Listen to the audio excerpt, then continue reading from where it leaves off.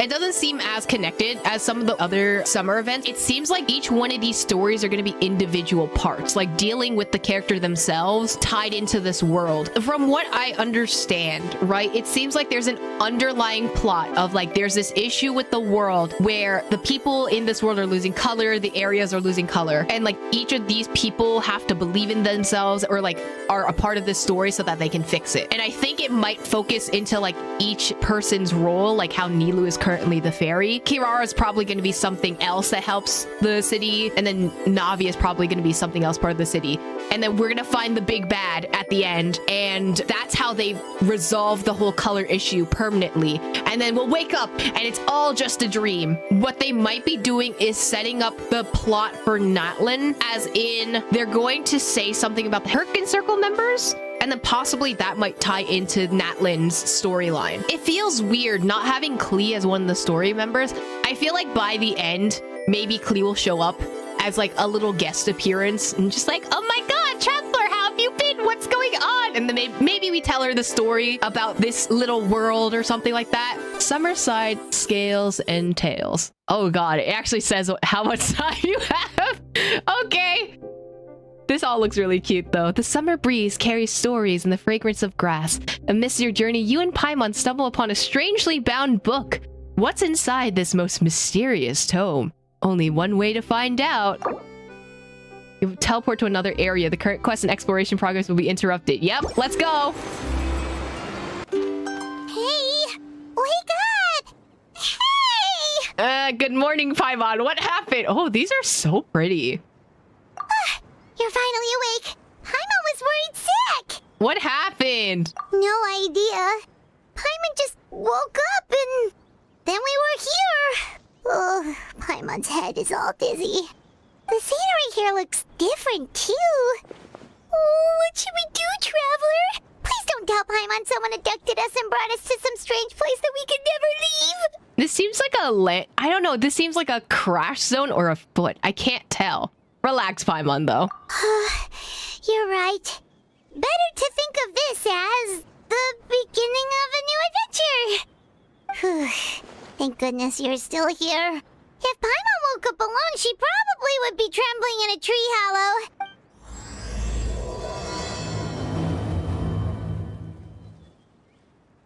Let's follow this path for now. We might be able to meet someone and figure out what this place is all about. Ooh, what is this? It's like a big poster. Are we just tiny? I feel like this is like Gulliver's Travel situation. We're just tiny versions of whatever this is. The designs of these are so nice, though. Ah, I love going through the paper. The wind rises. Oh, there's like origami stuff everywhere. Okay.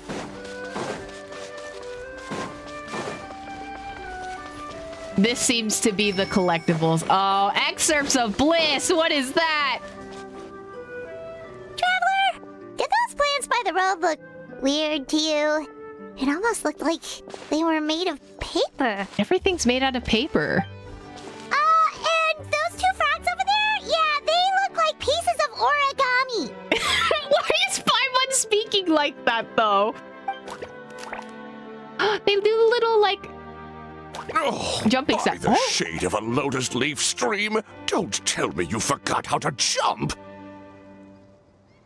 Oh, that's not the voice I thought he was gonna have.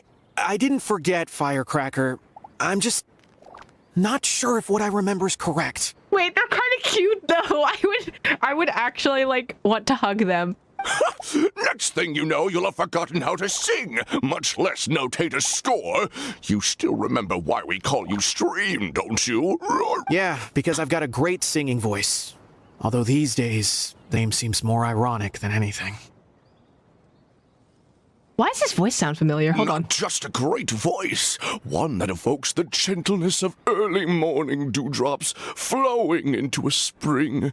So cheer up and make the jump over. If you're still unsure, just use that roll of magic thread. I won't laugh, I promise. What is now, this? don't tell me you've forgotten how to use that as well. Okay, so this is like the magic thread. It looks like a key or something. I haven't forgotten everything, Firecracker. Your name, for instance. It's kind of hard to forget that you're named after your fiery temper. Now do me a favor and pipe down for a second. I'll be right over. I love the sounds. You saw that too, right? Paimon's not seeing things, is she? I saw some talking paper frogs. This place is getting more confusing by the second. Anyway, why don't we go after those two frogs? They didn't look evil or anything. Plus, they might be able to help us out. Froggies? Psst, psst, psst. Froggies! Oh, that's not that big of a pit. Oh, why do they look so blocky? Oh, the music is giving me Omori vibes, 100%. Oh. Take it and have fun. Do I follow you? You're doing something? Oh, you're happy. Okay. Too slow.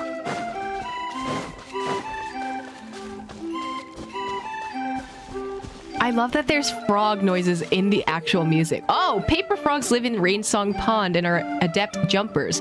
Press the interact button to pull the magic thread on his back and use movement to modify the frog's direction and distance. Oh, we're actually pulling it. Press the attack button while pulling on the magic thread to make paper frog jump forth. When pulling distance exceeds the magic thread's maximum limit, the paper frog will automatically jump forth.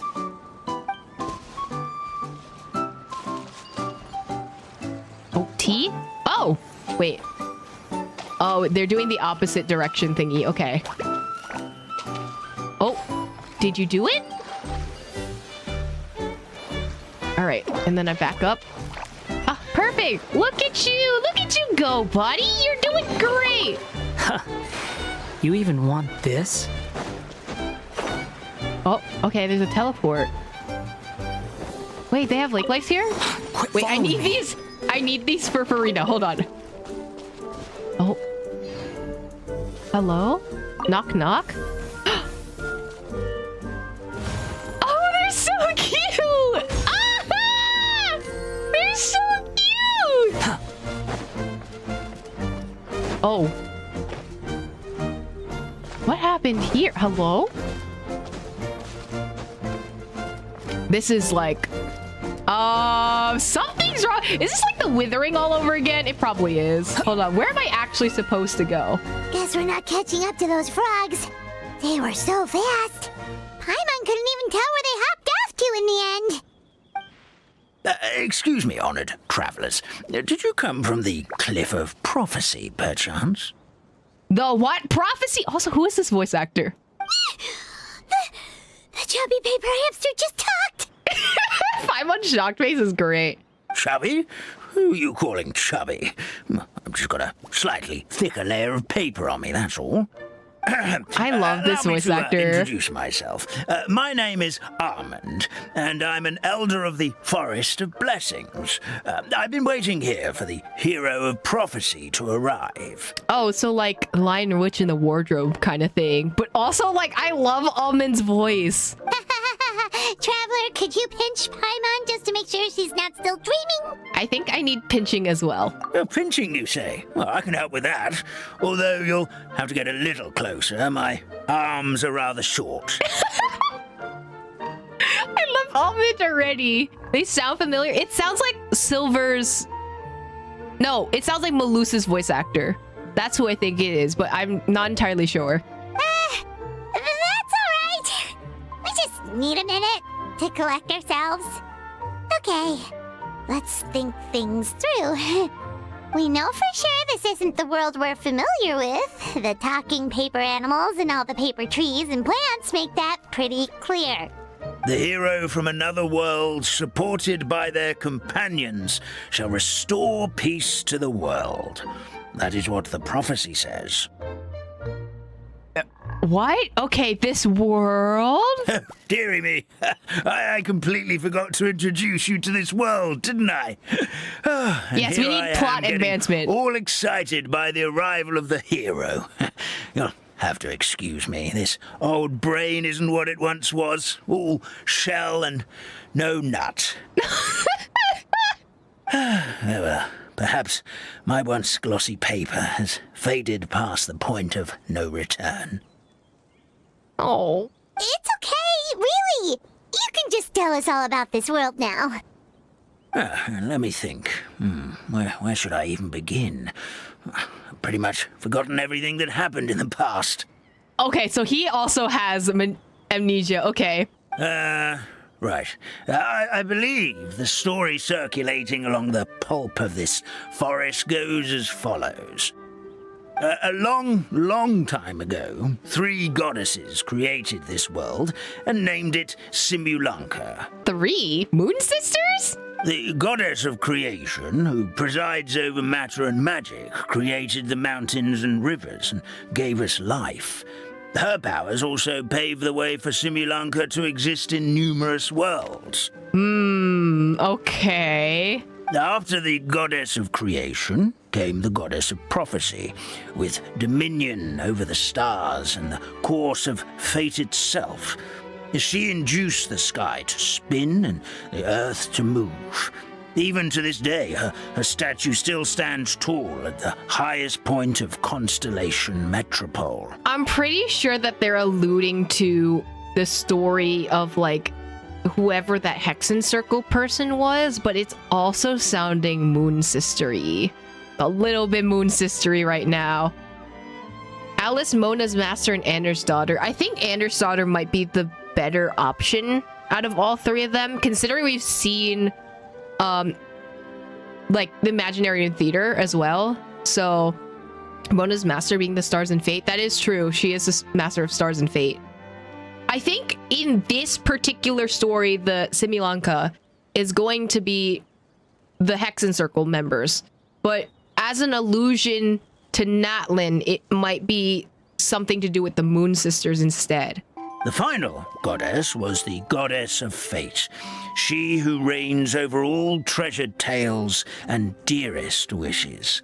She bestowed upon us the fierce and everlasting feelings of love and hate, and showed us the meaning of death and hope. Whoa, they all seem super impressive. Sounds like they really did a lot.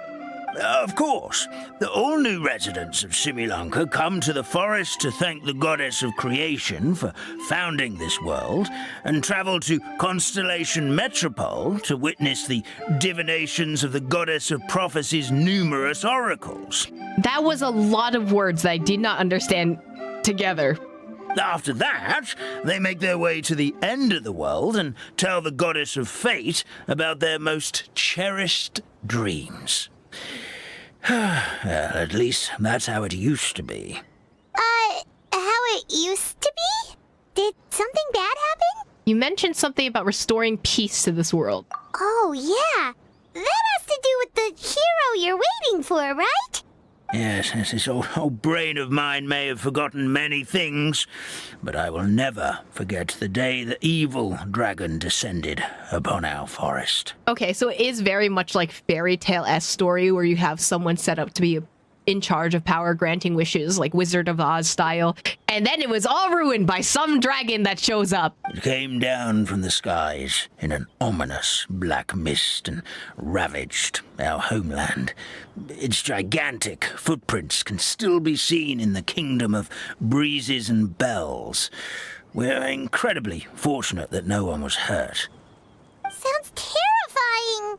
The terror doesn't stop there, I'm afraid. Ever since the attack, the Calligraphy Tavern in the forest has been closed. No one knows why, but it's a catastrophe of the highest order for us, forest dwellers. You're worried about the tavern out of all things? Okay. A catastrophe of the highest order? All because a tavern closed? If we were talking about Mondstadt here, Paimon might understand, but is it really all that serious? Maybe it's kind of like Mondstadt, Paimon. Maybe they also rely on the tavern for their exports and imports and how they get their currency in this location. Is this location covered under capitalism? Is that what it is? Good goddess of creation above, we'd take even the greatest flood over the closure of the tavern. Wet paper will dry out with time. Fallen trees can be restored. But the Calligraphy Tavern is the only source of the magic tonic that sustains all creatures in the forest. Magic tonic as in alcohol? Magic what? magic tonic. It was gifted to the forest by the goddess of creation herself. A special potion that helps us maintain our vitality. Okay, so it's like, it's giving skincare vibes. It's like, I need to have this skincare, otherwise I will wither. What happens if you stop drinking it, though? Well, our bodies will gradually crumple and become brittle until they eventually disintegrate entirely. Our colors will fade and we'll start to lose our memory until we can't even remember our own names. But wait, Grandpa Almond, does that mean you've already... Oh, I'm afraid so. The color has all but completely faded from my paper. To be honest, all I really remember is that I'm supposed to wait here for the hero of prophecy. But I've already forgotten who gave me that order to begin with. It's probably the person that created everything, because that's usually how that happens. Then we've got to act fast! How can we help? Oh, brave Pixie. May the goddess of fate reward you and your friend for your kindness. Could it be you're the heroes I've been waiting for all along? Not sure how we know that. Plus, we can't even remember how we got here, so it's not looking too promising. We're trying to find a way back to our world. Oh. This has to be an allusion to Natlan, or what's gonna happen. Like, Eighth is gonna be like, I'm tired, I want to wait out, I want to go home. Well, this is turning out to be quite the conundrum for old Almond Brain here. The prophecy never mentioned anything like that. He has a little bit covered left, though. There's some on his flower and some on his nose, but that's about it. For now, why don't you come with me to the Hut of Blessings? Our forest fairy lives there. Maybe she'll know what to do. Whoa, a forest fairy? Like one that knows magic? Oh, you betcha. She's prophesized to join the hero on their journey. Oh, is this going to be Legend of Zelda-esque? Well, then she sounds like exactly the kind of person we need. Please lead the way, Grandpa Almond. Imagine, like, he's just like, oh, yes, we're gonna go to the magic fairy. And then, like, Wanderer shows up. It's probably not gonna be him, but I think that'd be funny. Go to the Hut of Blessings. Slow. Okay. Behold! Off to the Hut of Blessings we That go. over there looks pretty strange. That's what the Calligraphy Tavern looks like. Now it's lost all of its color. Oh, this was the tavern. Oh. The Oh, wind never rises. mind. Okay. I'm just gonna leave. Okay. But where's this hut? Oh, so it's like a little tarp kind of settings. Okay. Those flowers are so pretty. This is the place. If you could just wait a moment, the fairy should be... Traveler! Paimon! Hello? Paimon knows that voice. Ah! It's really you! I'm so happy to see you. Oh, maybe calm down a bit first. Hold on. There's a lot happening right now. Sorry. So Nilu is the forest fairy? Well, you certainly look the part. Your outfit is lovely. It's perfect for you. Thank you. To be honest, I'm still getting used to it. Oh, okay. So where her horns were are now like a wreath? I like this design better, honestly. It's the weirdest thing. I remember I was reading a book at the Grand Bazaar, and then I guess I must have fallen asleep at some point because, well, then I woke up dressed like this. And in my dream, someone spoke to me. They said, "You are the fairy of the Forest of Blessings. Now go, save the forest with your magic." Someone said to you, Nicole, some kind of Hexen Circle member? At first, I thought this whole world was just part of the dream. But no matter how hard I tried, I couldn't seem to wake up. I couldn't find anyone I knew from the real world either. Sounds similar to what happened with us. We also have no idea how we got here. Ooh, I feel like maybe we'll find the answer later on about how we got here. And she was a fairy. Anyway, sorry for my reaction back there. I got a bit too excited when I saw you two. It's okay, we totally understand. We were looking for a way out too. At least we know we're not alone. Oh, blessed be the goddess of fate above. You're already friends with the fairy of the forest. Grandpa Almond, thank you so much for bringing my friends here. Could you let the others know I'm coming? I'll head over right away. Who are the others is my question. Of course, leave it to me. Hey ho, pistachio. Today truly is a blessed day. Stop! That's such a cute tagline! I love Almond. I would protect Almond with my life. If anything happens to Almond, I will literally cry. Wow, Nilu. Looks like you made short work of getting to know the locals. Well, when I arrived here yesterday, Grandpa Almond told me all about the state of this world. Since they think of me as their forest fairy, I just felt like I had to try to help them. Oh, so you mean like using some kind of forest magic to repair the tavern? Unfortunately, I don't know how to use the magic of this world. I've tried using my vision, but it doesn't seem to work here. Oh, wait, that's so weird. Visions don't work here. Do you think this is gonna be like a plot of Natlan? Because, like, I'm assuming, right? I think there's like an ability that people from Natlan have, which is why they have the kind of like markings that they have, like the tattoo markings. It's like a different form of power or something. So, I don't know. Possibly, who knows? If the books stored in this hut are anything to go by, this seems to be the place where the goddess of creation first made the townspeople of this forest. She folded the pages of books into small origami animals, gave them life with her magic, and with time, that's how the Forest of Blessings took shape. Okay, this is literally just Anne's daughter. This has to be Anne's daughter. Maybe one of the books here could teach us how to use magic. I read them all, but only found one reference to magic. The incantation, abracadabra, means to create what I say. This is a world made up of words, where fantastical powers can be wielded by all. And words have important power, right? Seems like something alluding to Conria.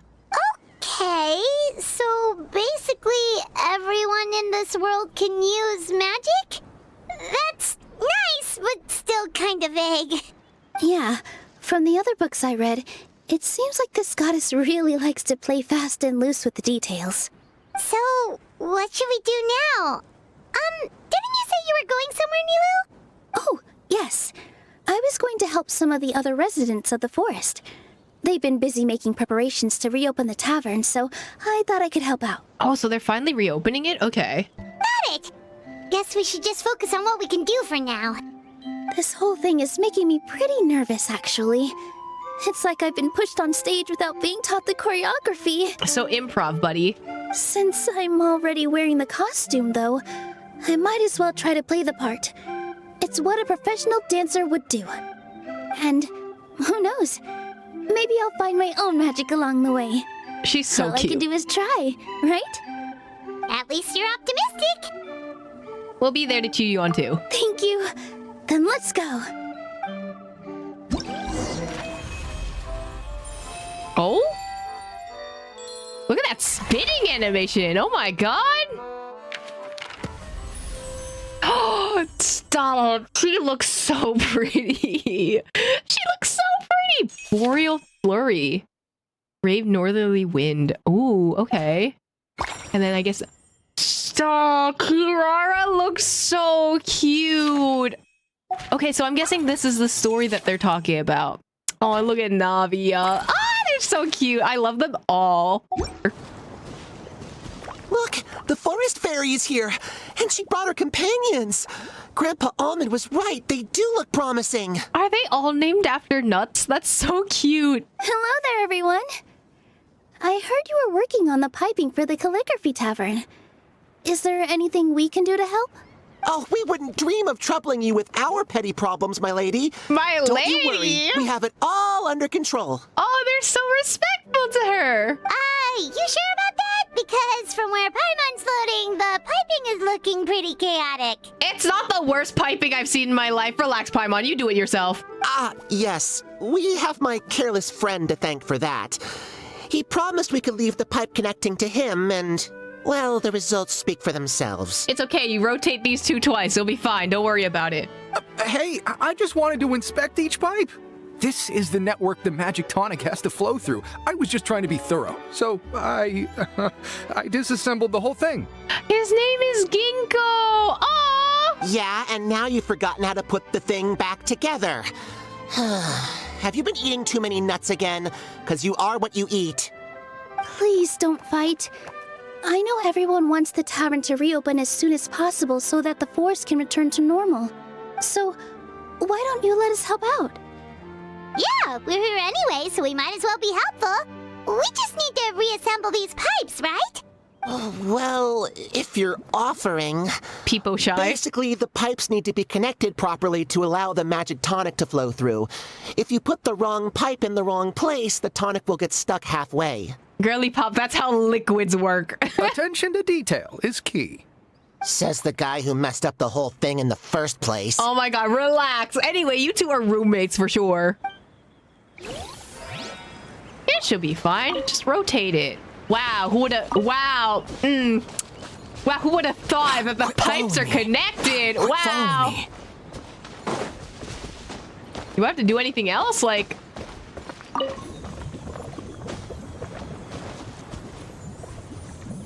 Does it fill up the bucket? No. It just... Y'all got so many people here and y'all couldn't figure it out? Right. Oh, there's another pipe here. Oh, do I have to rotate it midway? Oh, that's... I don't like that. I don't like that you have to rotate that midway. Like, how is this a long-term solution? Like, can't you do a four-way pipe so that at least everything's connected? And I have to rotate this afterwards so that it goes... This seems like a bad design choice, guys. This is not long Ooh. That kind of looks like motor slick. I don't want it. Oh, amazing! You did it! Now the tonic will flow into everyone's cups without getting stuck, right? Oh, gotta say though, Paimon is starting to get pretty curious about this magic tonic. Could she have a teeny tiny sip? Just a little taste, please? Paimon, it looks like a motor oil. I don't want to taste it. It's not greed, it's curiosity. Well, if it's really just one sip, I guess that would be fine. Just be careful. This is one of the last cups left in the entire forest. We're supposed to save it for our research. Oh my god, and they're researchers? This is literally just how it got. Hey! Just a sip, promise. Okay, here goes. We won't... What was that? Oh, it's sticking to Paimon's tongue. Wait, is this just regular ink? Paimon would be the person to lick the switch case cartridges and then be like, ew, why does this taste bad? Paper and ink, huh? Wait, does that mean what the legend says is true? The goddess of fate used ink to compose her stories on paper, and the goddess of creation used her power to bring those tales to life. No wonder the tavern is so important to the forest. Maybe the fading disorder occurs when the ink within the body dries up. That would explain why the beings here are forgetting their own stories. Oh. I'm not really sure I can really wrap my head around this conversation, but there's no need to get all worked up on our behalf, my lady. With the pipe installed, I'm sure the tavern will be up and running in no time. What do you mean, can't wrap your head around it? The fairy is recounting the story of how the goddesses gave us life. In fact, I've seen the goddess of creation with my own eyes. Where? I have questions. Don't be ridiculous. There's no way you're old enough to have met her. We're the same age, and I think I would know considering we went to tell our wishes to the goddess of fate together. So stop talking a load of paper mache. I love both of them. I love both of them. Why are they both like this? Oh, fine. It was my grandfather, all right? He was the one that saw her. He said that one day after he finished work, he saw the goddess of creation grant us life with his own eyes. Wait, how does that work? So the goddess of creation birthed you guys, but that's also still your grandfather? In her hands, she held the very paper used to form our bodies.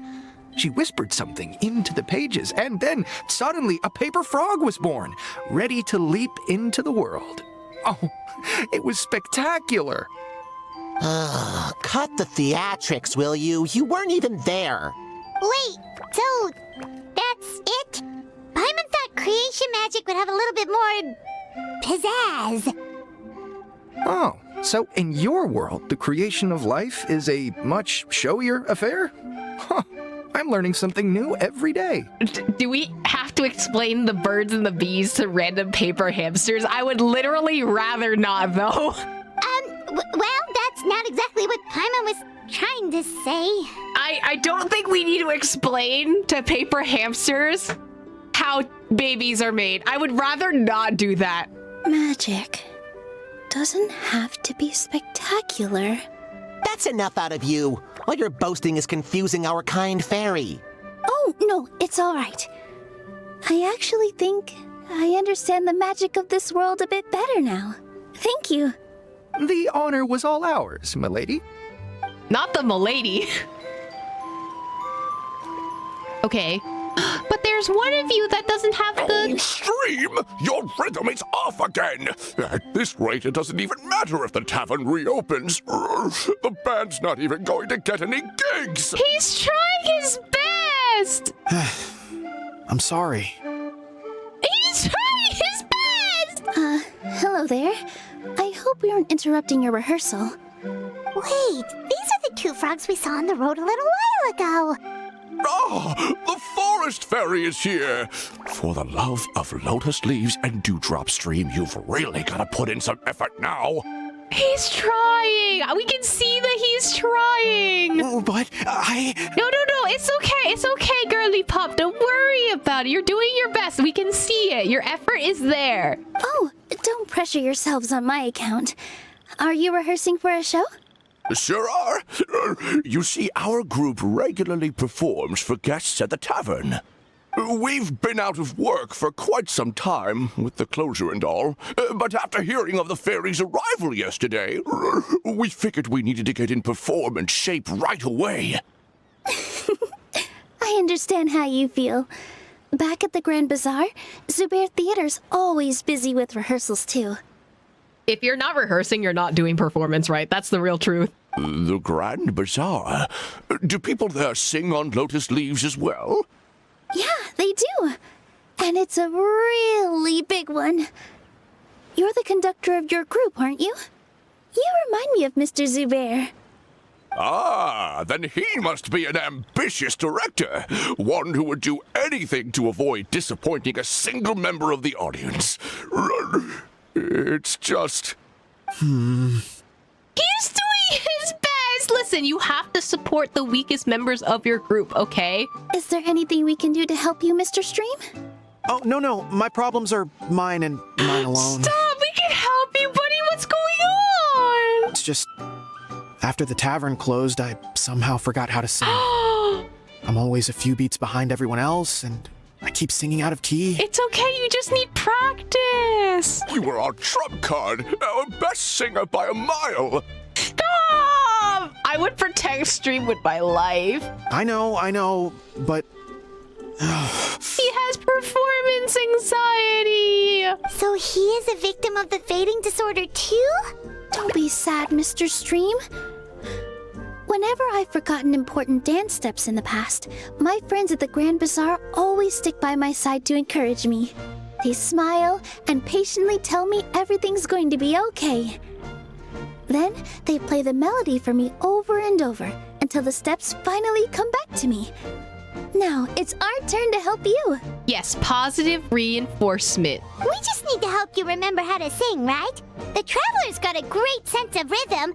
We can help keep you in time. Counter, I am actually really bad at rhythm. I'm really bad at rhythm. Well, what do you say, Stream? I think it's a great idea. Just focus on the lyrics, and the fairy's friends will help you stay on beat. Are you sure? This is really asking a lot. Don't worry about it, Mr. Stream. It'll all be worth it when the tavern reopens and we finally have the chance to hear your marvelous singing voice. All right, then.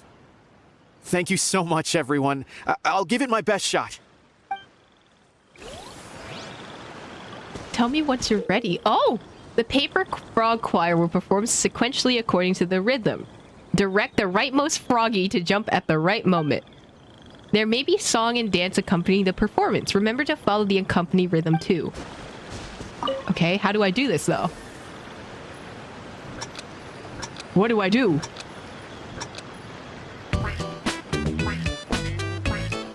Excellent! Oh, this is just... Perfectly I love in this. time. This is just rhythm heaven. I love this.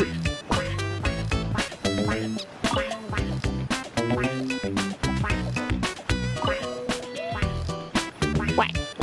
What? What? What?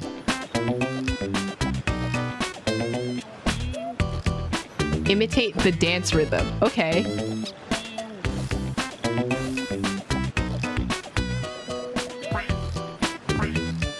Oh, no good. Wait, Your what? rhythm is off Oh, again. okay, so they're dueling.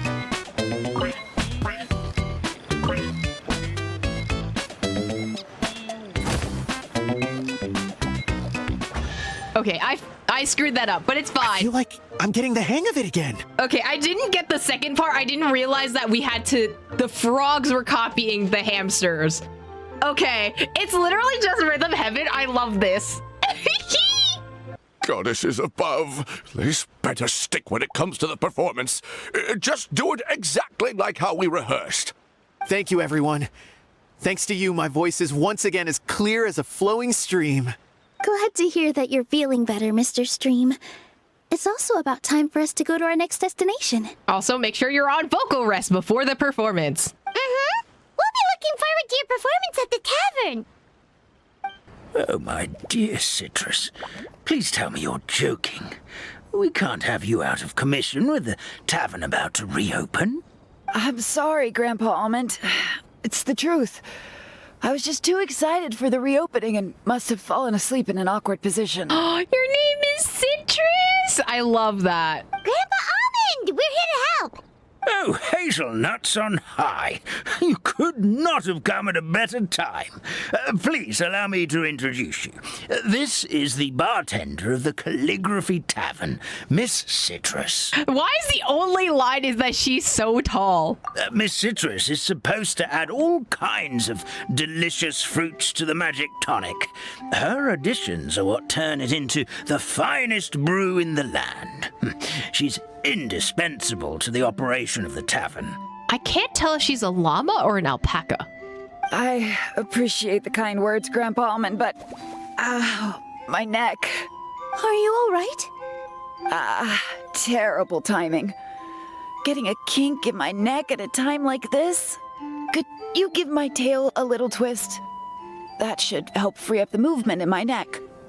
I would do it myself, but I can't reach my own, and Grandpa Almond is too old and as light as a feather. The neck and tail are connected? It's called your spine, Paimon. Of course they're connected. Just like how you can't have a rainbow without rain. Anyway, you just need to position me at the right height to pick the fruits. And then put them in the barrel over there. Oh, so you're like extending your neck to collect fruits. Press the interact button to pull the magic thread on the paper's alpaca back and help her. While connected, you can move to adjust the neck height of the paper alpaca and direction she's facing. While connected, press the attack button at the correct position so that the paper alpaca may obtain the needed mixology materials. Okay, so it is an alpaca. Wait, okay, what do I have to do? Oh. Oh my god, I love how... It looks so jank. I love them. Hold on, take the fruit. Thank you. And then put the fruit there. Perfect. I love... I love how they look. I love it. Okay, put the fruit there. This doesn't seem quite right. Shh, it's fine. I was literally one off. Relax. Is this timed? Okay, it's not. I love how janky it looks. It gives me life. Okay, take the fruit. Hold on. Put it back. Put it down. Put it down. There we go. Perfect. My neck feels much better. It's just like using a chiropractor, except you're pulling on your tail. So there really is some kind of connection between your neck and tail. It is called a spine, Paimon. Thank you so much, everyone. I can rest easy now, knowing the drinks at the tavern will be just as wonderful as before. That's another problem solved! Well, since we've taken care of most of the tasks, all we need to do now is reopen the tavern. But we still don't know how to use the magic of this world. We don't even know why the tavern closed in the first place. It's okay. They'll probably have a Deus Ex Machina where they explain everything later. Oh, what about the method that one hamster mentioned? You should try it, Nilu. Also, I don't understand why Nilu is so pressed to find out the magic of this world. You mean the creation magic his grandfather saw outside the Hut of Blessings? I wonder. How exactly did the goddess of creation give them life? Believing with the power of friendship. Maybe you don't need to understand it. Just give it a try. Everyone here calls you the Forest Fairy. Maybe you have the magic powers already and you just don't know it. This is literally just believe in yourself and it will work. In other words, this forest is a stage. And all I need to do is step out into the spotlight? Ooh. Sounds just like a fairy tale. The house roof looks like a mage's hat. Oh, that's an interesting detail right there, huh? Also, I see the gacha machine. Well, we are surrounded by talking origami animals and magic potions after all. Almost seems like anything's possible in this place. You're right, Paimon. We won't know anything unless we try. In that case, let's see. Nilu takes out a page from a book and folds it into the shape of a hamster. This is how you do it, right? I think I got the folds right. That's crazy that you somehow managed to fold origami on the first try. Whoa, your origami skills are great!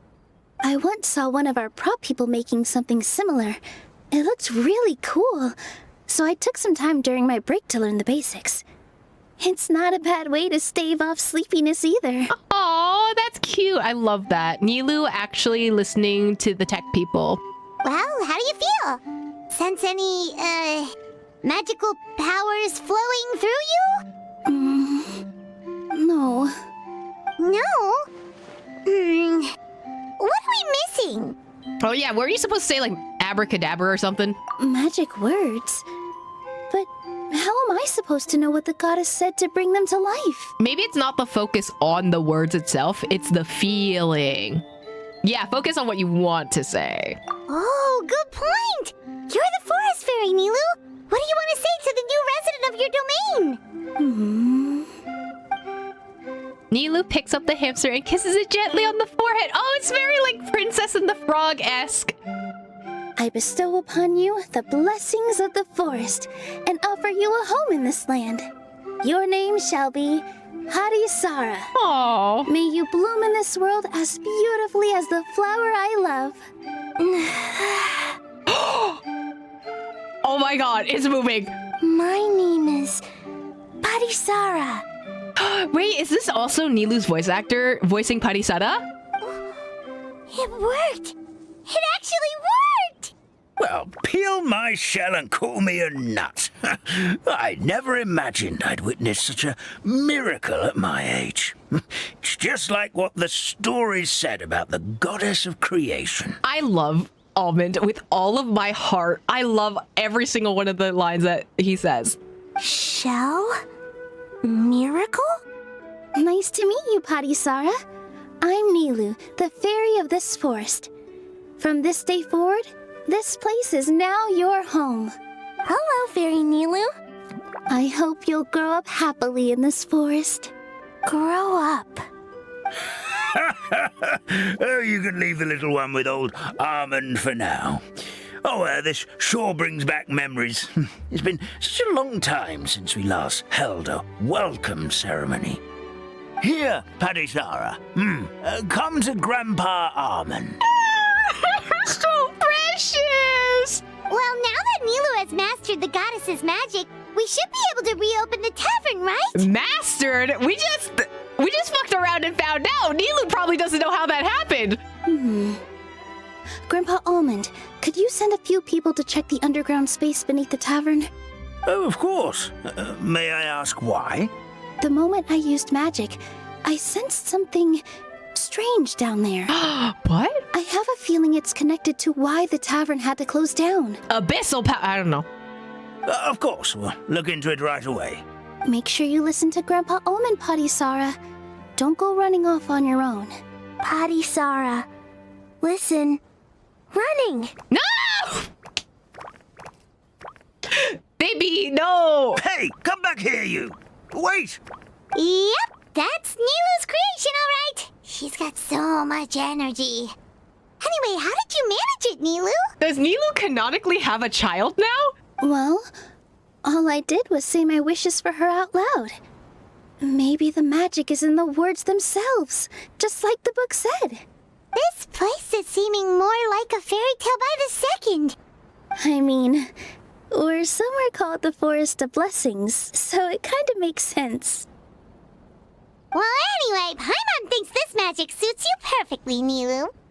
What about the space under the tavern? What had you so concerned? When I brought Potty Sara to life just now, I was able to sense the magic flowing through the forest, and the flowers and trees, and inside the creatures that live here. But for some reason, there's a hollowed out space beneath the tavern where I couldn't sense anything at all. You mean like a hollow in Zenless Zone Zero? We're back, my lady. Oh, I didn't think you would return, actually. That was fast. You were right. There was something under the tavern that I've never seen before. It looked transparent and gave off a clinking sound when I knocked on it. Glass. What? What? Actually, no, I have no idea what you're talking about. Transparent and clinking. Oh, I've got it! Already? You've got to use fairy tale logic, Paimon. Oh, is it an ink bottle? That's right. An empty ink bottle, to be exact. Still remember the taste of the magic tonic you took a sip of, Paimon? Yeah, it was ink. Oh, Paimon gets it now! Traveler, Paimon, will you come gather some ingredients with me? I learned what we need to make the magic tonic back in the Hut of Blessings. Okay, why didn't we do this earlier? Sure thing! What do we need to get? A setting sun that never sets, a dragon that cannot fly, and a moon that only shines at night. I'm gonna get Sunsetia, a dragon that cannot fly, a lizard, a moon that only shines at night, a star piece? Moons only shine at night. What? Where are we supposed to find crazy things like that? Oh, the last one was Nilupala. Oh, snapdragons is not what I thought of. Okay. I thought it was a lizard. Sensitia's snapdragons and Nilupala lotuses. What? How did you get that so fast? Fairy tale logic, Paimon. Logic, huh? Lucky guess, more like. You're just jealous that I'm smarter than you. Collect the materials used to make the tonic. Okay. Okay, so they're snapdragons. Wait, I'm Nilu. Insedias. Snapdragon. The moon's been stolen. Oh, and Nilu Pala Lotuses. Hold on.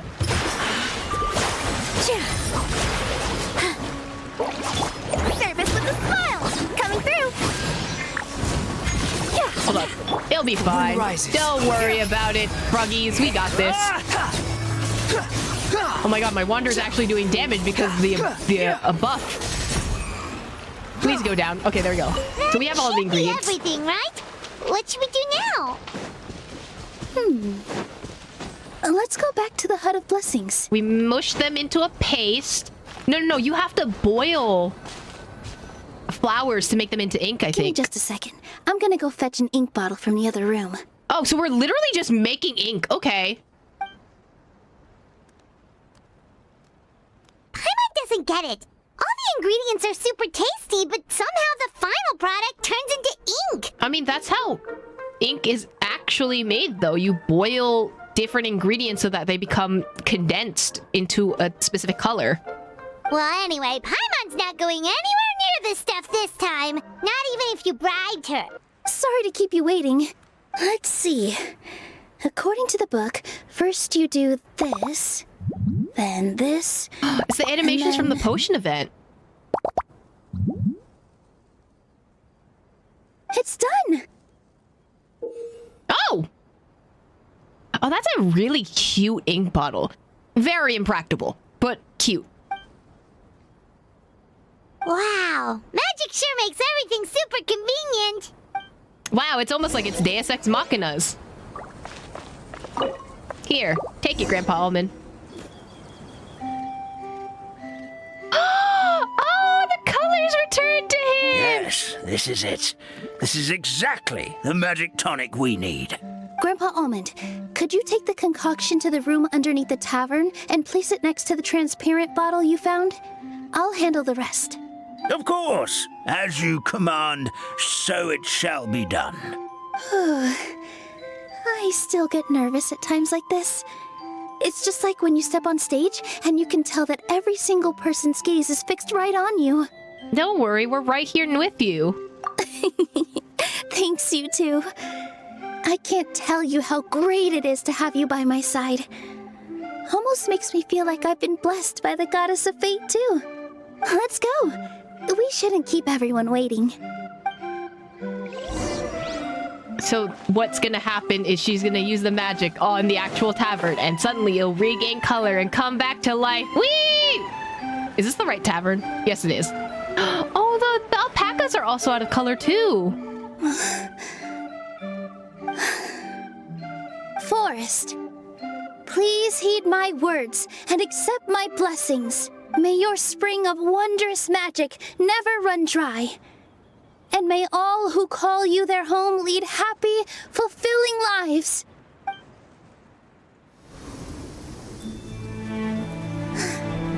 Oh, it's raining. Oh, it's the magic rain. Oh, I love how it's like a pop-up book kind of animation.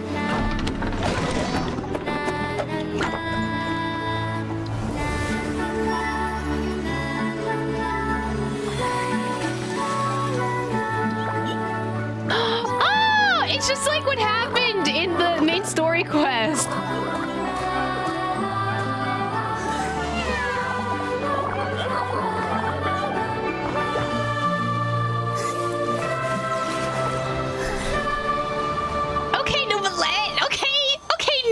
Nilu Vet.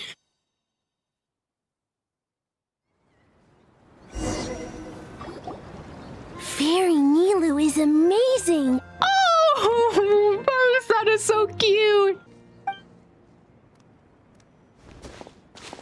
Wow, it's so pretty. What a... Oops, sorry, Paimon. It matches the scenery of the forest perfectly. I was so surprised when it suddenly opened up like that. Just like a pop-up book. I literally said that before. I remember now. I remember everything. You remember, Almond? What do you remember? It was me. I was the one who went to the top of Constellation Metropole and witnessed the goddess's prophecy. The hero who shall save this world will descend upon the cliff of prophecy. The hero, supported by their companions, shall restore peace to this world. So the prophecy really did have all the answers. You just forgot the first half. That's why I was waiting near the cliff of prophecy. Wonderful. Simply wonderful. There's still some hope left for old Almond after all. Is the cliff of prophecy that place with the huge mural? 'Cause that is where we woke up, but we don't remember anything about how we got there. Also, we didn't get a change of clothes like Nilu. Are we definitely the heroes? Was probably because we're not from this world. We didn't get like our random... We can't be changed. Oh, wait. What if the story is like kind of alluding to Irminsul, like things can be changed within it if you're not part of this world, but then because we're not from here, we can't be changed, which is why we didn't get an outfit change. I don't know. The theories are theorying right now. If not you, then who else? You've already helped the fairy revitalize our forest. To us, that makes you heroes, prophesized or not. All right. Either way, we're going to keep adventuring, even if it's just to figure out how we can get back to our world. We can also help resolve any crises along the way. We can also help resolve the dragon. Oh, right. The dragon is still an issue. Yep, that's exactly right. Helping people we meet on the road is kind of our thing. As expected, the words of the goddess of prophecy always come true. I'll come with you. It can't hurt to have a magical fairy tag along, It right? would be our honor, my lady. Heroes and fairies, dragons and new adventures. This is sounding more and more like a fairy tale by the second. I would say your next stop should be Constellation Metropole. It's Simulanka's most prosperous city, just across the sea. Ooh, this is giving Enka vibes. I don't like that. Oh, but it turned into a different color, so maybe it's not Enka. I don't know. Once you've arrived at the Astral Garden at the highest point in the city, maybe you can try seeking divine counsel from the goddess of prophecy herself. Are you leaving, Fairy Nilu? Oh, Parsada! I'm afraid so. There are still other people who need my help. I won't go far, though, and I'll come back to visit the minute I have time to spare. So be a good girl, Patisara, and help out Grandpa Almond whenever you can, all right? Got it. Patisara will wait here for you. That's a good girl, Patisara. I almost forgot. If Constellation Metropole is where you're heading, you'll need to take the Maritime Express. Maritime Express, okay. I'll head to the station first thing tomorrow morning and wake up that lazy station master for you. Why don't you take a break for the rest of the day? You should savor the beautiful scenery of the forest before you go. They said you're going to explore. This is a threat. Sounds great! Paimon definitely feels tired after being on the go for so long. There's a spot in the tavern with Paimon's name on it. Oh, sounds like someone's ready to order. The head snap is crazy. Oh, well, if you're offering, Paimon will take a glass of Buell fruit tonic. But hold the tonic. Then that's just bull fruit juice, buddy. That's just orange juice. You've just asked for orange juice. Well, I guess that's the story for now, I guess. Wait, look at that. Oh, that's so fucking precious. Stop. Wait. Oh, they're making juice. Stop. Wait a minute.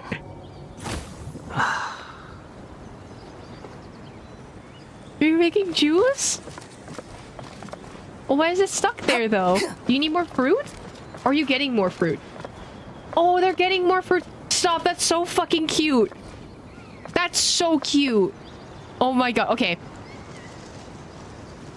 Everyone's hanging around the tavern. Yeah. Oh my god, they're so cute. In Paimon's defense, tonic is disgusting. She wants normal juice. Yeah, so don't ask for a bullfruit tonic. Just ask for bullfruit juice. Like...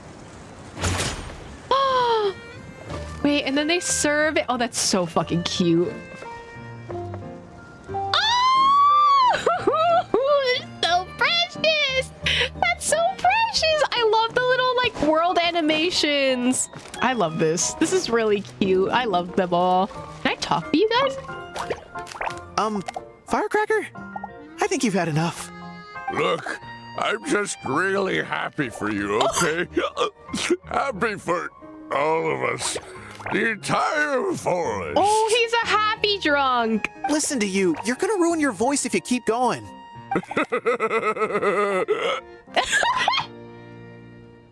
The laugh was crazy. I love that. I love Firecracker and Stream. They're so cute. Wait, where's Chestnut? Oh, you guys are here too. Fairy Nilu, can you teach Patisara how to dance? Oh, of course. How about we start up with the most basic steps? Okay. What about you, Grandpa Almond? Would you like to join? This old nutcracker? I'm not quite as limber as I used to be. I want to see Almond dance. Come on, Grandpa Almond. Join us. Oh, yeah. All right. Grandpa can't say no to you, can he? They're so precious. I love them all. They're so precious. Where's Chestnut? Our kind fairy dances just as beautifully as the goddess of creation. Here we go again. Let me guess. She was dancing when your grandfather saw her create life, was she? Very funny. A goddess is all-powerful. Of course she can dance. Oh, Citrus, I didn't even talk to you. Just fixed the kink in my neck, and now my arms feel like they're gonna fall off. But seeing I love the how tavern bouncy this full animation and is. lively again makes it all worth it. Quit following me. So it was like a tree. Oh, so we use the ink pot to grow a tree. This is just the Makoto story again. Are we getting another tree in Natlan? I'm on to you. Your Highness, what brings you here? Given how things stand, I shall retrieve the relic myself, then decide what to do next. Your Highness, that will not do! Your Highness, you cannot go! Oh? It seems like you have a better solution. Let's hear it then, Minister Saborn. I, would like to inform Your Highness that following the long discussion with Safash last night, we have come to the conclusion that it'd be better to set up a trial ground elsewhere. Here, and then the Guardian who passes our selection process can retrieve the relic for us. 2 birds, 1 stone. Wait, okay, so we're gonna have to audition for something? Is that what's happening? But without the relic, how can we be sure that the chosen Guardian is really the one we are looking for? Worry not, ministers. Though we are indeed facing a great crisis, this is precisely as the legends predicted. When the crisis befalls us, a guardian shall therefore emerge. Why are you looking at me? At this moment, what I must do is ensure that they are shown the right path. Besides, I'm the best flyer in the kingdom, so there's none more suitable than I to judge the guardian's abilities. But when will you go instead? I'm afraid my legs are rather useless when it comes to flight of any kind. How about you, Saborn? Will you go? My eyesight! Alas, I fear I could be unable to see their movements clearly enough to judge. Good, then it's settled then. The 2 of you will stay to handle affairs within the kingdom, while I shall assist in managing the selection process at the original location myself. Something fun happening? What's going on? Oh, greetings to both of you. Welcome to the Kingdom of Breezes and Bells. You are very welcome to sign up for the Guardian of the Kingdom selection trials. You have not previously participated in the selection trials of our Kingdom of Breezes and Bells, if I'm not mistaken. I have literally never seen you before. How does Your Highness know this? Your appearance differs greatly from our kingdom's subjects. Had you taken part before, I would not forget it. Literally, look with your fucking eyes, Paimon. Oh, that's enough chit-chat, I suppose. It so happens, I was just about to head over to host the selection ceremony near the Relic Shrine. Let us go there together. Ministers, the kingdom's affairs are in your hands. Do not try to let anyone cut this tree down while I'm away finding our true guardian, if you could. As you wish, Your Highness. The 2 of you please come with me. Before the selection officially begins, there are a few things I still need to tell you. We're literally being escorted by Your Highness. That's crazy. Y'all say anything afterwards? Saborn, we must think of something! You're no doubt right. But when have we ever managed to hold back the princess? I love their little synchronized hop. I love them. They're so cute. Please wait here a moment. I will introduce the trial for you, as well as a few things that you'll need to watch out for. Wow, Her Highness sure is a decisive decision maker, huh? Guess that's what makes a true princess for you. I declared I accept the trial quite suddenly, but Your Highness doesn't seem particularly surprised. Oh, perhaps my introduction seemed a little too forthcoming. My apologies.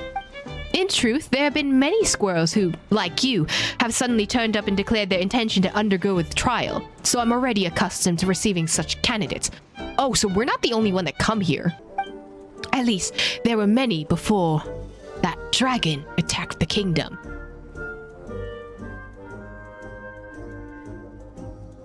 What about the dragon, huh? You said he was to retrieve a relic. It is indeed. As I mentioned not long ago, a giant dragon passed through our kingdom. We tried our best to drive it away, but before leaving, it trampled both the trial ground and the sacred site where the relic was kept to smithereens. Our original stable trial environment is now very different from the way it used to be. The wind currents have become unpredictable, causing a dramatic increase in the difficulty of some trials. After the environment changed so drastically, some of the candidates who could have easily passed the first few stages before now find even the very first stage too challenging. So skill issue. But from another perspective, the current trial is actually a better test of a candidate's true strength, so it should be better to help us choose the strong guardian of a kingdom. I'm strong, I think. But Paimon too! Well, if that's truly the case, let's get straight to it. Allow me to introduce the trial for you. Simply put, in this trial, the candidate must help their squirrel companion fly into the night direction by guiding them along the current winds. Don't worry, it isn't complicated. All you have to do is observe the direction of the currents and make the decisions accordingly. Of course, you need not worry about the issue of direction. In this kingdom, no wind can stop me from flying wherever I will. Alright, let us begin. Please make sure you're both ready. So am I supposed to be using a squirrel? Accept the trial. Oh. Oh! I am guiding the princess.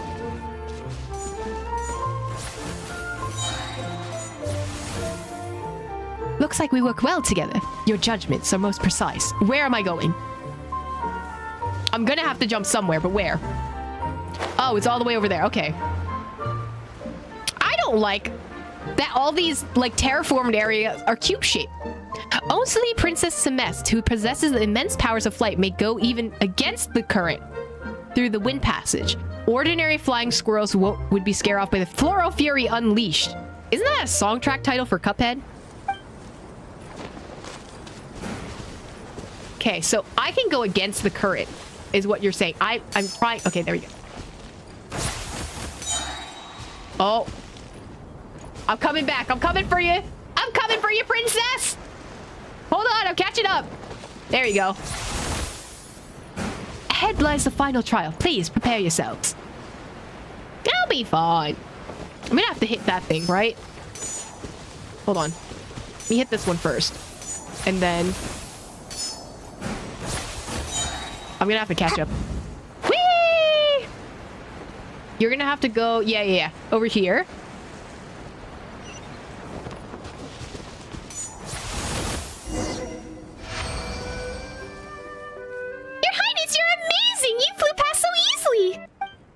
Your ability to judge the wind's currents is also remarkable. It seems you're worthy to undergo the trial after all. Wasn't this the trial? Let us make haste to the site where the relic is being kept. Hopefully we won't have another run-in with that dragon. Oh, are we meeting the dragon at some point? What? What? I am a voice, but not life. What was that? It sounded like someone's voice? Traveler, did you hear that? I definitely heard that, but I have no idea what it meant. Whoa, the princess is way ahead. Let's forget about that for now and catch up with her first. It almost sounds like this is going to be a plot device later on. So, this is where the relic is being kept? Oh, that is a dinosaur's foot. Why are there cubes? Why are there floating cubes? I don't like that. Dragon must be huge. Dragon, you're huge. Perhaps in driving the dragon away, we also drove it into a rage. The relic is down there. Pass the trial, and you may claim it. Cube stuff. Paimon thought that the relic would be protected by some kind of seal? A guard? Something? But it looks like it's just lying there. It doesn't seem like anything's stopping someone from just taking it. Well, I just jump down and take it. What you say is correct. The relic does indeed have a seal, namely the trial you've seen. According to the kingdom's records, one must pass the trial in order to retrieve the relic. Conversely, if it is taken by someone who has not yet passed the trial, it will lose its meaning as a relic. What does that mean? Thus, even I must pass the entire trial to retrieve the true relic. there must be both a trial and a challenger to do so. Without satisfying these two conditions, the best case scenario is that we'd be walking away with a useless lump of stone. The best case scenario? Does that mean something worse could have happened too? Those who act in defiance of the rules shall be cursed. We've heard that line before, right? Cursed? In that case, let's just go ahead and accept the trial. We've heard that line before, like it loses the Narration quest. It's similar to the Narration quest in that case. Like, we give meaning to the relics that we keep. Oh, I missed one. My bad. Hello? Where did you go?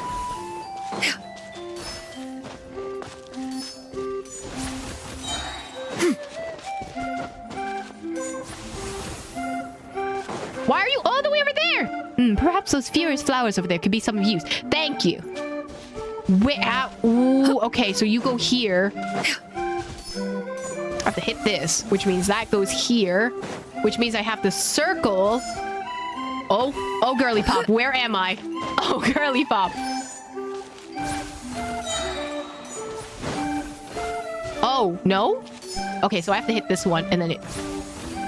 They said you must do it in a certain order. Stinky. I hadn't expected you to be able to judge the wind current so accurately. If you were flying squirrels like I am, navigating those wind currents would pose you no challenge. Of that, I am certain. Paimon's natural when it comes to flying. If everyone had to use wind gliders, I'd be unbeatable. That's not what I would say because I'm bad at wind gliders, but sure. Is that so? I'm glad to hear that because you two are the most guardian-like candidates I've ever seen. Then, let us continue. The current wind conditions are just right. No problem. Everything's going great! Maybe we're the guardians that Her Highness has been looking for! Your Highness is outstanding too. Thank you for your kind words. I'd in fact passed the trials many times before the dragon destroyed the sacred site. Purely in terms of flying ability, I'm confident that no other squirrel is my equal. Previous candidates found even the first few fate stages too difficult. Huh? But if your Highness has already passed the trial, how come you didn't take the relic? Unfortunately, the relic has yet to acknowledge me. So you have to be acknowledged by the relic in order for that to work? So even guardians require the relic's acknowledgement. Why does that relic get to call all the shots? I don't know. Perhaps it thought I didn't pass the trial? Surely there aren't hidden stages or Easter eggs or anything like that. All I know is the relic has never lit up for me. I am clearly not the main character in this story. But you, not only have you come precisely at our kingdom's hour of need, but your capabilities are undeniable. That is why I believe you'll earn the relic's acknowledgement. Let us continue. The final stages of the trial await.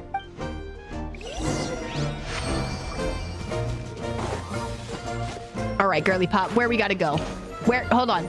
I'm gonna actually pick up the thing correctly for once. Did that not work? Hold on. We're gonna get it. There we go. Come back. Y'all are all the way over here. Okay. Can I hit this while I'm over here? Yes. Hello? Okay. Fine. You have to do this and then go over here. You're gonna blow back? There you go. Huh? It appears we have some uninvited guests.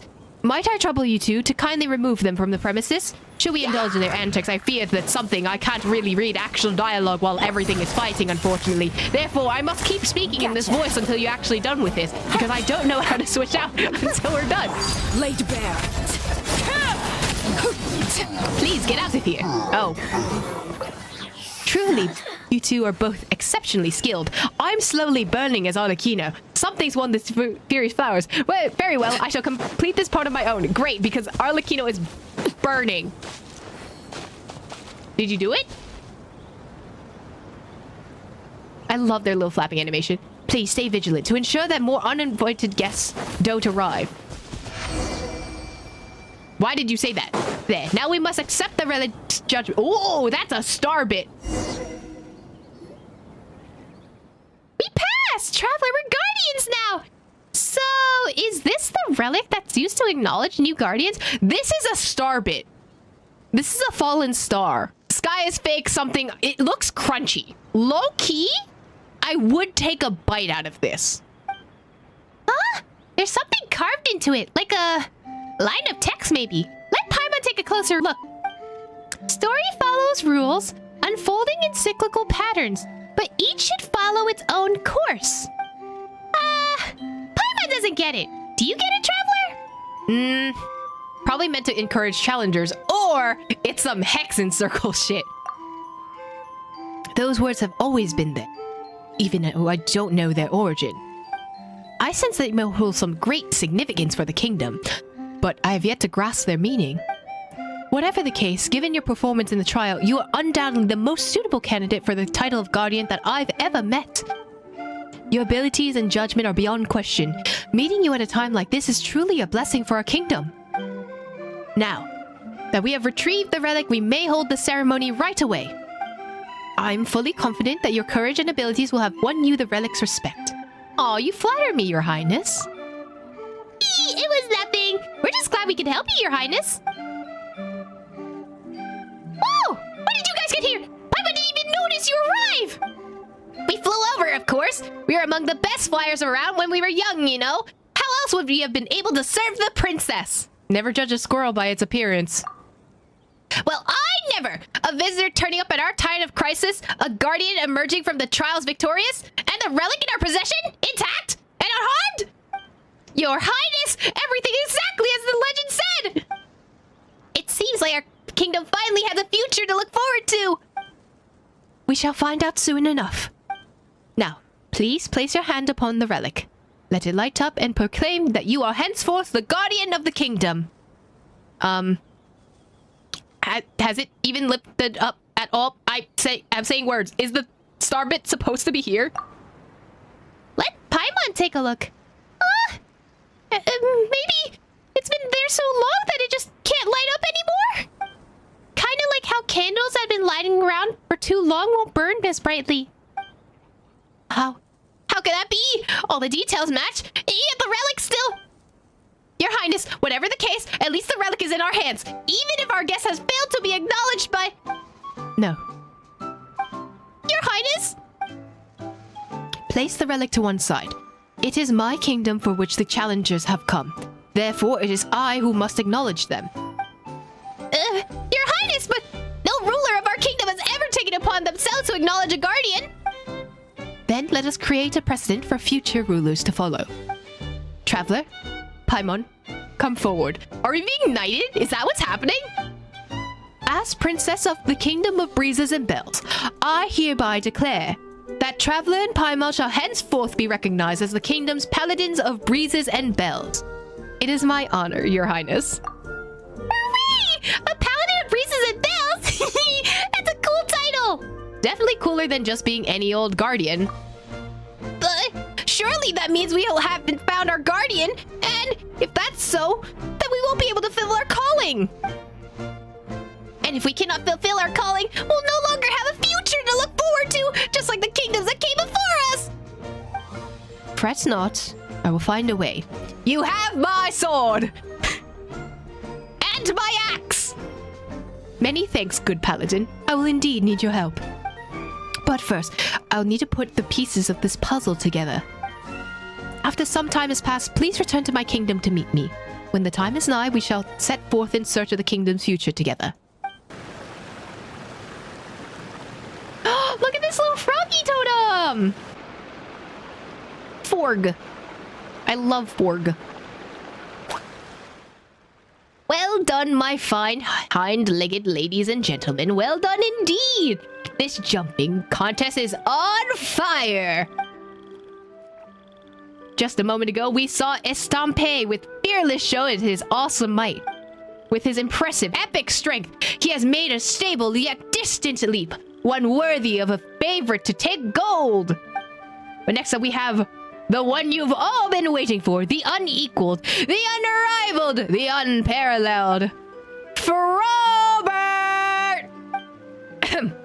Who will emerge as champion and win the great honor and burden of fetching the princess. They want us to fetch the princess? Wait a minute. So the one Princess Semest was looking for was... That's gotta be a coincidence, right? But if that's the case, then this should have saved her a whole lot of effort. Guess we've done our duty as the paladins of Breeze and Bells too, huh? In any case, let's check out the situation first. That's right. Let's stay focused and keep our eyes peeled. Before the final round begins, let us take a short break and give our two contestants time to rest. For the time being, the competition venue will be open to you all, so go forth and jump to your heart's content.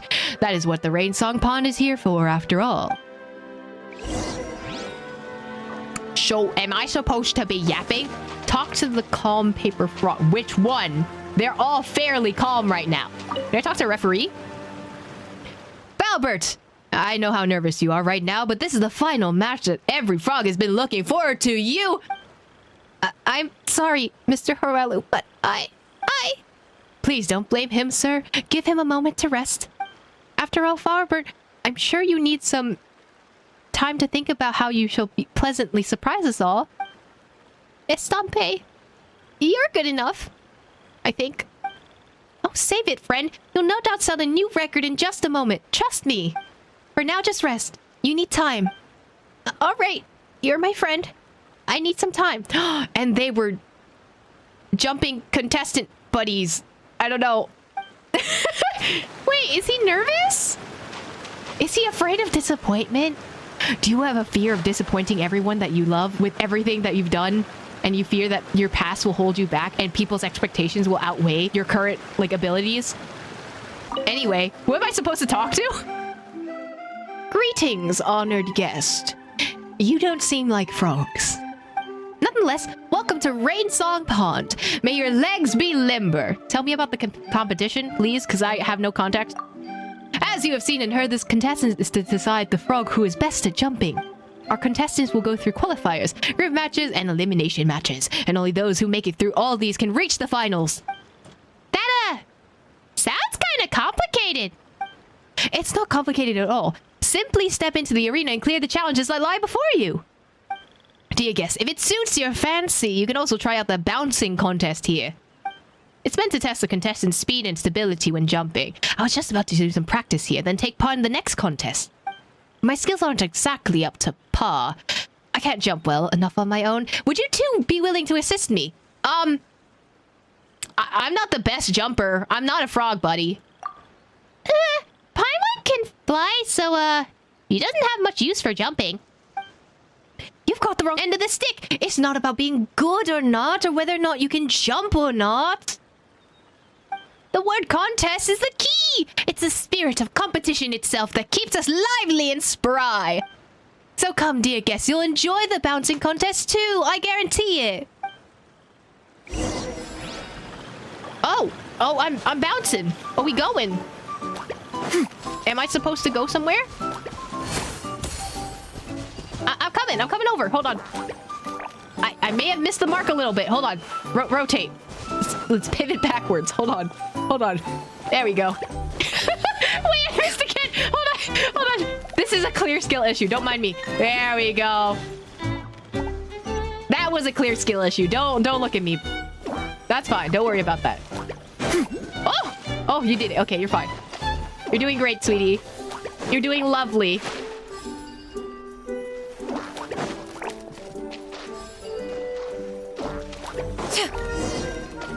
How'd that go, buddy? This game's pretty fun, don't you think? Paimon wants to give it a try, too. Then be my guest. Paimon can pose as she jumping in the air, too, you know? It's pretty much the same anyway. I knew you enjoyed bouncing contest. But now that was just a game. This is a long way off from a real contest. Only the very best of the best can take part in the latter. And this contest will decide who is best suited to rescue the princess. It's just so exciting. Oh, sorry, dear guest. My apologies. I can't just help but ramble on about Farbert. After all, he's the whole reason we've organized so many contests that we chose the paper frog with the steadiest, furthest, most awe-inspiring jump so that they could go rescue the princess. There's still some time before the final match begins, so feel free to take a look around. Poleru will use his booming voice to remind us when the competition's about to begin, so listen out for it. Make sure you get some good seats. Welcome, dear guests. I presume that you're also here to watch the competition? Welcome in any case, Rainsong Pond. You've come at the right time, but also perhaps the wrong one. The competition's coming to a close, but with only a final, the results of which is already beyond doubt, left to take its place. Sure you've heard about Falbert and Estampe. They're both leading the exponents in the art of jumping, but my experience, Falbert's sure to win. Falbert's far better than this and all other paper frogs, and have won countless championships as a result. He is, therefore, the undisputed favorite. Okay, but underdog stories are interesting. He has the strongest legs, the most agile mind, and the most resolute spirit. Most importantly, he consistently leads to share his know-how with all other frogs. Oh, so he is like a community person. We take those. Estampe is like me, one of the paper frogs who learned by watching him. We respect, trust, and believe that he will once again achieve great success. Before the final begins, I'd like to stay and practice a little longer to prepare for the next round of competitions. If you don't mind, we can practice together. Perhaps you might even come up with some good ideas to help me jump all the better. So, after choosing the paper frog who will save the princess, will you still organize these events? Of course. It's not just about rescuing the princess. The most important is the contest itself and what it teaches us. Self-belief, resolve, bravery. Only a paper frog who understands and embodies such virtues will emerge as our champion. Come then, dear guests. Let's see if you can feel the virtue inherent in our contest. Oh! Observe the paper frog's next attempt.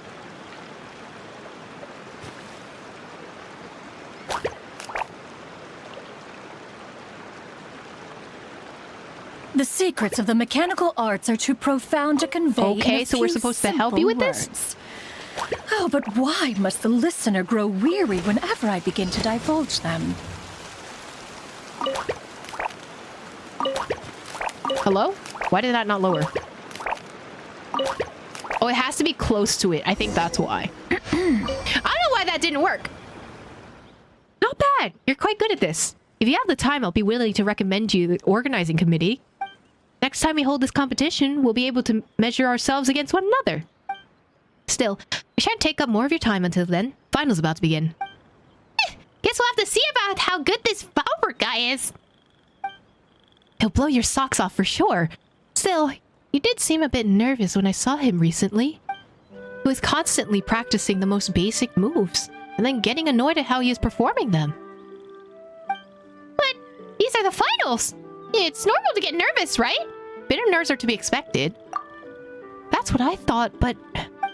No, I still believe in him. He's not the type to give in so easily. I gotta keep practicing myself.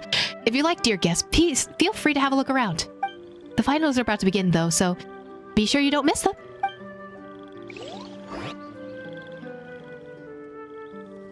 And here it is. Here it comes. My fine hind-legged ladies and gentlemen, the unparalleled Falbert stepped forward to make his leap, and he jumped 3 lotus leaves and fell into the water. It seems that we have a champion. The one who will welcome our princess is Estampe. Congratulations to our... No! Mr. Haloru, I protest. This is ridiculous, absurd even. I shall not accept the title of champion in this manner. Goodness gracious, by the morning dew, come now, you surpass Falbert in front of all of frogkind. Falbert slipped up, that's all. He's just not in good form, you know? That will not convince me, nor any other paper frogs. Anyway, let's give Falbert a moment to himself. We'll continue this later. It seems we have guests. Welcome to Rainsong Pond. What can I help you with? I saw a frog make a really awesome leap. Ah, then you must have caught sight of Falbert. He's one of the participants in the contest, and the finest jumper in all the pond. Or so he once was. Contest? Oh, Paimon gets it. This must be that sort of competition to see who can jump the best. Very sharp of you, young lady. That's exactly the sort of competition we're running. Only the most legendary leaper and skilled skipper may take the crown, thus earning the great burden of rescuing the princess. Sounds pretty cool. Shame we have missed it all, though. What a shame. You have done well, Paimon. What, Paimon? Flying doesn't normally involve much bouncing, you know. Flying's better than jumping. It'll be easy win for you. But wouldn't that be cheating? You're supposed to use your legs when you jump. One of us had to take part to be you. Still, Paimon's never seen you jump that far before, except when you were running away from those monsters. In that case, you do well to ask our champion over here for some advice. My apologies, dear guest, Mr. Halaru too, but I said it before and I'll say it again, I'm no champion. As surely as the Lotus stems stand, according to the rules, you are our champion. I'll be the judge of that, thank you very much. This contestant is meant to pick the best of us, the most skilled of jumpers, to go save our princess. This is a manner of honor of all frog kind. And Falbert's the very best of us. You know this, all of us do. So Falbert is really that impressive? I also love the frog blinking. It's very cute. Oh, we've heard a lot from the other paper frogs talking about him. Is everything they say about him true? That's right. Falbert was the best frog in our pond. He could easily bound all the way across 12 lotus leaves and land on the 13th. He lands so lightly that the dew upon a leaf would not even be disturbed. Also, he's main character colored, which means he has to be important, right? He'd even jump between lotus leaves amidst the flowing river and not fall into the water, no matter how fierce the current. I'm guessing he's not in good form right now. Oh, there he goes. Oh, he's going. Oh, bye. Bye, Falbert. Yeah, he seems kind of down. He looked super sad when he was leaving now, too. He's just having a temporary rough patch. That's the only reason that he made that mistake. Please, Mr. Halaru, for the sake of the contest and the sake of our calling, I'd like to ask for a rematch. If you deem it necessary, you can consult the opinion of all the other frogs. I'm sure they'll concur. Listen, and Stompe, I know you're a capital fella, sharp-minded and upstanding to boot, but did you not see how Falbert was faring? He left without even attempting to make another leap. I'll speak with him. We've trained together all this time, so I know how he feels. He'll understand. For the love of Lotus Leaves and Lucent, do all right go with you to meet Falbert. Get a room, you two. We'll come along too. We're really good at encouraging people. And we're great jumpers too. Huh? Have you been secretly training behind Paimon's back or something? I'm looking at making others jump a long way away. Both humorous and polite. Thank you for the goodwill. In that case, let us go together. With any luck, that good humor of yours might soothe his sore spirit. Pond protect us, I wonder which shall serve us better. Soft or hard approach? Don't phrase it like that, actually. Catch up with Falbert. Why did you get all the way up there? Homie, I know you're an expert leaper, but what the heck, bro? Oh, buddy. He's contemplating his life choices. He's here. There you are. Your word ceremony's over then. Just the opposite, in fact. Mr. Halaru and I are in the opinion that things are far from over. Indeed, I hereby announce that in my capacity as referee that you, Mr. Falbert, have one more chance to jump. To maintain the fairness of this competition and to fulfill our duty in this calling, you must do a re-jump. Dear Mr. Halaru, I, as a contestant, cite the competition rules pertaining to the competitive behavior that may bring harm to oneself and one's tribe. I forfeit my second jump attempt. I don't want to disappoint everyone again, nor bring any ruin to our calling. That's the only truly responsible course of action. Wow! What a professional answer! He even had the specific clauses handy. Even gave a touch of emotional appeal. All right, it looks like playing hardball is gonna work. Oh, Lucent doing Lotus Leaves. You haven't left the venue. I don't understand what you mean to say, dear guest. This is the place from which to watch the competition unfold. If you really want to give up, you wouldn't have stayed here. That's true! You can see everything that's going on in the long-distance jumping contest from here! If he really had given up and no longer wanted to have anything to do with the contest, why would he stay? I don't know, to lament. Or something. I don't wish to talk about this anymore. I believe I've been clear. Sorry, Estampe, and our two guests as well. He seems upset. He didn't even wait for Paimon to finish to hop away. Hold Fallbird for pun's sake. You should hold, Mr. Estampe. I have an idea. What idea? So tiring. Hold on a moment. Is there anything else I can help you with, dear guest? You saw the terrible state I was in. I admit, I only mostly knew what you were going to say the moment I saw you arriving with Estampe. My answer is no. So will always be. Look at my ankles. They're not ankles that can carry out such a heavy burden.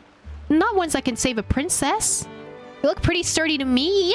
It's fine. Yeah, Paimon hasn't speaking either. But I made a mistake. No. I have been making mistakes all along. I'm sorry, you two, but I can't continue competing. Falbert! Come back! No! Why are you going so fucking fast? Hey! Don't go! I want to tell you one thing! One last thing! All frogs make mistakes. They just need to learn from them. That's all. Good guess. You don't understand.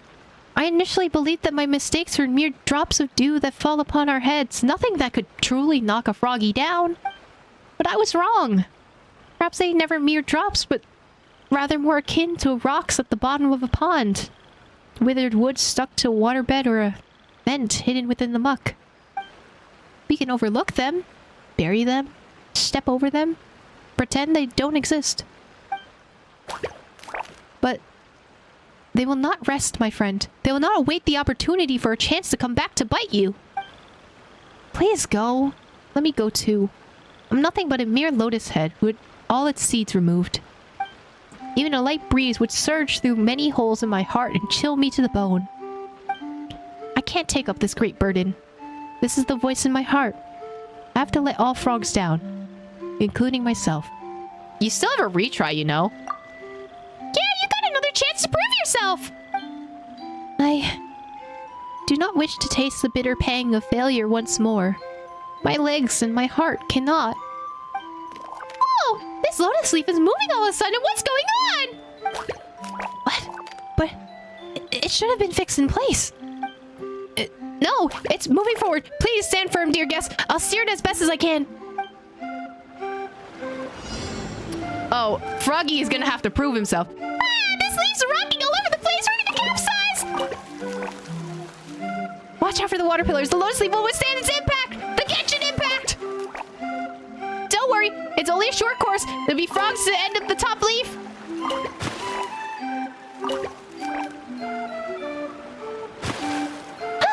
This has gotta be the end! What a close call! I've trained here before, so I'm pretty used to it. Alright, we'll reach there soon. Wait, those two frogs on the shore, are they? Ah! The leaf got knocked adrift again! Looks like we won't be able to reach the shore for now. Just like this. No, don't like that! Ah! I can't control it! Stop freaking out! You're the only one who has a good chance at controlling this leaf!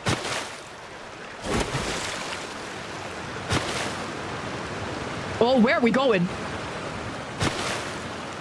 Do we go back? I can't do this! I can do this! The current feels like it's getting faster? Looks like I'm the only one who can control it. Leave it to me, everyone. Ah! We're gonna go off the cliff! We gotta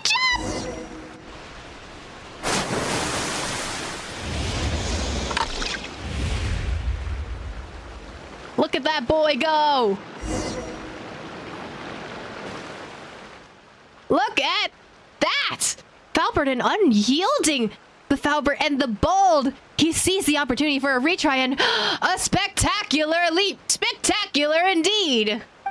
This is a miracle without precedent. He's the only paper frog ever to leap across this precipice! I knew you had it in you, Falbert! I believed in you! The lotus leaf that suddenly started moving, that was your doing, wasn't it? was something that Mr. Holleru and I came up with together. I apologize, dear guest, for hiding this from you. Well, it was exciting! A bit of advance notice would have been appreciated, though! I'm truly sorry. I've spoken to Mr. Holleru and we surely compensate you for the fright we caused. To be sure, we did place a great many lotus pads in the waters beneath you. Even if you'd fallen, you would not have been injured. We never allow guests to be harmed. I swear it's by good name of Rainsong Pond! Alright then, Falbert. Now that everyone's witnessed your great leap, you no longer have any reason to reject the victor's crown. But it was a coincidence. A mere born of circumstance, just one fluke leap. It was only with the aid of these two guests I was able to do it all. I'll be honest, you were the one having fun drifting alongside you. Exactly! We were just watching from the sidelines. That big jump was all you. Still, our work wasn't in vain. Right? It would have been a waste to stand by and watch such a brilliant frog give up like that. You love it so much and you trained so hard for so long. It would have been awful if you just given up. A tragedy for you and frog kind. Honored guests, your hearts are purer than the first drop of morning dew. I'm sorry, my friend, to have done you such an injustice. You should have been a winner of this match. Oh, come now. You've proved that you are the best of us, did you not? Please, listen to me. You may have many competitions ahead of us, and I'll gladly compete with you 100,000 times more. But this time we must put our best frog forward to fetch the princess. That's our calling. The future of Rainsong Pond rests upon it. As such, there's no room for error. Do you understand me? I do. Good! Valbert, that's wonderful! Well, this all seems to have turned out great. We have ourselves a real champion now, don't we? Next up, our champion shall go rescue the princess, and then our calling will be complete. Not to interrupt you or anything. Yeah, so you said a whole bunch of things about this princess of yours. Fetch her this, best frog that. Now everything's ready. Do you actually know where the princess is? Of course. We're just about to go receive and rescue her. For she lives in a tower made of vines and giant trees. Only the bravest, boldest, and most jumpiest of frogs may evade the thorns and deep mist, leaping atop the tower to deliver the princess from her cage. Princess? You don't mean the ones in the forest, do you? Aether speaking lines without Zach's voice. That's right! We met a princess previously when we went to the Kingdom of Breezes and Bells. She does indeed lives in a very, very tall tower, and she has a trial to select the guardians. But she can fly herself. Paimon doesn't really think she needs saving. And she's selecting her own guardians. Really? Wonderful! That's wonderful! That said, I didn't expect her to be able to fly. Well, that's wonderful. Then I shan't have to go all the way out there just to mess up such an important task. In any case, I must confess to being a little tired. Having jumped so far, I must rest. Hold! I say hold! Dewdrops above, you shall not escape from this matter! Mr. Holleru, I believe that we should travel to the kingdom regardless to see what's happening. You may be right. This is quite strange. The princess does live in a high tower, yet she needs no frog to save her. Wow, imagine not needing to save someone when there's no reason for them to be saved. Esampe, Farbert, it seems that we must speak to that princess. Well then, dear guest, please lead the way. Come to think of it, Princess Sismet asked us to come meet her again after some time has passed so we could set forth on a journey. Paimon wonders she found a hero of the relic, blah blah blah blah blah. Apparently Paimon's not allowed to read anything in this story. So, we're all completely stumped. How come you're all here? Oh, it's you. Such a relief that you come. Thank you for coming, my honorable paladin. It seems we've run into a rather peculiar problem. Peculiar problem? Oh, don't tell me, Paimon, that the relic hasn't acknowledged Mr. Falbert either! The problem was only that I hadn't been acknowledged as guardian. That would actually be simpler. How to put this? Mr. Falbert is indeed the champion jumper, that's much is indisputable. But the trial he passed was Rainsong Pond's jumping contest, and when he was acknowledged as a champion, it was a committee that declared him so. It's It's true that Her Highness resides in a tall tower, and that her kingdom does indeed have its own series of arduous trials. But she clearly isn't trapped, much less needs me to jump up and rescue her. And those trials, no matter how good I was at trumping, I'd never be able to pass them. They just aren't designed for paper frogs. On paper, it seems like the perfect candidate, but the details just didn't work out. What are we to do? We can't complete our calling! You keep talking about this calling of yours, and Mr. Falbert mentioned it too? What the frick is it? Can someone please explain something to us? What exactly is it? I'm gonna stop speaking Paimon's lines before I actually read it. If you haven't found the guardian and princess you're looking for, why don't you just keep looking? Even when you don't find them right this instant, it's not like this place is gonna vanish into thin air, unless because it's a fairy tale land, and that tends to happen quite a lot actually. Our kingdom exists for its calling. It's also the only way we can save it. Likewise, the residents of Rainsong Pond have sacrificed so much and are continuing to sacrifice for that princess that's nowhere to be found. She's literally right in front of you, buddy. Generation after generation of champions have quietly aged away. All memories of their deeds are fading away into oblivion. Mr. Holleru has spoken of these brave ones before. Weighed down by the burden of unrealized ambition, they're left with no other choice but to end their days in obscurity. Such a fate is crueler than the fall of a kingdom. Albert, we talked about this before. You said that you were going to reconsider, and now we must have faith in our champion. Our champion will not back down. If we perched on the lotus leaf and suddenly found ourselves drifting away with the current, I could do my best to make sure it didn't capsize in the middle of the water. Now that I carry the lotus head bangle, I cannot shirk my duty. This has nothing to do with courage, Mr. Holleru. Just duty. Paimon knew our lotus leaf rafting experience wasn't a complete waste of time. Spoken like a true champion. But if I do end up going overboard, you'll have to call for Estampe. He'd definitely be better at this than I am. Oh, the two. They're just doubting each other the entire time, but they're hyping up their friend. They're so cute. He's the real champion when it comes down to it. So why have I ended up being the one on the lotus leaf? Looks like we have to go rafting a few more times. You sure are one unique champion. No matter how hard you try, you'll always convince you're going to fail. You really needn't worry. After all, not only did you come here entirely of your own accord, but you had the courage to shoulder a great responsibility. You're brave enough to make a choice and boldly follow through with it. At least in my eyes, you are no less than any flying squirrel. Your Highness, thank you for your praise and for your trust. Besides, I'm already on this lotus leaf, so I can't get off now anyway. Well, anyway, now that we have the backing of so many strong fighters, I think it's high time we headed to the Cave of Eerie Murmurs to see what lurks in its depths. Savon, Savash, there's no use in trying to stop me.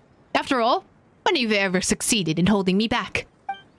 Come on, lighten up. This is the last clue we need to save the kingdom. But not a single princess that's gone into the Cave of Eerie Murmurs has ever come back out again. If there's nothing in the Cave of Eerie Murmurs, what does it matter whether I return or not? But on the other hand, if there really is a clue to salvation of the kingdom in there, then even if I were to be trapped inside, that wouldn't be such a bad thing, would it? What kind of place is this Cave of Eerie Murmurs anyway? And why does your Highness sound so serious? Oh, it's nothing out of the ordinary. Simply put, it's where those princesses of past kingdoms search for the answer. Trademark. We're not going to elaborate on the answer because that's part of the plot.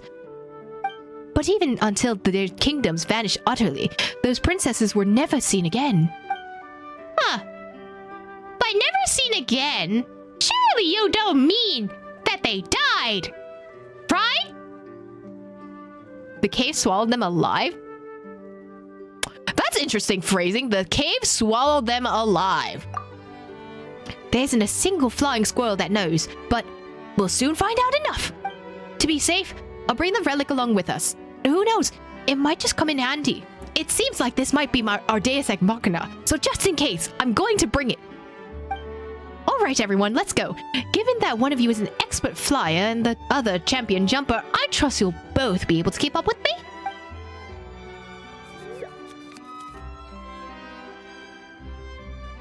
Whoa! Her Highness flown off already. Let's catch up, traveler. Y'all gotta say anything? Honorable Garden, what can I do for you? About the kingdoms that failed to fulfill their calling. You... Alright. Since the princess herself and acknowledged that you, paladin of breezes and bells, it's not only right that I tell you about such matters. Prior to our current era of the kingdom of breezes and bells, this land has known many kingdoms. Just like us, their calling was to find a guardian of the kingdom who could be acknowledged by the relic. But these kingdoms, which were established to fulfill a calling, declined and vanished before they could fulfill it. Not a single one of them managed to find a guardian who could save the whole kingdom. Vanished. So if you can't fulfill this calling of yours, something bad will happen? That's correct. In some cases, the subjects of the kingdom suddenly lost their voices, while in others, the kingdom's water supply dried up overnight. Having lost their future, all these kingdoms eventually fade into oblivion. We cannot fulfill our calling. This will be our fate too. In any case, I wish you good luck, Paladin. Please save us. I don't know what else we're gonna do without you. Oh, Holloway, what do you say? Oh, pleasure to meet you.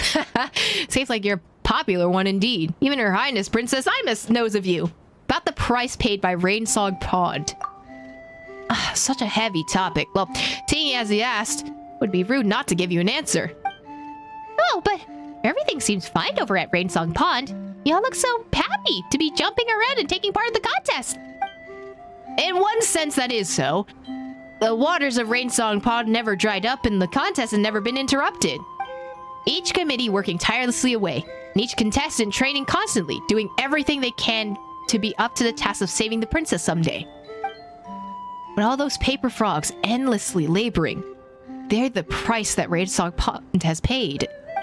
From the moment we're born, our calling is to practice jumping and saving the princess. Every aspect of life at Rainsong Pond revolves around this, so it's a survival mechanism. Innumerable paper frogs have sat on Rainsong Pond's committee, and countless champions have been chosen, but all this time we've never managed to find our princess. Generation upon generation of frustrated champions have thus aged away, not knowing how to fulfill the calling that they so cherished. All they can do now is watch helplessly as their once powerful legs grow weak, and their fine webbed feet gradually wither away. Sounds like the Olympics, and like Olympic athletes for some reason. And worst of all, because our champions keep aging, we must all constantly train new ones to ensure that we have the strongest paper frogs ready at all times should the princess suddenly appear. So Rainsong Pond's contest continues without any sign of ending. Yet now none remember the names of those champions who, they too once cherished the calling, ending up aging away in helpless impotence. As the Princess Simus put it, weighed down by the burden of unrealized ambition, they're left with no other choice but to end their days in obscurity. Such a fate is crueler than a fall of a kingdom. But that's enough about all that. The atmosphere's suddenly feeling rather heavy. Let's place our trust in Falbert and Princess Simus. I'm sure they'll be able to do something about it. That was dark. I'm kind of scared now, actually. You have another option, though. Where's his Stompé? Oh, that good fellow? He said he was going for a stroll to get some fresh air. Perhaps he's practicing his diving as we speak. If only Estampé could share some of his relaxed mindset with Falbert. Even a fifth of it would do. And they were frog mates. Didn't the princess take us to the Cave of Eerie Murmurs before? Oh, this is the Cave of Eerie Murmurs? Paimon's sure she heard a strange voice while we were there. Just to let you guys know, us paper frogs aren't very good at jumping in caves. That's a very specific thing. Don't worry, Mr. Falbert. Paimon might have been hearing things. Maybe Paimon's finally hallucinating and finally understanding that I'm part of Celestia. I'm actually the bad guy all along. I am actually the unknown god! I am a voice, but a voice is not life. Interaction is only born of contradictions, and only interaction is dialogue. There it is again! I'm hallucinating! Maybe I'm Do not fear. These voices will not harm us. They're simply lamenting in their own past. You know, like Shao. Lament! Lamenting the past. Are these the princess? Are these the princess's voices? Oh my god, like, you know, like the Oceanid when they were all smushed together, except it's all the princesses' voices. To be precise, both princesses and princesses. What they have in common is they're all voices from fallen kingdoms. They came in search of answers, but found nothing. All they can do was stay and lament their fate in vain. So you know this place well. You must have come here many times before. You show great intuition. One would expect of a paladin. That's correct. I've come here often since my accession. After all, compared to all those princesses and princes from the past, there's nothing special about me at all. What? What do you mean? You're so confident in yourself. Don't say that about yourself. It was wishful thinking indeed for me to have imagined that miracle might suddenly happen. I'd find a true guardian just like that. But for the sake of my kingdom, I had to keep searching for a way to fulfill my calling. I could not simply stand by and watch it fade away. So I looked everywhere, but found nothing. Finally, though, I narrowed down my search to the Cave of Eerie Murmurs. But because this cave has never been so thoroughly investigated, as so as not to drive Saborn and Safash sick with worry or cause their voices to go hoarse, I've never actually entered the Cave of Eerie Murmurs itself. Now, for future kingdoms and all our aged champions, I have no choice but to go in. Don't be afraid, Your Highness. Not only do you have super strong traveler and the champion jumper Mr. Foulbird to back you up, but the, seasoned floater Paimon, too. No matter what happens, we'll make sure you stay safe. Right, traveler? Right, Mr. Foulbird? At your service, Your Highness. Leave it all to me. We've, got your back. I think, I mean, well, we've hopefully got your back. Seriously, caves aren't really designed for jumping in. It's all right, Mr. Champion. We still have plenty of time to prepare. After all, we need to figure out how to get into this cave first. I mean, it looks like the frog can, like, do something, right? If you hop on this, buddy, maybe you need the power of friendship. Wait. With the power of friendship on my side. That did not go well. Hold on. Oh, wait, you need to unblock this first. You mind? Thanks. With the power of friendship. Hold on. With the power of friendship. The door opened. Come on, everyone. Let us enter. With the... Hello? Is there any... What is this? This is an inscription. I love me for some friendship. Me too. So chilly in here. Such a strange vibe. I'm just glad we haven't seen anything weird, except for this text on the wall. Wait a second. What's that carved into the wall over there? It looks like a... story? A fairy tale that can't be erased by Irminsul? After setting up the trial herself, the princess awaited her guardian within the kingdom. I think I recall the story from the kingdom's records. In the legend, it said that despite the passing of some time, there still came no sign of a guardian. It seemed that the kingdom's resources would still run dry. The princess, whose name was Sioa, therefore made a decision. She let the kingdom's people fall into a deep slumber and sealed off all the land except the tower, where she alone remained to await the coming of a guardian. Ah. I was thinking Nahida at first, but this might be a whole different story. What became of the princess? The guardian that she awaited never came. In the end, she's said to have come to the Cave of Eerie Murmurs alone, and vanished from the world without a trace. It is true that this princess showed great courage, but I cannot say that I agree with her approach. As I see it, by deciding to simply wait there while her people slept in blissful ignorance, she consigned her kingdom to an unknown fate. Oh, you know why this is familiar? This is the Sunday story. This is what happened in Penacony. Or at least that's what he was trying to do in Penacony. That's why I heard this story before. Instead, she should have taken the initiative by calling upon her people to unite one by one, seeking out this guardian together. I wonder who else didn't do that! If she had done this, even all of her efforts had turned out to be in vain. At least she would have known what she'd done all she could. It's just the last line of the story says, stories follow rules, unfolding in cyclical patterns, but each should follow its own course. Like a samsara. Your Highness, it hadn't come to that yet. Yeah, come on, there's still hope. And who knows? There might be some important clues that's for us to find. Forgive me. I seem to have gotten a little carried away. Anyway, let's keep searching. Looking around, it seems like we haven't completed the trials of the Cave of Eerie Murmurs yet. Okay. Why y'all going so fast? Stay on your guard, everyone. Let's proceed slowly. This is the least slow y'all could move. Ooh. A tree. Will the tree burn? That's a new question.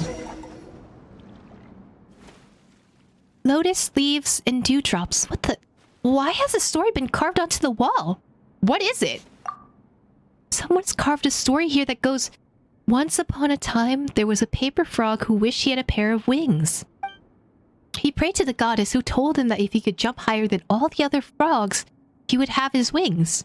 Wait a second! If he could already jump higher than all the other frogs, why would he need wings? It's a hyperbole, Paimon. No, this champion's name actually is recorded in the committee's register. This paper frog, whose name was Cyberlus, once won the championship 7 times in a row. No frog was his equal. His symbol was a pair of wings made out of lotus leaves, so they dubbed him Winged Cyberlus. 7 times in a row? Paimon heard you won the championship many times in a row too, Mr. Falbert. Me? Yeah, I won it several times, and Estampe 6. But I'd be no match for this champion. Back in those days, they had to figure it all on themselves, without any experience to go on. If my generation of frogs have jumped higher than the others, it's merely by jumping up from the shoulders of giants. And there he goes again, putting himself down, as usual! So what happened to that champion? This, I don't know. According to the committee's records, in the last jumping contest he ever took part in, Cyberlus came second. Second? So that means history is repeating itself. Indeed it does. Given that he no longer felt up to the task of rescuing the princess, Cyberlus announced his retirement there and then. He told his friend that jumping contests no longer held any meaning for him, and that unless he rediscovered the meaning someday, he'd never again compete. From that day forth, not once was his name ever again mentioned in the records of Rainsong Pond. So, just like those princes and princesses, there was a point in time after which this championship simply vanished from the world. That's right. All in all, this story doesn't seem like a promising omen. Hold on a minute. The last line of the story is also, story follows rules, unfolding in cyclical patterns, but each should follow its own course. Why does this line keep reappearing? We'd better complete the rest of the trials first. Yes, you're right. Let's focus on the puzzle before us.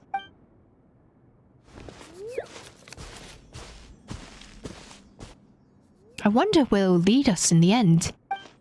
What's all this in here? Looks like this cave has no intention of just giving us the answers, but rather plans on testing us instead.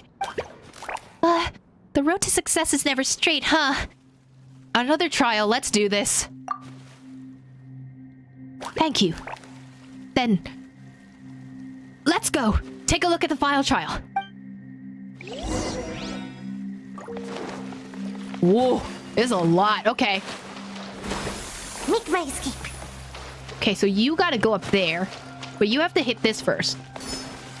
Everything's a puzzle with y'all, ain't it? So that goes there. We curve.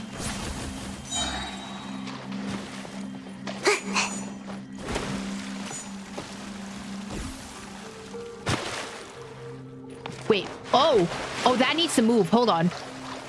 Hold on, I got you. Hold on. There we go. That needs to move. You need to raise this higher so that it moves the thingy back. Okay, perfect. Make my... That should do it. I hope Princess... I can't read, apparently. I'm sorry. Imagine reading dialogue while also trying to figure out a puzzle. It's almost like you can't do two things at once. Hold on, I'm trying to figure out this. There you go. Give me a second. Hold on. I need to get on this lily pad. There we go. Did that work? Looks like we made a great team, Mr. Champion, my honorable paladin. Chest! I'm just glad I didn't drag you all down. Huh? When did these candles light up? Hey, that must mean we passed the trial, huh? It all went pretty smoothly. Who's the king of trials now? That's right, this guy! You're such in good shape. If only I was talented as you are. Ah, look at Ether's smile! Huh? Did you hear that? Oh! What is that? Why did it light up like that? Stories follow rules, unfolding in cyclical patterns, but each should follow its own course. Once upon a time, there was a paper frog who wished he had a pair of wings. He prayed to the goddess, who told him that if he could jump higher than all the other frogs, he would have his wings. Long ago, there was a princess personally set up a trial in the kingdom. She waited and waited. Oh, guardian, where art thou? Ah! The paper's talking! In this world, that's not really that weird. Another paper frog. Just like me. Another useless champion. Squandered years, a pair of worthless, withered wings. Wait, surely you can't be... I, an evaporated dewdrop. A pair of wings too weak for flight. The same Sybaris is no longer one I am fit to bear. It's a great honor to meet you, Your Highness, Princess Sioa. It's an honor to meet you too, Your Highness. Yet you, yet another stranger, another princess. So, Paimon's guessing that they're the champions and princess mentioned in the stories on the wall. They just look like two manuscripts. It's an honor to meet you both. You've resided in this cave for a long time now. You should know why we're here. Your Highness, have you found the answer you were looking for? Where's the guardian we were looking for? Great champion, where's the princess that us paper frogs are supposed to save? You should go back. There are no answers here. Only question after question. No river awaits, and their lotus leaves do not exist for us. The pond has never seen victory's laurel, nor a princess. Stories follow rules, unfolding in cyclical patterns. Such a futile expectation. When will this cycle end? Keep waiting, there are no answers here. Only question after question. The pen that wrote these words had not alighted back upon the page. Yet the ink of fate had long dried up. Neither the guardian nor the period that marks the end shall appear. Thus, it has always been, until now. But each should follow its own course. This is the destiny's inexplicable hope. When will the path ahead reveal itself? What are they talking about? Paimon doesn't get it! Whatever this is, it doesn't sound too promising. Huh? But why? No river awaits and the lotus leaves do not exist for us. That makes it sound like Rainson Pond is already... Neither guardian nor the period that marks the end shall appear. Anyway, we shouldn't jump to conclusions too soon. We haven't even completed the trial yet. Alright, giving up before the contest has even ended seems like a bad etiquette indeed. Let's take care of the trials first. Yeah, let's stay positive. Maybe there'll be a pleasant surprise waiting for us. That sounds bad. Can I talk to them afterwards? No, y'all yapped and then decided to not yap. Okay, so Girly Pop, where are you going? You need to do something here. Drop water spout. You have to blow something here. Where's Girly Pop? I need you to hit that thing for a second. Okay, can you hop here and then drop that? What do you do exactly? Ooh, I keep returning this. That's my bad. This blows this way. That's gonna be timing. Okay, so this has to blow this thing here. Okay, so that all lines up.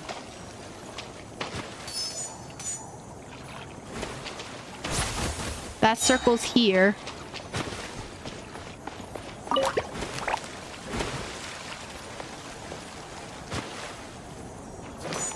Oh, and then I do this. And then I climb up. Boom. You can come through here. That worked? Make my escape.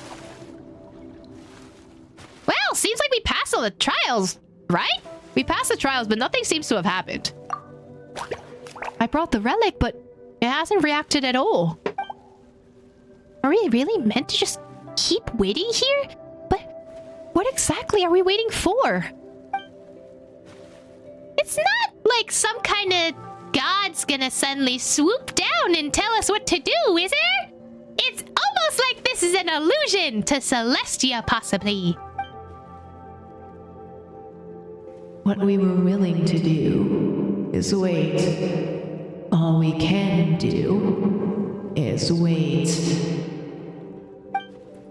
Meaning lies in waiting. The future is unknown. When did they appear and insisted that we wait like that? What are they even waiting for? Perhaps I don't know either, which is why they've been waiting all this time, so long that they turned into manuscripts.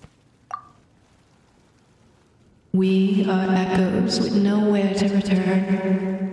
Existences that do not exist.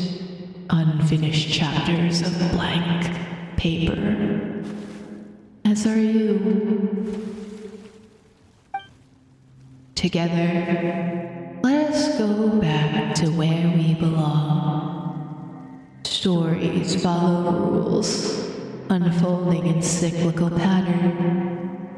Each follows its own course. Hey, you! Piles of rotten paper! Why do you just keep telling us to wait? Your Highness, waiting will get us nowhere. So that's it! I knew that was in the wrong place! Your Highness, Princess Seal, I have my answer. To the rest of you, it's time for us to part ways. Thank you all for everything you've done. Now it's clear to me that the answer lies not in the Cave of Eerie Murmurs. When I first arrived, I was afraid I would have to pay a heavy price to find a way to save the kingdom here. In the end, the Cave of Eerie Murmurs holds nothing more than a pile of old manuscripts deceiving themselves by waiting. It's a great relief to know that hope still lies elsewhere. The future lies unknown. Meaning lies in waiting. No, Your Highness. Meaning lies in the unknown. Waiting leads only to waiting. I most certainly would not save the kingdom using such a method. If the Guardian does not come, I'll go in search of them. If I cannot find them in my kingdom, I will search the rest of the world instead. If they are not to be found in this world, then I shall keep searching beyond it. Even if my kingdom is destined to fall, I wish to witness its final moments when its ending is written. Such blindness, such impetuosity, such frivolity, such ignorance, such superficiality, such impatience. Say what you will, but as you yourselves put it, stories follow rules, unfolding in cyclical patterns, but each should follow its own course. Your path lies here in endless waiting, then mine lies ahead on the road ahead. Can I say something?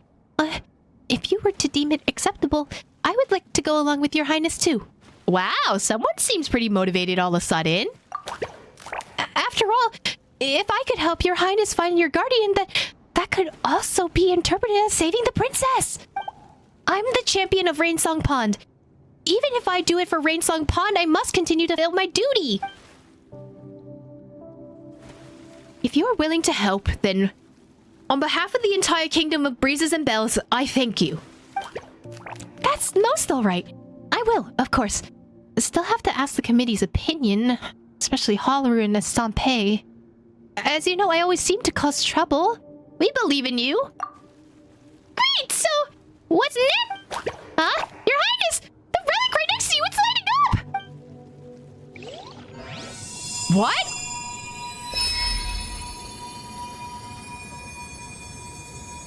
Hello? So it was the power of believing in yourself. Where's it going? Oh, I'm flying. You started flying like that? Huh? How come the relic suddenly lit up? So that's what each should follow its own course meant. Her Highness seems to have figured something out that Paimon hasn't. It's almost like Paimon's supposed to be kind of dumb. Sounds to me like you're saying we first need a Lotus leaf of our own, then drift off downriver. But the owner of this relic has considered what would happen when we fell into the water en route. We just have to climb back out again and prove our courage by overcoming adversity, just like you did in the past. Did I? Thank you for your kindness, Your Highness, but I believe it proved something. I couldn't read the rest of it. Okay, wait, where's Falbert? I can't see him. Her Highness, hello! Look, Her Highness is flying along with the rest of the people! And frogs! You think she found the Guardian? Look, a relic is shining up ahead! Our Guardian is coming! That's wonderful news! We can finally fly around without having to worry!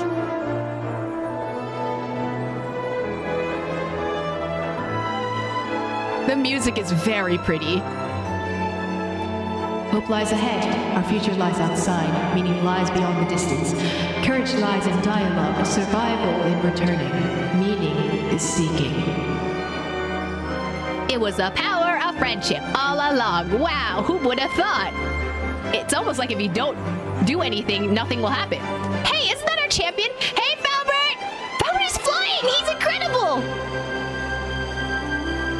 Look over here, Mr. Champion! Give us a wave in your champion feet! Hey, yo, okay.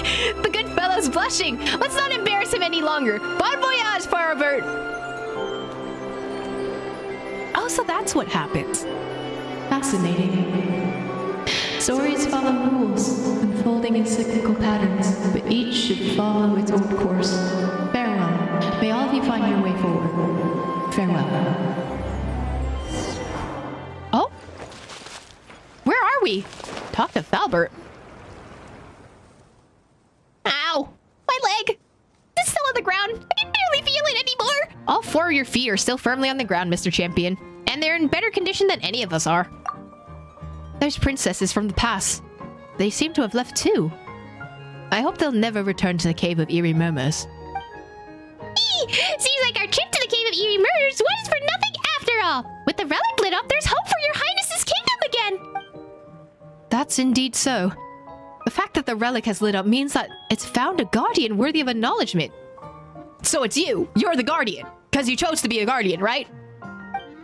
It seems the guardian that the relic was looking for was not a valiant warrior in the usual sense. A true guardian who is worthy of acknowledgement is one who always follows their heart. Someone who pushes forward relentlessly, in spite of their fear. It turns out that this relic, which we've been treating like the problem, was actually the answer all along. The manuscripts that were waiting in the cave. They've been waiting there path to appear, waiting all this time. But waiting leaves only more waiting. No one can find the solution to a problem simply by searching within the problem itself. Like, you wouldn't be able to pick up a leaf from a tree if you were standing on the leaf itself. Sounds complicated. Paimon's feeling dizzy now. Anyway, none of them were acknowledged by the relic as guardians. Your Highness and Mr. Farbart were, though. Now that relic has lit up and we found our guardian, doesn't that mean that the problem's solved, Your Highness? Well, you could say that, but I haven't still managed to figure out why exactly it lit up. Looks like Sabon and Sofash will be doing some more research for me. Oh, and now the guardian's been chosen, doesn't that mean that the relic's trials lost its meaning too? I'd still like to have a go for round 2, I guess. No, I will keep the trial in place, but it will now be used to train guardians rather than choose them. Every flying squirrel here to become a guardian someday, then no matter what difficulties the Kingdom of Breezes and Bells face, we could overcome them together. I've been wanting to do this for a long time. It's just a pity that the relic refused to light up sooner and that Sabon and Sofash stood in the way. Now that I've been acknowledged by the relic, I shall do whatever I wish. That's why you're the princess, Your Highness. No. Her Highness' title should now be, Guardian Princess of the Kingdom of Breezes and Bells! So, Your Highness, would it be alright if I, took a part in training in your kingdom? Well, you're really up for anything, huh? No. Didn't you hear that sound just now? The voice that was speaking?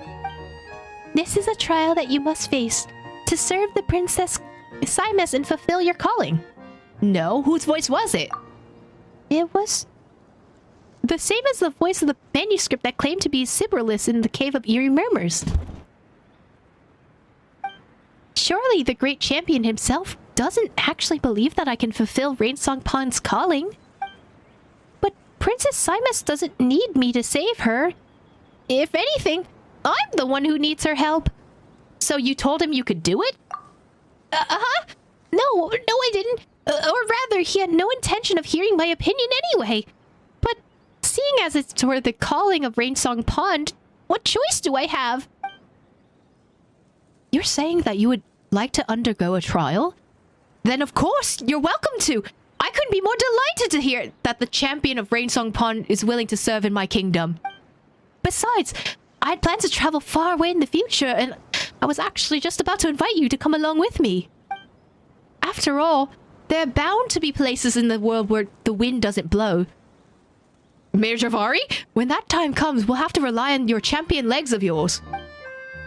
Really? Then I'll try my best not to make any mistakes, though I've never tried jumping with anyone riding on my back before. Then you'll have to train even harder from now on. And the two of you, thank you for all your help you've given me and my kingdom. Though there are still so many mysteries yet to be solved, why did we need to find a guardian? And why would a kingdom fall into decay by itself? And why would Rainsong Pond have such a calling? But at least the kingdom has been saved. So now I have more time to contemplate these questions. Traveler, don't you think that those manuscripts in the Cave of Eerie Murmurs seem to be related to the story we heard before? The legend that Nilu told us about, the goddess of fate who used to ink composer stories. Or Anne's daughter. Do you know something about all this? Well, it's a long and complicated... Well, actually, it's not that long or complicated a story. You tell Princess Simus and Farbert the story of the Goddess of Fate. So basically everything we've been through is a story written by the Goddess of Fate? Alright, now that we've really become characters in the story, we're actually main characters now, but seeing as the Goddess wrote us in, why didn't she give us an ending? First those poor souls in the cave, and now us? We've all been through so much. So that must mean it was also the Goddess of Fate who came up with that line. Stories follow rules unfolding in cyclical patterns, but each should follow its own course. I need some time to think about these matters more deeply. My loyal paladin, please take these gifts as a token of my gratitude. these were the only treasures I brought with me. If you have time, please come back to visit the Kingdom of Breezes and Bells again. I believe that you may have some questions for me. But first I must rest well and think hard. Get up, Schedule. Time to get to work, you lazy bones. I can't remember how to call the train. Just let me sleep a little longer, and I'm sure. Oh my I'll God. remember. Me. Don't try to pull one over on me, young man. Your fading disorder has been cured. I saw you chugging cup after cup of magic tonic in the tavern last night. You must be mistaken, Grandpa Almond. That definitely wasn't me. Oh, you remember my name now, do you? Oh? Then it seems like you're all better. You had no idea who I was when you were fading. Now, enough of your nonsense. Get up. The fairy and her friends are going to be here any second. All right, I'm up.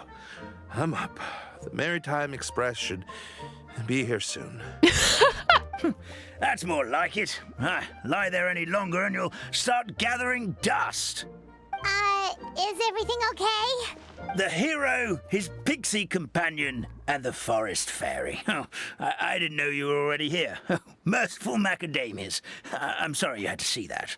Merciful macadamias? Oh my God. Oh, it's all right. Paimon knows the feeling. But Dad... Does the Maritime Express run out of Constellation Metropole?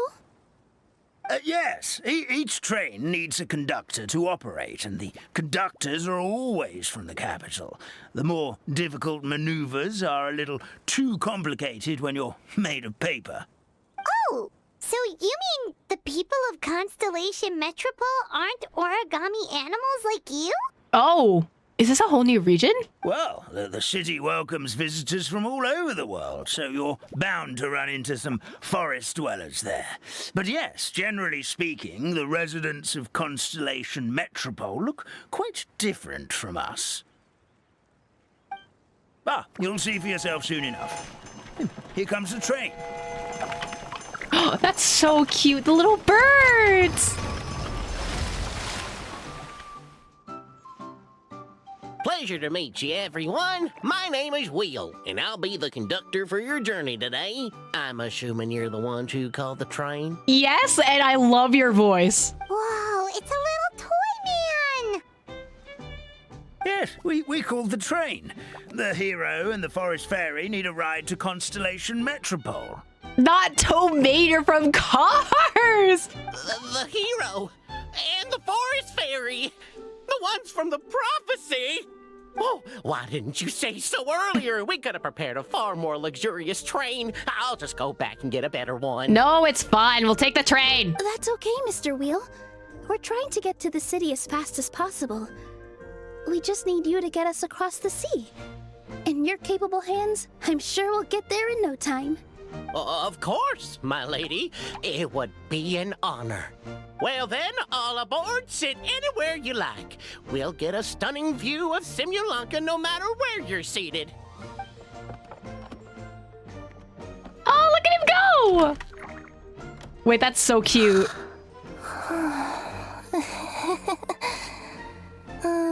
Breakfast. Hello? Is that Kedara? Did one of you just say something? Not me. Wasn't me either. Breakfast. No, come back. Girly Pop, is that you? Sounds like the voice is coming from inside the train. That's a paw, all right. Fish. Chicken drumsticks. Oh, gotcha. Kirara? What's Kirara doing here? Oh, she's so cute. Eating her own tail, apparently. Girly Pop, sweetie. I love her. She's so precious. Is she a friend of yours? Yes.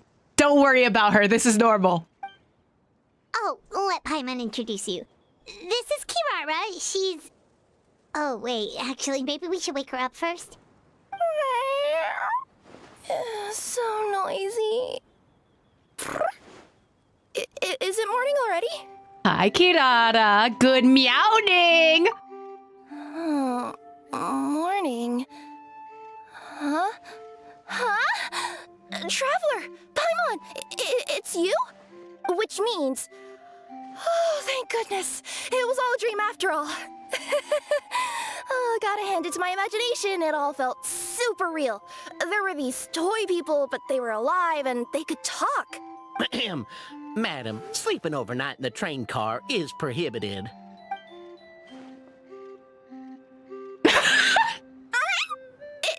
It wasn't just a dream? It's alright, Kirara. Apparently we're in a world called Simulanka. We got here yesterday, too. Simulanka? So, that's what it's called. I spent all day yesterday wandering around this one city. The toy people called it Constellation Metropole. I was trying to find a way to get back home. I was seriously starting to think I had gotten on the bad side of some great yokai and gotten swallowed whole. Ah, I take it you're Inazuman then, Miss Kirara? She sure is. But, Kirara here is kinda special. Let Paimon introduce you for real this time. Kirara is a Nekomata from Inazuma. She works as a courier for Komanie Express. Ah, nice to meet you. I'm Nilu, a member of Zubair Theater. You can usually find us performing in Sumeru City's Grand Bazaar. Right now, though, I suppose I should introduce myself as the Fairy of the Forest of Blessings. Ooh, what's Kirara's title then? Oh, you're Nilu! I've heard a lot about you from my deliveries in Sumeru. I even saw one of your performances back in the day. You're an amazing dancer. But, did you say you were a forest fairy? Oh, yeah, that's her new identity here in Simulanka. Oh, speaking of new identities, looks like you got a new outfit yourself, Kirara! Yeah, I know. It confused the heck out of me yesterday. I just woke up in a set of brand new clothes I'd never seen before. That must mean you have a big part to play here, too! Mm-hmm. Oh, the pants! The pant stockings! Cat burglar as Nekomata in boots! Is that a thing? I guess I am wearing a pair of boots, but still. Did you by any chance hear a voice speaking to you before you got here, Miss Kirara? By any chance, were you hallucinating this entire time? A voice... Oh, yeah, I did hear something, but I was so freaked out my tails got all tangled, so I, didn't catch much of what was said. Sorry for the interruption. Oh? Chestnut? But this, Nekomata friend of yours, she doesn't eat hamsters, does she? Or frogs? Why are you guys here? When did you guys show up? Oh, no need to worry, little guys. I would never do something like that. Well, unless I've been out in the wild too long without anything to eat. Oh, speaking of eating, I am getting a little hungry. Kirara, you're scaring them! Where are your manners, everyone? This young lady is a trusted friend of our esteemed hero. Now, I know a fear of felines is etched into us with ink, but I'm certain Miss Nekomata in boots here means us no harm. Sure looks like you're keeping your distance, though, Grandpa Almond. Oh, oh my god! You will have nothing to fear, I promise. I met some origami animals in Constellation Metropole yesterday, and I even made sure to retract my claws so I didn't hurt them by accident. And also you have gloves. Plus, you all look just about as tasty as the cardboard boxes I deliver. Not that I'd try to eat you even if you did look tasty. Promise. Please excuse us, Mom. It's just an unconscious reaction. Dear passengers, it's almost time for us to depart. Oh, yeah, that. Whoops. This turned into a pretty long conversation, didn't it? All right, let's get on the train. You coming with us, Kirara? Mm-hmm. I'll ride with you to the next stop. There's a place near the Metropole that caught my eye yesterday, so I want to go explore it today. Then all that remains for me to say is, on behalf of the Forest of Blessings, thank you once again for all you've done for us. Stop! We're leaving Almond behind. I'm going to cry. May the goddess of fate be with you and bless your journey. Madam Fairy, Miss Necomata in boots, and our brave heroes. Please do visit us in the Forest of Blessings again, once peace has returned to this land. I will, Almond. I'll see you later. We will. We'll definitely meet again. Take care, Grandpa Almond. They once walked the starry sky. Ooh, I like that title.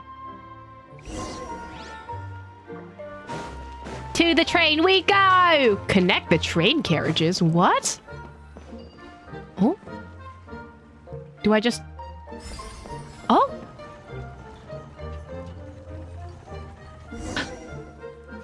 Okay, I see this is gonna be a mechanic. Bye, everyone! Oh! Oh, everyone say goodbye! I love that. I'll take a seat. I get to sit with everyone! That's so cool! Wait, do I have to actually stand? Let's go. Also, I want to sit. Hold on. I want to sit! Bye, everyone! Have a safe trip! Why did we connect the second car is now the second question I have. Wow, a train ride over the sea? What an incredible view! Please keep your head and arms inside the train at all times. We don't want anyone falling into the sea. We can swim. It'll be fine. It's so pretty. There's a train coming the other way too! Hey! Hello! There's people coming into the city! Disorder is cured. I'm sure the forest will be a lively place again in no time. I gotta go explore that forest at some point. It looked so pretty from the train. I just hope they, won't be too scared of me. That should be fine. Okay, so that seems like the We'll big be city. arriving at our destination shortly. Please prepare to disembark. Thank you, conductor. I love this little station. Here we are. Constellation Metropole is right over there. It's a short walk from here to the Gear Sky Ladder, which will take you right to Metropole Square. And thank you again for choosing Maritime Express. I love Wheel. Oh my god. Great! And thanks to you for a smooth and pleasant journey, Mr. Wheel. The train cars were comfortable and spacious, and I had a great night's sleep. I'll definitely be back. As you wish, ma'am. Oh my god, Wheel's just like, this a weirdo. That's crazy.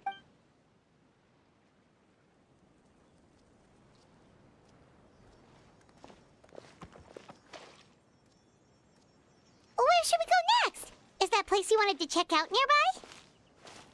Mm-hmm. I took a walk around yesterday, and it felt like there was something weird about it. So, I think I'll indulge my curiosity and go investigate. Wait, so like weird or weird? Because those are two different things. Want us to come with you? It's okay. You guys go ahead and visit the Metropole for now. Hopefully, that's where you'll be able to find out some more about this world. I pretty much explored the whole place from the rooftops yesterday, but for some reason, this is the place that caught my attention. That's strange. You know what I mean, right? Like when you get a stone stuck in your claw or something, it keeps nagging at you to dig it out, but you can't focus on anything else until you do. Don't worry, if you run into any trouble, I'll be there faster than you can say gold level courier of the Comania Express. Okay, fair enough. We'll head to the Metropole then. Guess this is where we say bye for now. Stay safe, Kirata. Mm-hmm. Don't worry about me. Let's not forget, I'm a yokai. Can we talk to her afterward? Oh, she's like a side mission. She has a whole world quest. Ha! Okay. So I guess we can come back to that later. Help me! Somebody! Hello? Oh! Help me! Help! Oh, goddess of prophecy above, would you kind souls please help us? What happened? What happened here? Why are you all suspended in midair? I mean, being stuck in midair still beats falling to the ground and being smashed into a pile of blocks, but... I told him to be careful, but... No. Never mind. Now's not the time for that. I feel like you have the same voice as that one other, squirrel guy back in the tavern. My good friends, could I trouble you to turn the clockwork key over there? I'll explain everything in a bit. Ooh, is that something that controls time? In the vicinity of the constellation Metropole, you can sometimes see small toy figures fixed in this constellation clockwork device. This is a gift from the goddess of prophecy to the Metropole. It can help toy figures who have encountered danger return to the right track. Attack the clockwork device to gradually rewind the surrounding scene. Oh, I don't like that it messes with time. After rewinding, keep everything still for 2 seconds and the toy figure's faded tracks will begin to move once more. Rewinding fate? You'll find clues in the scene that can interfere with movement. Use this to change the fate of the toy figures. Okay, so can I change this? This was originally a pillar in the residence of Simulanka used to pay for oracles, but has other uses today. As you view the ringed oracle pillar, the interact button will emerge. Press it and the magic thread will fly towards the oracle pillar next to you and connect it. Okay. When unable to connect, you can attack the connected oracle pillar to reset all connection states. Oh. Okay. If I rewind this?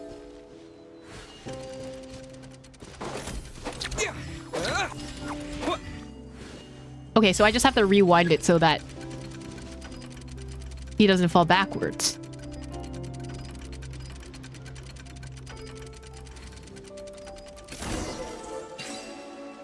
Oh, thank you. Oh, thank you. What happened there? It almost seemed like we turned back time. Uh-huh. That's suspicious. I take it this is your first time witnessing the power of the goddess of prophecy, then? Mm-hmm. If so, I can see why you might think that. Basically, this is a gift bestowed upon Constellation Metropole by the goddess of prophecy, who rules over the natural course of all things. It helps those who have deviated from their proper path to get back on track. So, like, preventing fate. Isara! Proper path? Do you mean everything that happens in the Metropole has been planned out since the very beginning? Conria mentioned! Like, come on! This is so... Trying to defy fate? Why are you saying that as if it's a bad thing? You're not explaining it clearly. Here, allow me. Of course, all the residents of the Metropole have the freedom to live their own lives. For instance, whether I use olive oil or sesame oil in my morning skincare routine is entirely my choice. I'm sorry, you're using oil for your skincare? Are you trying to break out? Like... But whenever something disastrous is about to happen, like when I almost got turned into a pile of rubble just now, the goddess's magic will activate in the world around us. So, in other words, it's kind of protection magic? To keep people alive? Because people are stupid and will get injured? Like, points at you, actually? You could say that. There are other situations in which it activates too, but that's basically correct. Well, did he just actually the other dude? Glad no one's hurt. Are you heading to the Constellation Metropole? Yep. Do you know where we can find the Gear Sky ladder? Oh, it's just that platform up ahead. The one with the key sticking out. That thing? Are you sure? Homie is a local saying, like, that's how you get there. And then Paimon's just like, actually, are you sure? Shut up, Paimon. Yep, that's the one. Pretty much everything in the Metropole runs on tracks and gears. The goddess of prophecy watches over it all. Which is to say, all the tracks are fixed. If a machine is set up to move forwards, it'll never move in reverse. This reminds Paimon a lot of Fontaine's clockwork toys. You mean, like those music boxes with dancing figures? I think I've seen one or two from the merchants in Sumeru. Yeah, exactly like that. Anyway, sounds like it's not gonna suddenly fall out of the sky, so Paimon's okay now. Should we get going?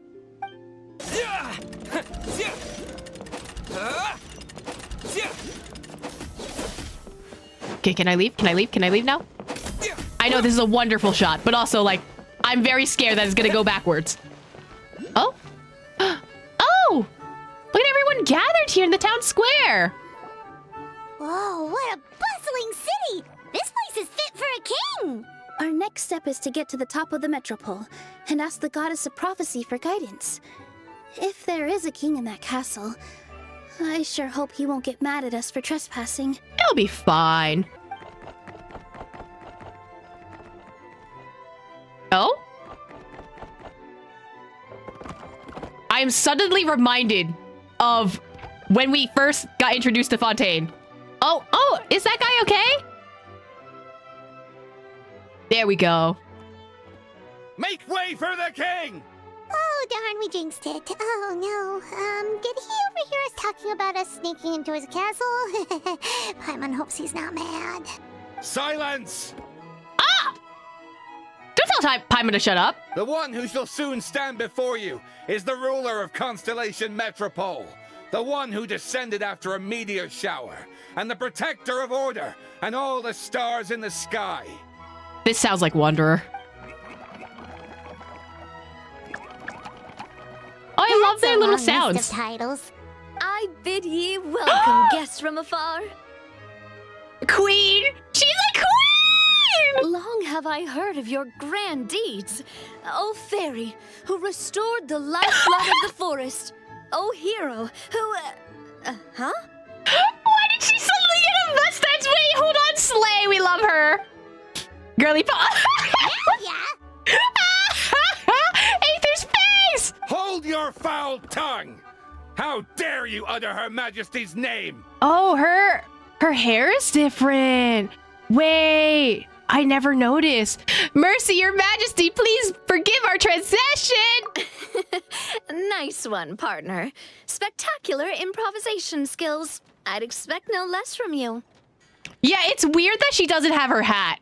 Her hair looks more flat without the hat. I'm not gonna lie. She does look more Princess Peachy, though. All right. You can relax now. Allow me to make some introductions. This is the Traveler, and his trusty companion, Paimon. You are personal friends with Her Majesty the King? Please, forgive our grievous mistake. We had no idea. All right. The welcome ceremony is over. Everyone back to your stations. I will personally treat our guests to some royal hospitality. Yay, we're hanging out. Also, it looks so weird without her hat. I'm not gonna lie. I'm not used to her not having her hat at all. Yes, Your Majesty. Aw, Your Majesty, we're most grateful for your... Oh, come on. I've already sent them off.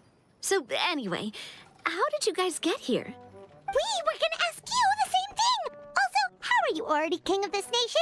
And where did you get a crown? Oh, wait, don't say it. You just woke up like this, right? Oh, Paimon, are you jealous? Are you jealous of Queen Navia? Sounds like you've answered your own question. But before I woke up, I heard a voice say to me, "You are the king of Constellation Metropole. Now go forth and save your city." Oh, this sounds like a Hexen Circle member, all right. A similar thing happened to me. Oh, yeah, sorry. You must be the fairy of the Forest of Blessings, right? This is Nilu, a friend that we made during our time in Sumeru. Why doesn't Nilu get more of an introduction? We made it such a long introduction for Kirana, and then Nilu was just like, oh yeah, she's a friend. Homie, spit out her titles right now. Nice to meet you, Miss Nilu. I'm Navia, the president of Spina di Rosula. If you ever get the chance to go to Fontaine, make sure you come and visit me. I'm based in Poisson. Seems like you're taking this all in stride. Aren't you nervous about getting stuck here and never being able to get back home? Why would I be worried about that? We've faced much bigger problems than this before, and we always pull through. This should be a piece of cake. Oh, the guy falling in the background. Oh no! Besides, life's always full of surprises. You gotta learn to just enjoy it. That sounds like a great outlook on life. You have a very optimistic spirit. Thanks, I'll take that. Honestly, though, it also puts me at ease to find out that you guys are the fairy and heroes that I've been hearing about in this prophecy. We're kind of veterans at dealing with prophecies by now, aren't we? About that, has anything bad happened in the Metropole? We heard about an evil dragon. Did it make a mess here too? It sure did. Apparently, for whatever reason, he went for the stars above the city recently. Literally just flew up and started snatching them out of the sky. Oh! Luckily, the guards responded quickly and stopped the dragon from taking them back to his lair. Unfortunately, though, he dropped them before he flew off. Now they're scattered all around the Metropole. Oh no, we have to find the star bits. I've been out trying to retrieve them, but I only managed to get one of them before you showed up. Oh, I didn't ask yet. What brings you to the Metropole anyway? Oh, Paimon can explain. And then Paimon explained. Huh, I see. So, you want to consult the Oracle of the Goddess of Prophecy. Do you know how we can do that, Miss Navia? Well, the goddess's statue is indeed at the top of the castle. I can take you up there. Well, that seems like an easy cop-out. It seems like we're gonna run into trouble halfway. I've heard from the citizens here that the goddess hasn't given out any new revelations in a very long time. Oh, how convenient. Really? But Grandpa Almond told us that he received his prophecy from the goddess. From a very long time ago, maybe. Oh, that's probably because the prophecy about the hero of Simulanka has been around for a very long time. I'm going to shut up, apparently. But recently, people realized that the goddess didn't reveal anything about what's supposed to happen after peace has been restored. Huh. Okay. Still, can't hurt to try your luck. And maybe you can help me get rid of the invaders while we're at it. Invaders, the what now? Invaders? So the dragon's not your only problem? Right. The forest isn't the only place where strange things have been happening to the residents. Have you come across the gift from the Goddess of Prophecy yet? You mean the protection magic that stops them from coming to harm? We saw it in action.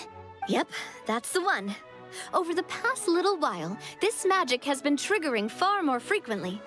We don't know if it's simply because the Metropole has grown a lot more dangerous, or if there's a deeper reason behind it. So magic is still getting messed up here. Some residents find themselves getting stuck in a place and unable to move.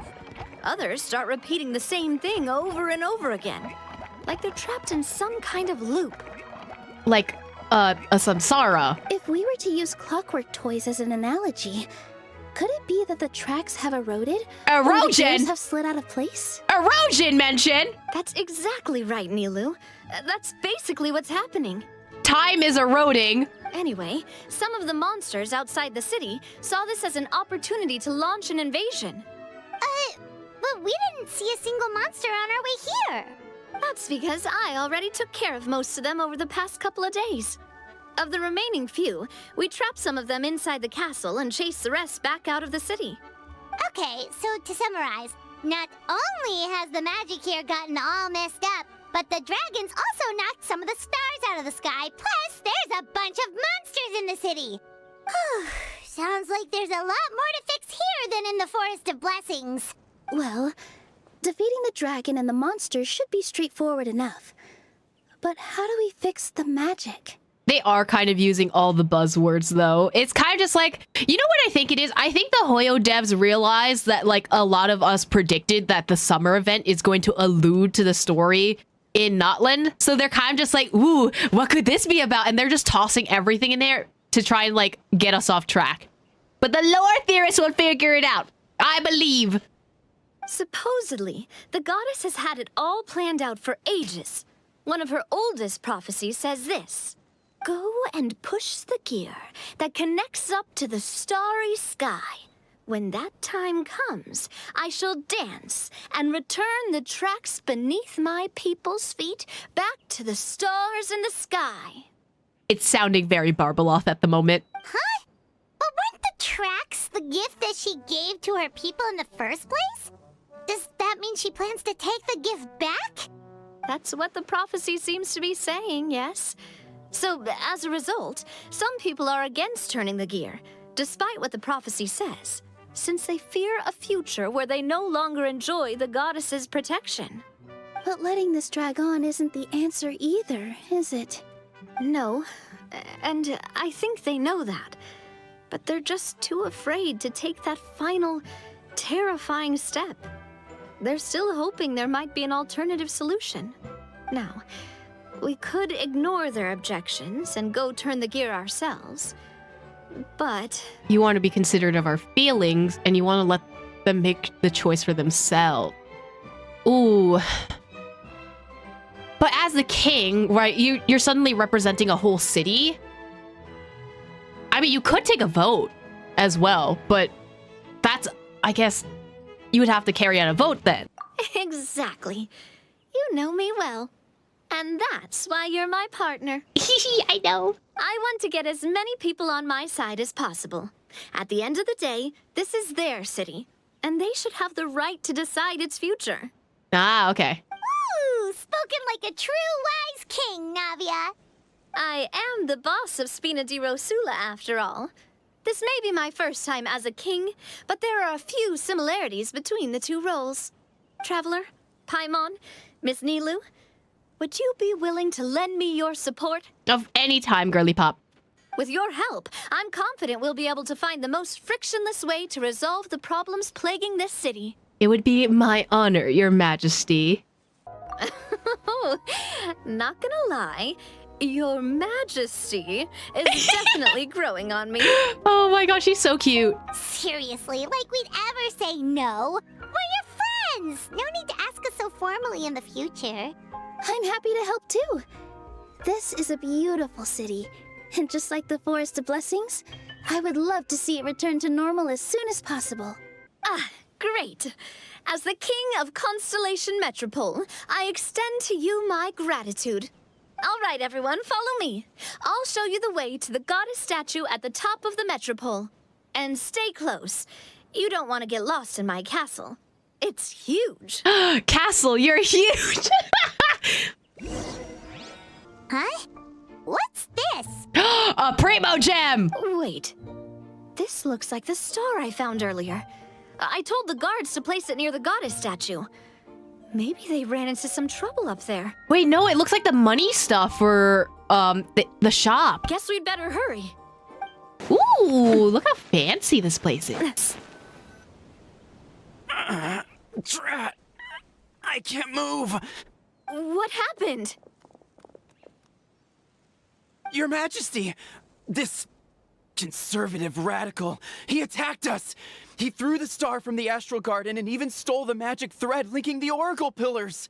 But just as we were about to arrest him, the goddess's magic activated, and now we can't move! Oh. No! Nobody touched the celestial gear! What's an Oracle Pillar?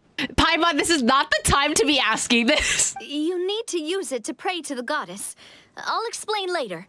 First, let's help these guys. Oh, okay. Third person perspective. So what do I have to do?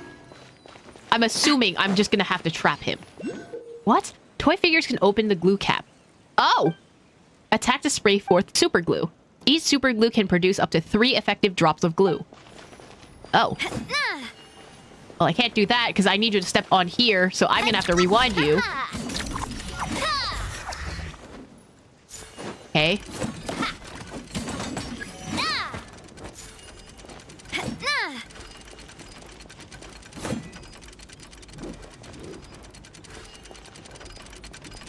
Did that work? Stop right there.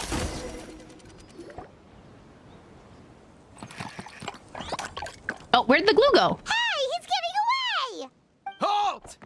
It's okay. Let him go. But, Your Majesty!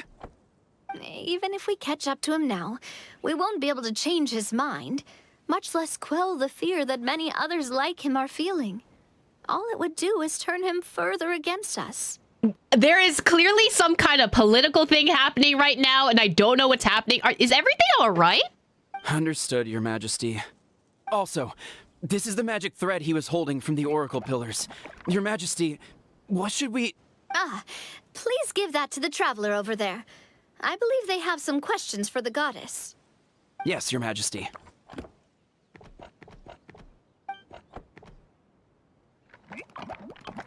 Thank you? So, what do we do with this exactly? Yeah, what exactly do we do with this? See those oracle pillars over there? Just use the magic thread to connect them together in a specific pattern, and the goddess of prophecy will answer your prayers. Oh, you know what this is? It's exactly like Mona's constellation thing in the summer event from like 2 patches ago. Oh, sounds easy enough. Let's give it a try. So what shape do I have to make is now a question. Oh, is this a primo jet? Is this a 4-pointed star? Stop. Conria mentions everywhere. Conria mentions everywhere. It worked! To which course of fate do you seek answers, my child of Simulanka? Ooh. Yeah, it's feeling more Barbaloth, especially because of all the four-pointed stars. Oh, I feel like the smartest reason would be asking how to leave this world, but I feel like every single one of these answers is just gonna lead to the same answer. Nothing. Defeat the dragon? The hero from another world, supported by their companions, shall restore peace to this world. Simulanka's future. Oh. I resolve Metropete's crisis. Go and push the gear that connects up to the starry sky. When that time comes, I shall dance and return the tracks beneath my people's feet back to the stars in the sky. So she has no answers for how to leave the world, nor for Simulanka's future. Ooh. I don't know. That's suspicious. That's really suspicious. Yeah, I'm pretty sure it is Barbaloth now that we're talking to her. But like, I don't like that you don't know anything about the future, nor how to lead this world. I have no more questions. So, Miss Navia was right. The goddess of prophecy didn't tell us anything about the future. Fair enough. Guess we'll just have to play it by ear. Guess we want to push the celestial gear. Then first, we have to restore the sky back to its original state by putting the stars back in their positions.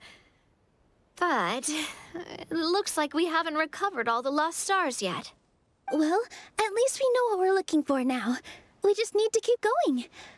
That said, the metropole is huge. Where do we even start? Oh, that's the easy part. I already compiled a list of the Lost Stars locations based on eyewitness reports from across the city. Here you go. They should all be marked. Would you mind going around and fetching them for me? I have a few other things to take care of. You got it. We'll be back in no time. Oh, awesome. In that case, meet me back here once you've found them all. How many stars are we supposed to collect? Oh, Navia? How are you doing? Found them all? Sure. Oh, I didn't find everything. No worries. I'll be right here. So just come find me once you've retrieved them. I'm counting on you. Uh-oh. Forced exploration? Seeing Navia without her hat is so strange. I'm not gonna lie. This seems... the comparison between the two is so strange. It's literally right here. I just never picked it up. That's crazy. I literally just never picked it up. Now I have to walk all the way the fuck back. How are you doing? Found them all? Yep, here they are. Wow. You guys are efficient. Now let's go hang them up in the sky. In the sky? How do we get up there? Fly. Oh, I got us covered. We will, of course, be taking the Aerial Express. The what express? I'm sorry, is that just a few letters away from the Astro Express? Hello? Is that a flying train?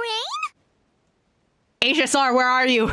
Where's my Trailblazer? Where's my Dodhog? Where's my March 7th? Where's my Himiko and Well? Hey, you already took a train that runs on water. Is a flying train really that much weirder? Well, at least the Maritime Express still runs on a track. Oh, come on. Don't worry about it. This train has been blessed by the goddess of prophecy. Its whole purpose is to protect the metropole's skies. Machiavelli, is that you? It took me a lot of effort to find it, you know. I don't think anyone's used it in like 100 years. Is Navia Himiko? She's the one that found the train after it was discarded after like a ton of years? Oh my god, Navia's Himiko. That's why I like her. 100 years? Are you sure it's safe? Let's not forget that the goddess of prophecy's magic has been going haywire recently. Well, it's not like we have any other options. Unless you want to do the honors, Paimon. Fancy flying up there on your own? No, thank you. It's way too high up. Oh, wait, Nilu. You've got a feel for how magic works here. Can you do your thing and sense if this train is a real deal? I can try. Yes, I can sense traces of magic, but it's different from the kind I felt in the forest, so I don't know. Okay, fine. Guess there's only one way to find out. That's the spirit. I'll come with you. Miss Nilu, will you be joining us? I think I'll stay behind. That way, if something does go wrong, you'll have someone on the ground to get you some help. That makes sense. If the train does break down, you can make us a giant origami crane to come bail us out. Or if a crane's too difficult, a finch could work. Not that a finch could work. Okay. You say anything after? Best of luck. A finch, huh? I think I know how to fold one of those. I want to go on the Astro Express. I don't think I'm going the right way. Hold on. Where's the Astro Express? Choo choo. Let me find a hot general and a Vidyard or a dragon, please. Thank you. Ride the Astro Express. Go!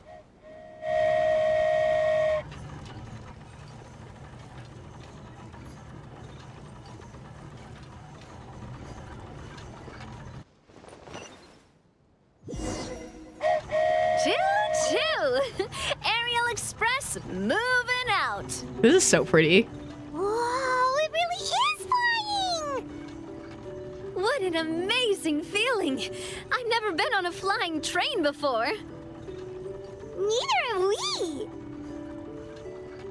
Can I sit with Navia? Can I stand with Navia? Will I fall off if I don't do that? Oh, I thought it was gonna fall off. Hold on. Yay! Wait, what did I need to place? Place what? Oh, my bad. Hold on. That There you go. should do it. On to the next location. I forgot we were here on a mission, and this is not just a date with Navia. Hold on, I want to be with Navia. Oh, my bad. Hold on. My bad. Hold on. I'm getting there. Let me put the stellar jades everywhere. Don't worry about it. We are so high up. Don't look down. Don't look down. Immediately looks down. Oh, hang in there, Paimon. The hard part's nearly over. After that, it's downhill all the way. Don't say downhill all the way! That is the last thing Paimon wants to hear! Yes. And then... Oh my god! I almost fell off! Hold on! I got it! There we go. We're finally done! Okay, let's get back down while this train is still working! That's crazy that Paimon's afraid of heights.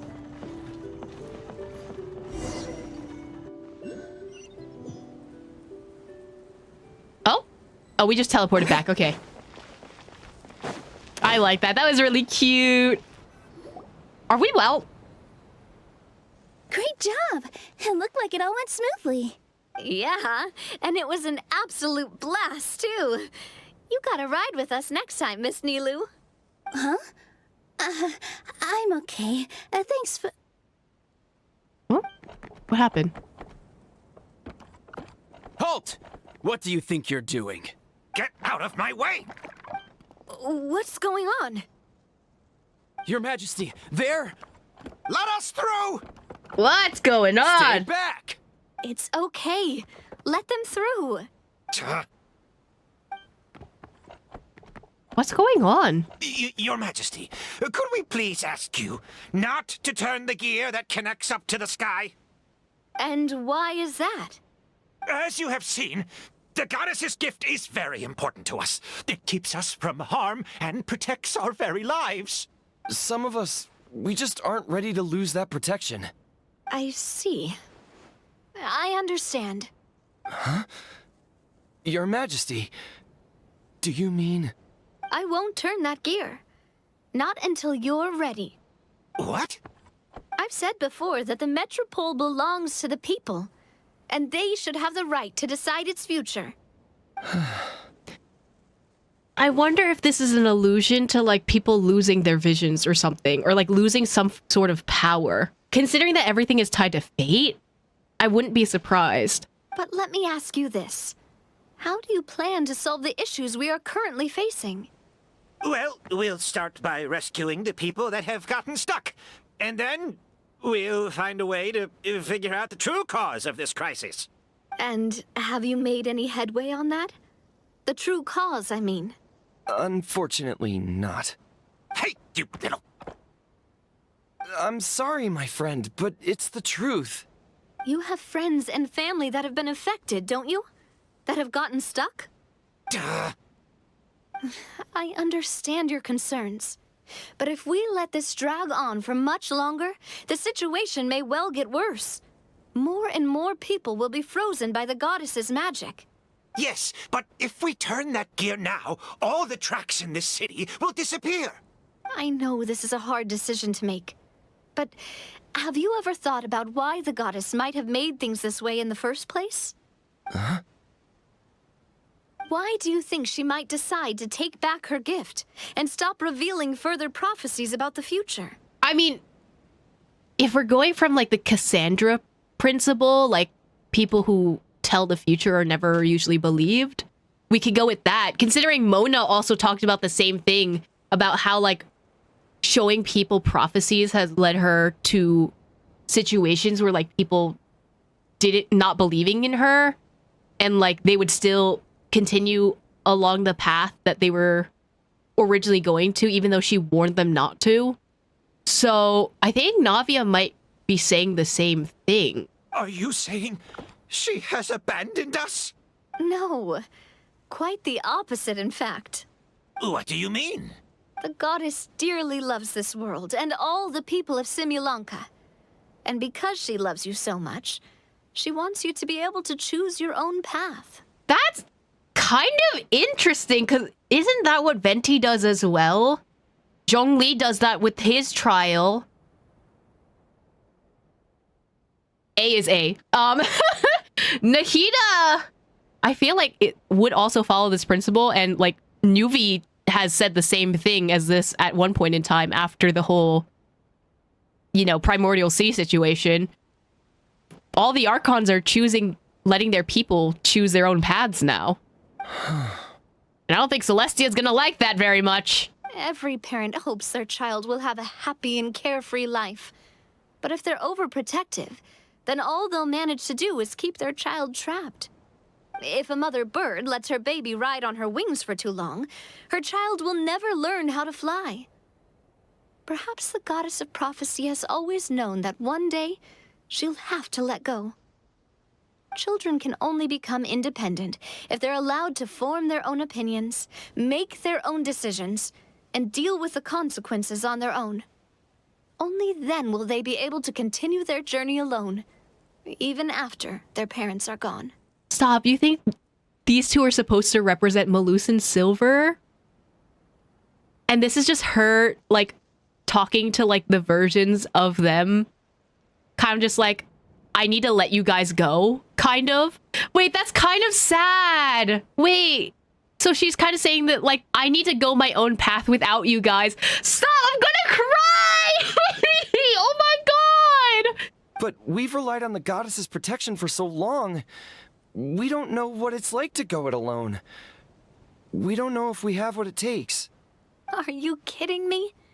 I think you've proven yourselves more than capable of that. What do you mean? You made a call in a time of crisis, and you've come all this way to talk to me. Even the guards couldn't stop you. That must have taken a lot of courage.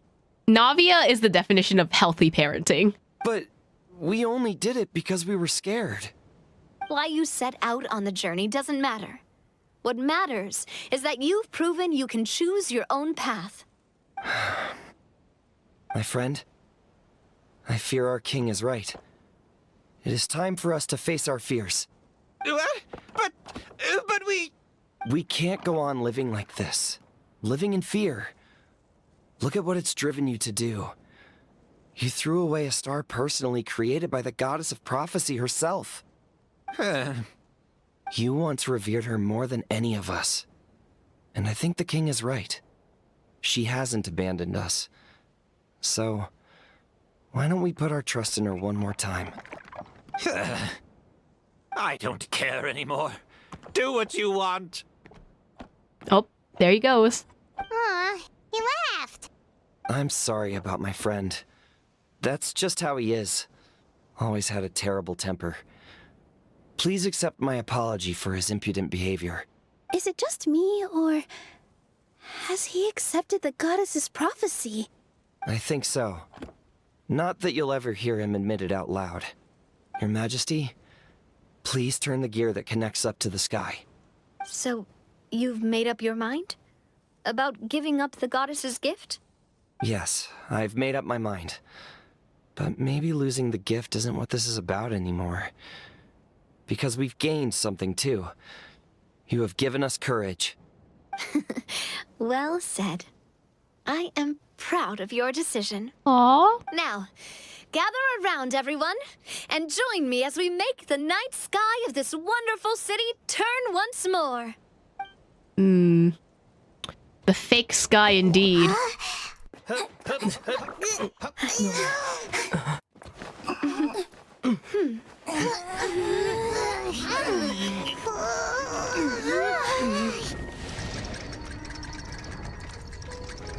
What's like a big music box?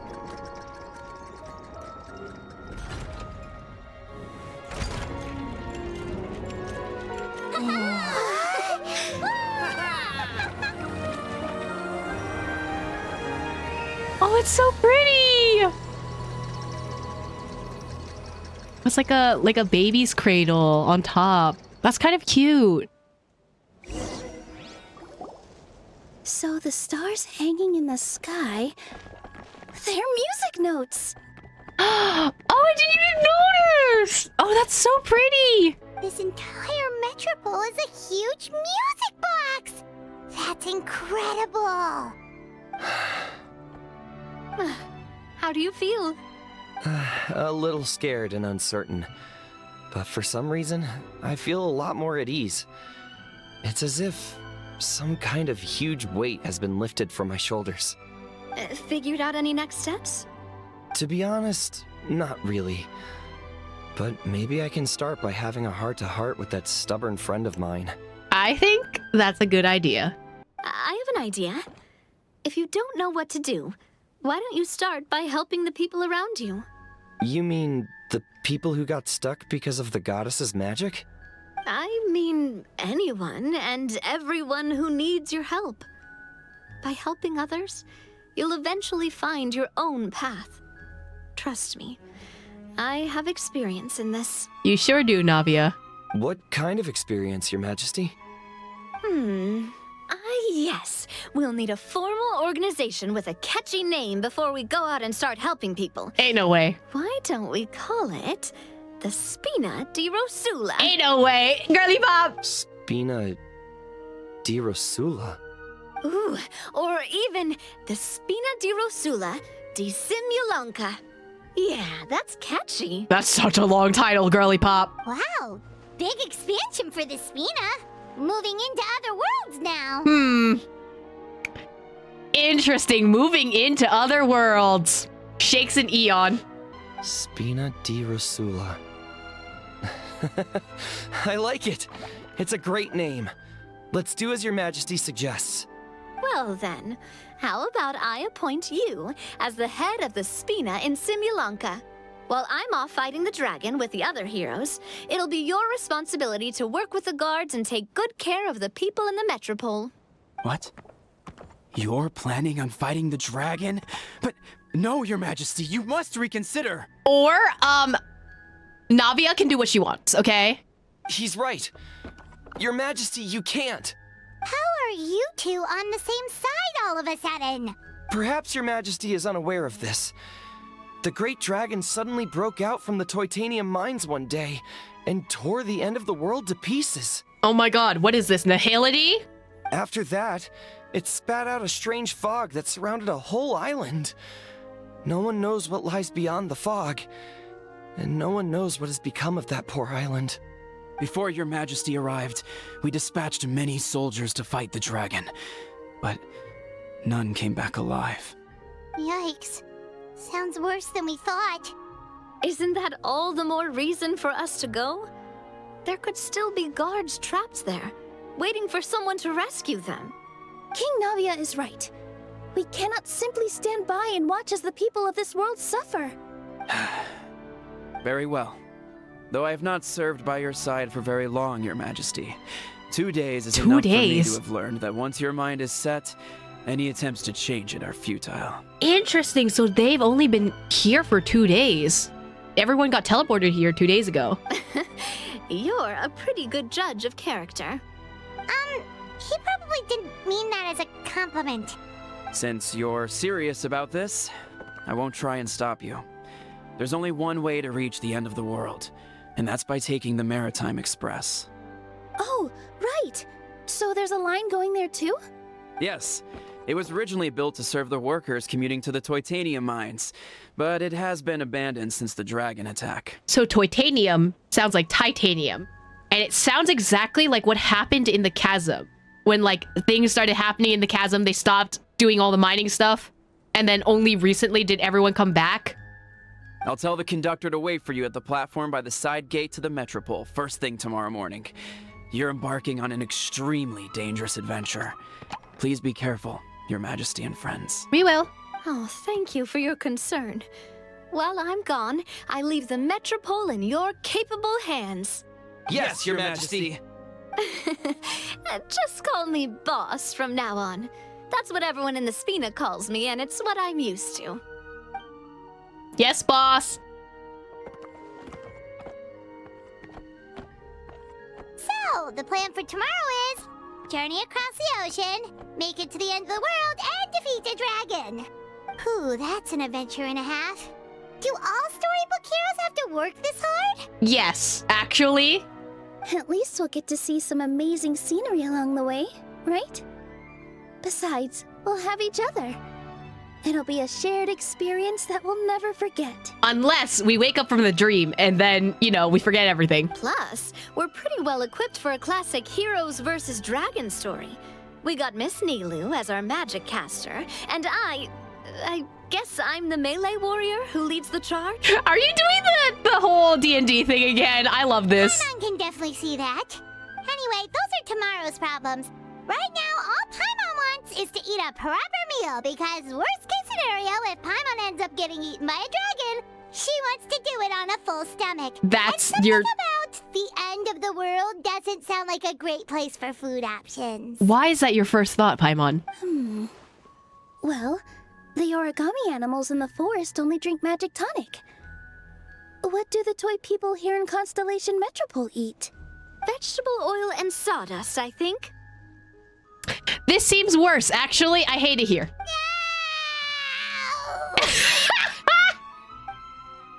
Oh my god. Oh, whoa! Look at that! Look at Barbalos spinning. I think that's the end of chapter 2. Wait, I want to read this. Wait, no. Give me the sheet music. No. Come back. It's in 2-4. No, I can't read the rest of it. No! Why would you put sheet music here if I can't read it? Wait, hold on. So, it's...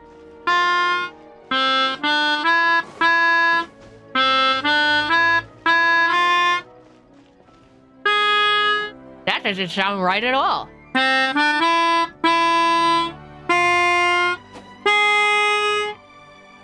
That's what it's supposed to sound like, which I don't think it's supposed to sound like that. Homie pulled up a whole ass musical instrument. This is me content.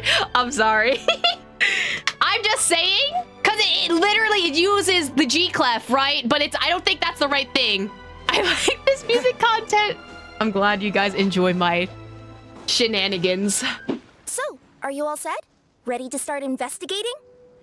Oh, it's voiced. Okay. Sure. Great! Then let's go! Where are we going? I've delivered packages all over, but I've never seen a mysterious fairy tale world like this before.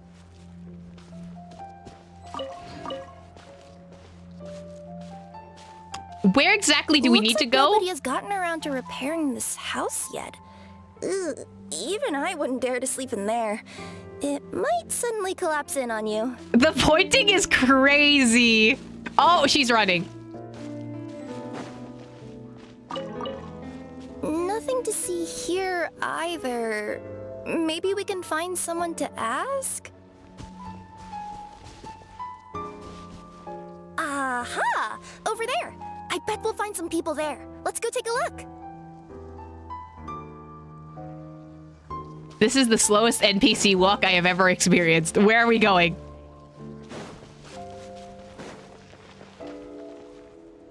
Uh-huh. I was sure there'd be people here. There once was a goddess who ruled over fate. Hello? Before she died, she left 3 riddles for the kingdom she had created. Why does this person sound like the Slay the Princess narrator? What? Who said that? Long story short, on this day, a sentient feline, an outlander, and a diminutive pixie arrived on the scene. They saw a narrow path off to the side. Okay. What is this, Stanley Parable? Yeah, if you gave ambiguous instructions like that to a Comania Express courier, they'd give you the parcel right back and tell you to write the delivery address more clearly. Despite how obvious the answer was, the perplexed pixie and the flummoxed feline struggled to work it out. Although, perhaps a small part of the blame could be attributed to my dull narration. Did you just call us stupid and then proceed to also call yourself stupid? All right, let's try this again. The path on the left-hand side seemed to give off an enticing fragrance. Enticing fragrance? This is the way to wealth and glory. Ooh, that sounds like the start of a good story. Then what? Then what? I think we have to walk there, buddy. Oh. At the end of the path, the motley crew would soon spot a secret stone room. A prophecy had once foretold of a marquis who shall one day venture inside, and thus it is named the future marquis's abode to be. You like it? The future marquis's abode to be? Got a nice ring to it, doesn't it? That was a little bit boastful. But before you continue, I must warn you of the danger that lies ahead. For example, under no circumstances should you sit on the chair in the center. Otherwise, the consequences could be a bit embarrassing. Okay, so just like Stanley Parable, I'm gonna absolutely not listening to this. Oh, you are going to repeat this until I... Where's the chair? I'm going to sit on it. Venture inside, and thus it is named the future marquis's abode to be. You like it? The future marquis's abode to be? Is he gonna keep yapping? Nice ring to it, doesn't it? Homie, there can only be one yapper in this house, and it's me! Before you continue, I must warn you of the danger Where's the that lies chair? ahead. I'm going to sit on it. Under no circumstances should you sit on the chair in the center. Where is the chair in the center? See, I probably should have listened because I don't know where I'm going anywhere. A bit embarrassing. Are you gonna continue? No, he just repeats it twice, that's it.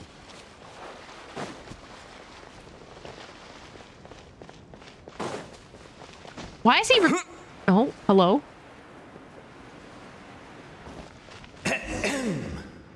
So many summers, winters, springs, and falls, and now at last a hero hither strides. This realm knows not what lies beyond its walls. This is the same voice actor doing different characters. Wait, new voices. Who are they? Who are they? I will sit in the center. Oh. Witness pact! Witness pact!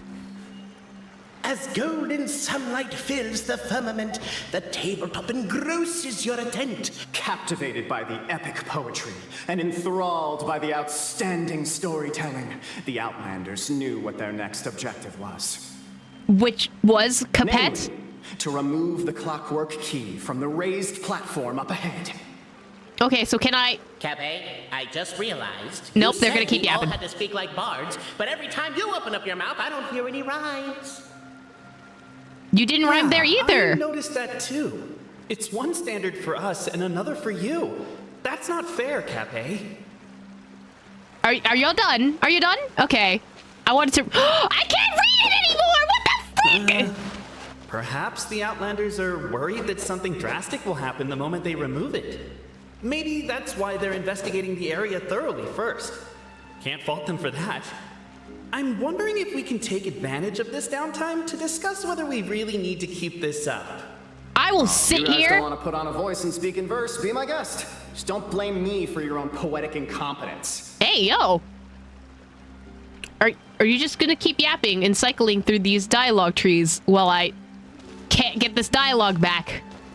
So I can't read it? You thought you could trick me? I have the power of being able to look at my VOD. What do you mean, woo? No! In the name of the elders of our 3 tribes, we hereby from this pact that from this day forth our people shall harm one another no more. No more shall we drip glue into each other's breath. Why are you doing that? Nor strike each other's heads with pickaxes. That sounds awful. Nor secretly drink growth serum that does not belong to us. Huh? We acknowledge the truth that had been determined by the great clockwork key, and we shall see the family of truth as supreme. 3 witnesses to history within the future Marquis abode to be. Quietly awaiting the Marquis of Carabas, who is foretold will pluck up the great clockwork key. Let this esteemed one guide us, revealing one truth and 2 fictions. Of course, the highest house has not been selected. Then we may yet contend in private within permissible limits. But no more glue. It does far too much harm and is utterly inhumane. Every day I suffer for the sake of content. I can choose to sit on the other thrones, but the one in the middle has glue on it. I do kind of want to sit on it, even though I know the consequences. I'd sit on a chair with glue on it. That sounds like an awful decision. Sit on glue. Why are you guys so insistent about the glue chair? I want to see all the other options for seats, though. Nothing happens. Okay, cool. Love that. Nothing happens. All right. Oh no, this suspicious pile of glue on this chair. I wonder what happens if I sit on it. Stop the poem. We have a situation. Something's up with this person. Traveler? Are you alright? Turns out there's glue, as if I didn't see it. You try to stand up, but the glue is holding you firmly in place. Come on, you can do it! This can't be how our story ends. Try to stand up. You manage to partially unstick yourself. The issue is that you can't break free. It's more that you don't want to tear your clothes in the process. They mean a lot to you! I mean, for the fact that Traveler doesn't have any other types of clothing and Hoyoverse refuses to give us skins, then I don't know. Can I give you a hand or a tail, even? I'm attempting. What is with this face? I'm gonna keep trying. You finally free yourself and stand up. Close attack. It's giving Kayla's stale energy right now. Oh. And now I can just sit freely. Okay. Thanks. Thanks for the cutscene. With wood and earthenware strewn all around, the demon feline's fury can't be quelled, reducing them to rubble on the ground. No, you don't. I wrote that line. Plagiarism! Just because you can't... As the Outlander stands before the clockwork key, they're overcome by a sudden urge to set it free. Also, Cape, that'll be my last rhyming line. I'm not writing any more poetry until you apologize. What does it matter anyway? I've lost count of how many people have tried this before. No one's getting that key out. Oh, wait, is this like, Arthur and the Stone and the Sword thingy? Strong as stone, firm as steel. The Outlander pulls, but it does not yield. This has happened many times before, but this time is different. A thought enters the Outlander's mind. Attack! Attack! First weaken the structure, then seize the treasure. The attack now over. Only one final step remains. Now it is the time to seize the key. Yes! Finally! Come on, move your butts! And your lights, assuming they're still in working order. It's showtime! What? No hard feelings about your lack of poetic contributions? Oh! Let it go! Oh, hello! Hi! Were you guys hiding in this corner the entire... Could I find them in the corner the whole time? Welcome, esteemed and noble Outlander. Allow us to introduce ourselves. We represent the 3 great clans of this realm, having been selected as its authorized historical supervisors. Interesting. Okay. I'm assuming this is also a reference to the clans in Notland. Our purpose being to await the arrival of one such as yourselves who shall remove the clockwork key. My name is... You're Cape, he's Albizzi, and that's Bobarano, right? Oh my god, Kira, I was like, can we just get this over with, please? You've done so much talking that we can already tell you apart by your voices. Aren't we missing someone, though? The guy who led us here to begin with? Oh yeah, where's narrator? Who? And thus was born the long-awaited fellowship, destined to uncover the truth of the past. Allow me to quote, if I may, in the history of Constellation Metropole, a new page has begun. Him. Well, there's no 4th person, so which of you is the ventriloquist? Come on, out with it. We've never heard that voice before, but he sounds like he'd be good at reading bedtime stories to children. Yes, he does sound like a narrator, thank you. Well, whoever it is, I don't know and I don't care. Forget about him. We have far more important things to focus on, like where our journey goes from here. So you're not concerned at all about the disembodied voice that is currently talking to us? That key you hold is the pivot point about which the past and present of the Metropole revolve.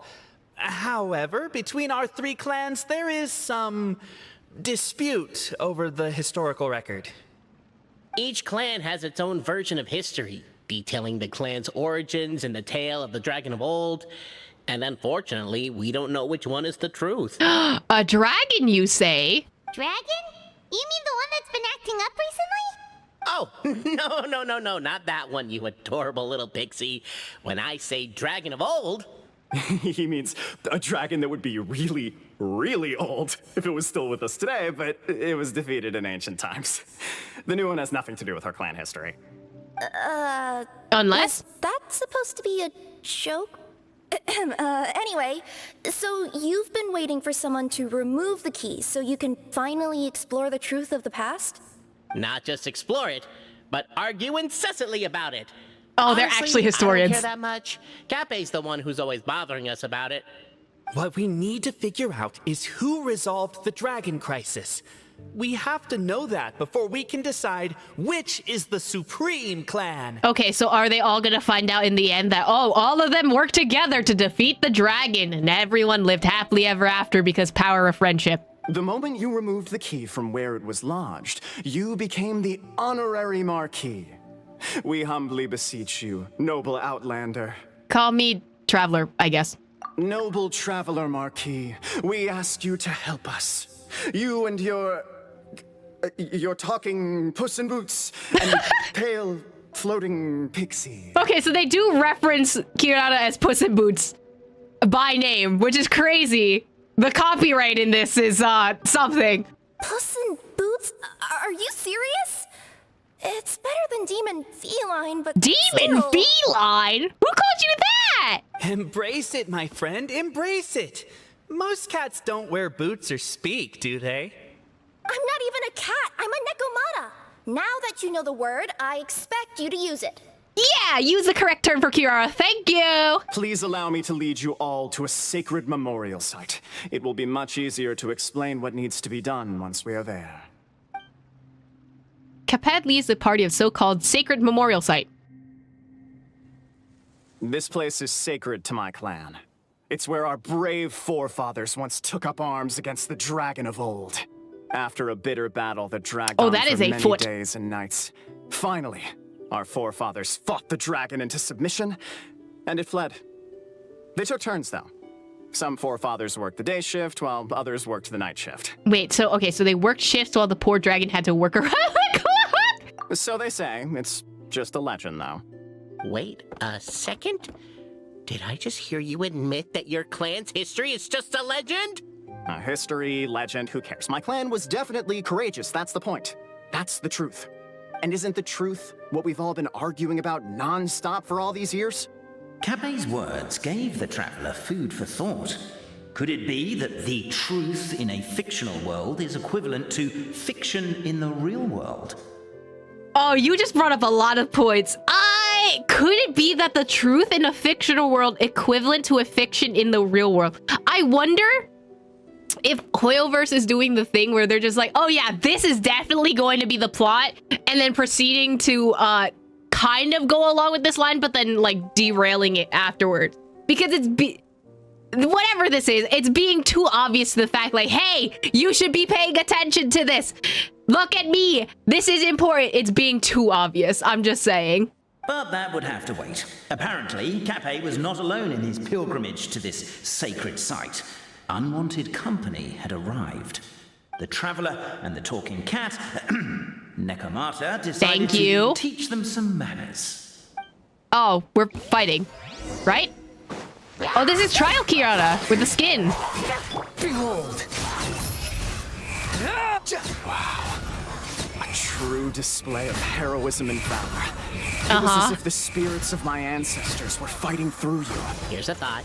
Could be wrong, but maybe the Traveler Marquis is a lot more powerful than your ancestors. Oh? Well, technically, by saying that, aren't you...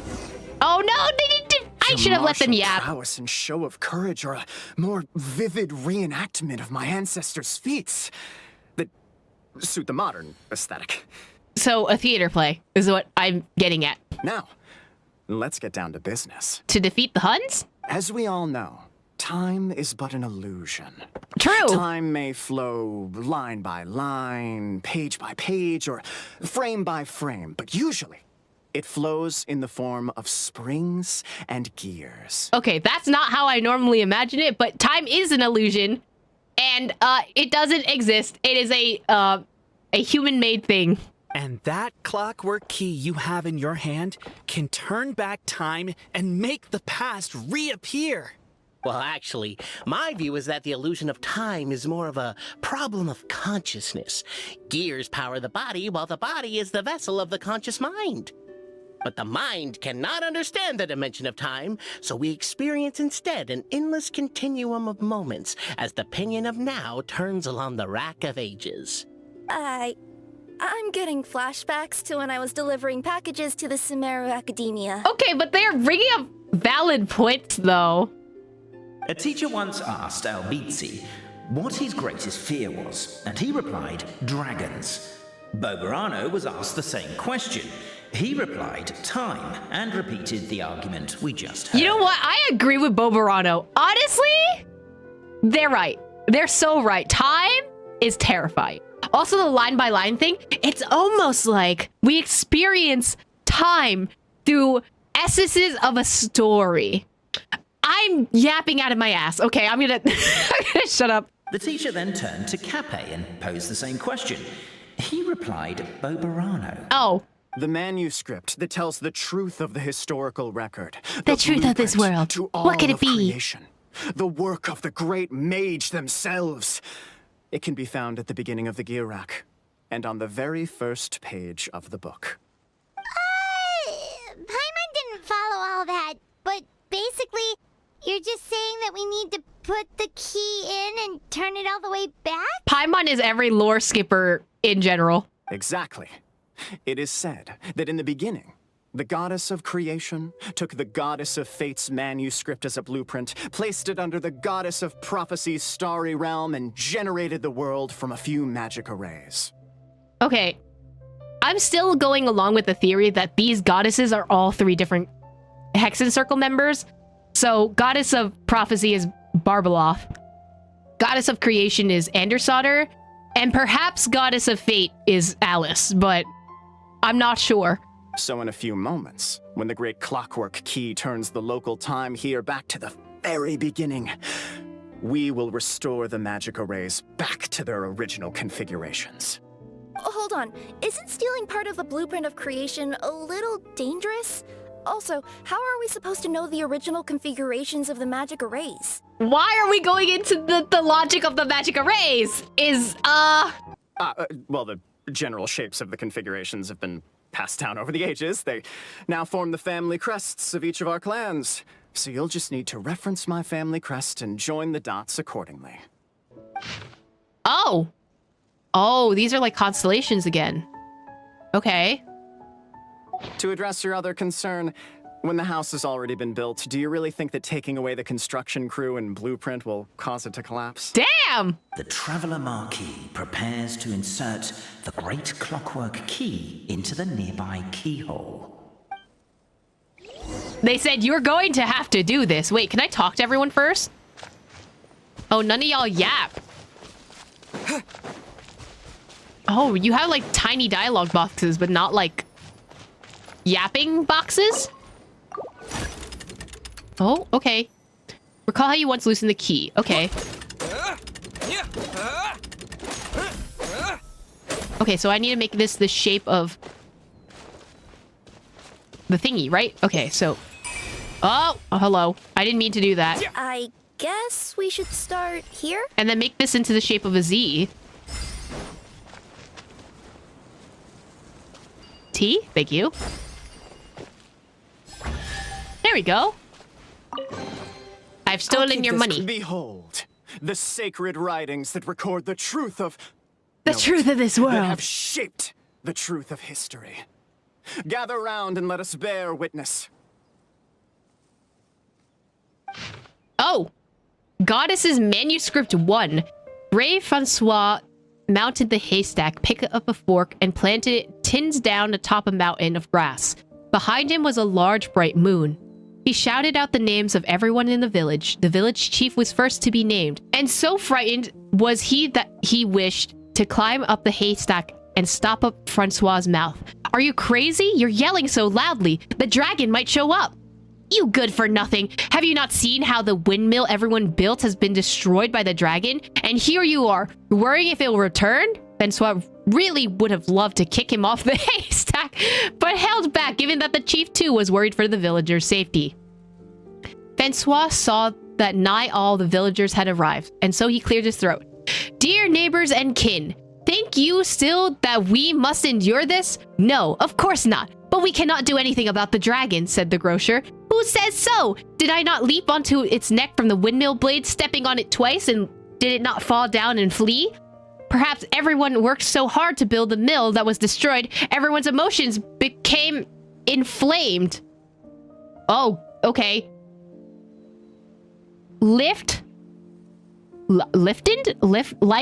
I don't know. Their fists they declared to take something the dragon. But Francois lifted his own hands and calmed the crowd. Let's go home for today, everyone. Everyone's present. Lack of self-preservation is not bravery, but rather wrath. If we yet desire to face danger after calming ourselves, only then may we truthfully call our sentiment valor. So everyone went home. The next day, there were still many youngsters who wished to follow Francois to take on the wicked dragon. Who would have known that the valiant possessed the protection of the goddess's radiant charter? Encountering true valor, the dragon could neither spout fire nor slash with its claws, and was forced to allow the other party to call pauses and switch personnel. And so, after several days and nights of fierce fighting, the wicked dragon could no longer bear it and chose to surrender. A. Anders' daughter? Anders' daughter, is that you? Feast your eyes, rejoice, and cheer. For this is the unquestionable truth. Look at the signature. Nobody is capable of forging that. I don't believe it.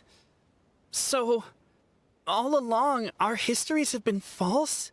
Don't lose heart, Albizzi. It does not follow from his is true that ours are false. That might be the most bogus logic I've ever heard. No? Keep up the mental gymnastics, Boberano. I've been waiting for that look of jealousy on your face my whole life, and I'm gonna savor it. Okay, just because one thing is true does not mean that the other things are false. Like, that's not a hard concept to learn, Capet. And yet, it seemed that this conundrum could indeed have more than one solution. Everyone agreed that there may be more than one truth. The party decided to visit the sacred sites of the other clans and see what their documents had to say. Isn't a narrator supposed to remain detached and objective? It feels like you're forcing a narrative agenda on us here. Oh my god, what's with Capet? Oh, whatever. I'm in a good mood. Let's do it. The instructions say to repeat the process 3 times, and besides, I'm looking forward to watching you both be sorely disappointed. Let's do my clan next. I'll lead the way. We'll need the key again, right? Let me see if I can pull it out. Yoink! Not the yoink! Oh my god! I love Kirara. The party finds no pedestal in which to place the great clockwork key, only a locked door. Where's your clan's pedestal? Oh, let me guess, you hid it away in advance to save yourself the embarrassment of having it exposed as a fake? What is up with Capet? Bro, if Capet was a real person, I'd, like, kick him in the shins. You done? Okay. Now, since my clan's main claim to fame is... Misinformation, half-truths, and fabrication. Ah, shut up, Cape. Literally, thank you, Boborano. Shut up, Cape. I swear, if I wind up dead one day, the murderer was Boborano. Let those be my last words. My clan's claim to fame is that we outwitted the Dragon of Old and stole its treasure. Ergo, all articles of value that we own, including the pedestal for the clockwork key, lie behind that door. I just realized that Boborano has the actually voice. So, next step is open the door? Almost. There's one step before that. The door is protected by a smart interrogation system. We have to answer its questions, and if we get them wrong, we will alert law enforcement. Jeez. Well, do you at least know the answers? He's probably gonna say no. The correction fluid of time has dyed white the pages of the Book of Wisdom. So no. No, I don't know the answers. That is such a long way to say, no, I don't have the answers. But also, that's kind of creative. The correction fluid of time has dyed white the pages of the Books of Wisdom. It's crazy, and I'm going to take that from him. But worry not. I had a quick word with the constabulary in advance. They'll ignore the alarm if we get the questions wrong, so answer without fear. There's no response from the door, and nothing is unusual about it. Aside from the piles of money nearby. Question 1. Who is it? These nuts. Police! Open up! Chris, is that a we? It's me, I guess. Great yokai, Nekomata in boots. And the trusty travel guide pixie. Travel guide. Trusty travel guide. Question 2. By which virtue did the ancients defeat the dragon? Okay, well, if it's your clan's door, right, you're gonna be biased, and homie said that they defeated him by wit, so I'm gonna say wisdom. If this is the right answer, I swear I'll... Correct! What? A barefaced lie. So low. Question 3. Which is more real? The fiction of the outside world, or the truth of this world? Ooh. The truth of this world. What could it be? I think the truth within a story can be just as real as the real life truth, I suppose, because they are living their own truths. So both are equally real? Hear, hear! Who can be sure that the outside world isn't just a dream? Or a samsara. And that when the dreamer wakes up, they won't just find themselves inside a novel. There is no way to know, therefore both are equally real. All correct. You may have the key pedestal. I'm so smart. I'm so smart. The door opens and a puff of smoke wafts Traveler out. Marquis, you know what must be done. Please insert the great clockwork key. Oh, and this is my family crest. Oh, so it's a key. It's a question mark. Oh. Okay, so the first one was like a Z slash, like a sword pattern. This one's like representing of wisdom, so it's a question mark. Interesting. I see you. How could it be fake? Homie is having a crisis on that windowsill. Hold on. I love you guys. I love you guys little things, but also like, is Homie okay? Oh, he's taking a nap. Never mind. Homie's just relaxing.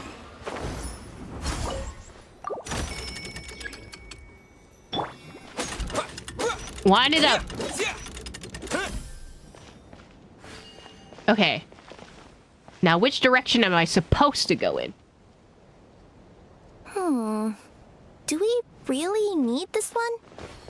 I don't think so, but also...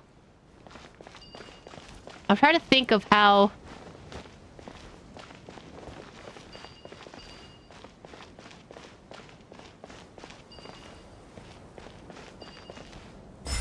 Right? Oh, wait, no, this might be the end of the question mark. Hold on, bring this one back. This is probably the end of the question mark, so let me just do this. Oi, come back.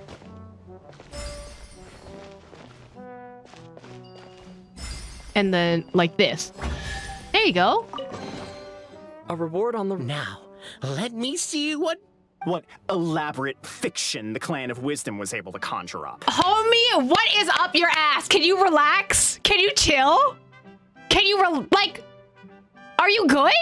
Are you compensating for something? Like, holy shit, relax! If anyone's listening, I would like to submit these as my last words. I surrender. I'm the one who murdered Cappe.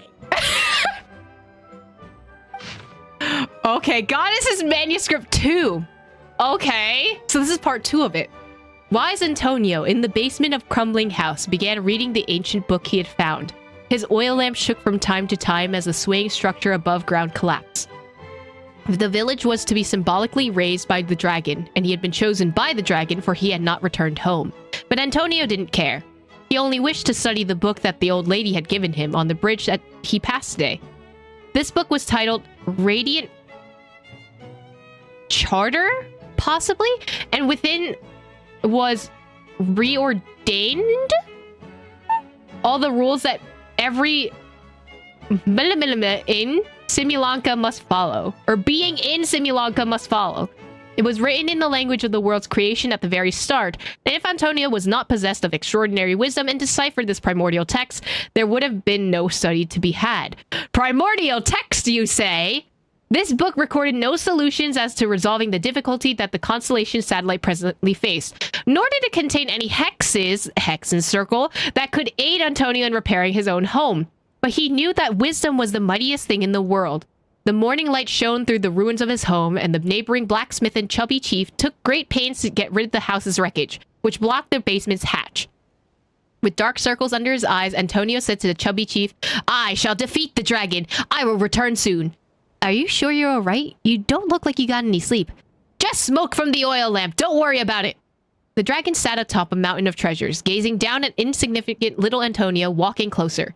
Flames gathered in its throat, preparing to burn the area 1 centimeter before him, all the better to scare this puny, foolish creature away. "Halt! I am a qualified second-class Meister. This radiant charter states that I could refuse a duel." Oh, they didn't block this one out for some reason, even though it was censored up here for some reason. Weird. "States that I should refuse a duel and you cannot use force." This restriction did indeed exist, and so the wicked dragon swallowed its flame whole. Ah, how it dreaded going to the toilet tomorrow. Antonio, for his part, had not expected that the second-class rust-clearing Meister qualification exam he had taken on a lark would come in useful. "And since I am a second-class Meister, I propose a duel of riddles you cannot refuse." Now, Simulanka had just such a law, mainly for the benefit of sphinxes, old sages, and princesses who wished to make life hard for others. The evil dragon had not expected this rule to catch up with it. "I shall ask the first question. My house sold for 8,000 mora yesterday, but I thought there was a room to raise the price, so I brought it back to 9,000, planning to send for 10,000. How much mora did I lose in the end?" The dragon laughed in contempt. "What's so hard about that? You could have waited until it hit 10,000 to make your move, but you sold it for 8 and bought it for 9, so you lost 1,000 mora so you could have earned instead." "Wrong. You burned my house down yesterday, and I couldn't sell it in time, so I've lost far more." "Sorry. I mean, I do have to burn a house, and you happen not to be home, so I might as well hit the one that doesn't result in any loss of life. Now that you lost this contest, I have the right to loot of the same value as your life, minus 1 mora. And considering that you've burned my house, I can seek damages. Let's just assume that my house is worth just 1 mora. Well then, wicked dragon, you know what to do with yourself. Please, spare me. I'll give you anything." "Your words, not mine," Antonio said as he pulled out a contract he had written long ago. Hold on. Who is this, Zhang Li? The contract? Thus did Antonio use his wisdom to take all the evil dragon's treasures. The dragon, devastated, would never again return to attack Constellation Satellite where Antonio lived. Many years later, a child asked Antonio, "You sold your place for 8,000 and spent 9,000 buying it back. So it looks like you actually did lose 1,000 mora." Andersdaughter. Look, my clan's history is true as well! Ah, there's that same unforgeable signature again, right here! What? Oh, does this mean that my clan is the only odd one out?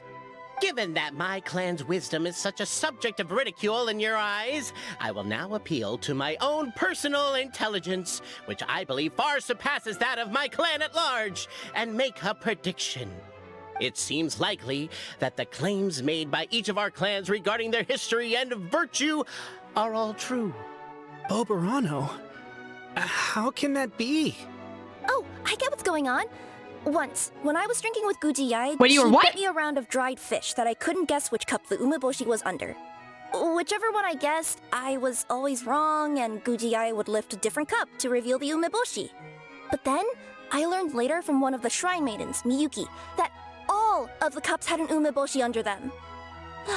Just goes to show, I still got a long way to go before I become a great yokai. Okay, what? You were drinking with Yaimiko. 2, how did you not think she was gonna swindle you like that? That's crazy. Oh, don't mind Fox Lady. That's just her way of teasing you. Actually, that reminds me. We can now open these 3 treasure chests. And unlike the guessing game you mentioned, this one's not a trick. Cool. Well, once you've plundered the last of Boberano's family wealth, we can go to my clan's place. Once you steal all the money, then we can go to my place. Is crazy. You know what? I Guess I'll will. take the clockwork key again then. Yoink! I love every time she says yoink. It gives me joy. But also, give me all of your money. I'm stealing all of it. The cohort of truth seekers followed Albizzi to his clan's sacred site. They arrived to the site of a giant guard towering over them. Up ahead is my clan's gigantified guard. He can be a little pig-headed, and he's incredibly strong. Your weapons won't even scratch him. So, what happens if we light him on fire? Wait, but wasn't Kappei's clan the one that's all about strength? So, what do you guys believe in then? Oh, the guard is one of Kappei's people. Size is a coveted trait in the clan of strength, after all. Mine is the clan of empathy, and our key contribution is growth serum. What's empathetic about that? Our ancestors believed that, just maybe, the dragon of old didn't mean us any harm at all. Perhaps the dragon simply didn't notice us, since we are so very tiny. Guard, you're huge! So, they drank the growth serum and grew even larger than the dragon. Then, they set the dragon down, calmly explained their perspective, and eventually taught it how to empathize. Did you just give the dragon therapy? Is this the first time we're having therapy impact? I'm shook. We're actually getting therapy in here. The serum isn't what it once was, though. Nowadays, it doesn't make you grow all that much, and it actually makes you lose your empathy. So, I advise we take a detour. Wait, so that's the opposite of what? What happened to my therapy impact? Despite Albizzi's words of caution, somebody, no doubt, has other ideas. Surely we could avoid a conflict with the guard, they think to themselves. Hey! If we could just try to understand one another. Hey, listen, you could, listen. Of course, just take the path to your left and go around. But some people are gluttons for punishment. It's all part of the experience, I suppose. So I'm gonna not listen to you, and I'm going to be a glutton of punishment. Oh, never mind. Everyone! I have returned! I come with the long-awaited Marquis and their followers to search for the lost origins of our clan. Well, we weren't told anything about that this morning. Get out of here. Leave us alone. Oh. Screw you, then. The giant guard scoop you all up and throws you outside. No one's able to fight back. Ah! That's so rude.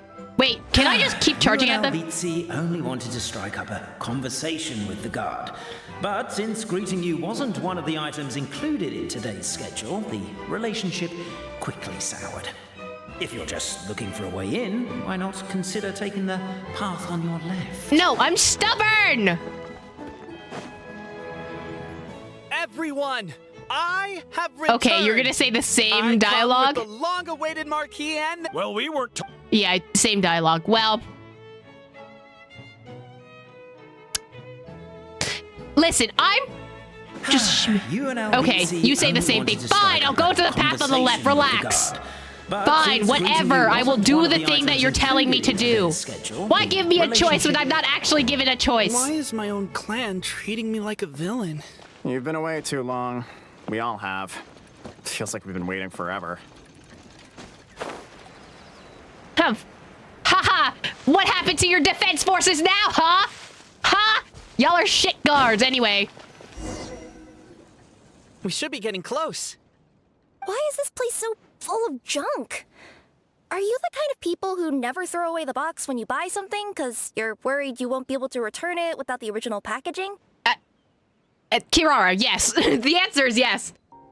We'll never find the Oracle Pillars in all this mess.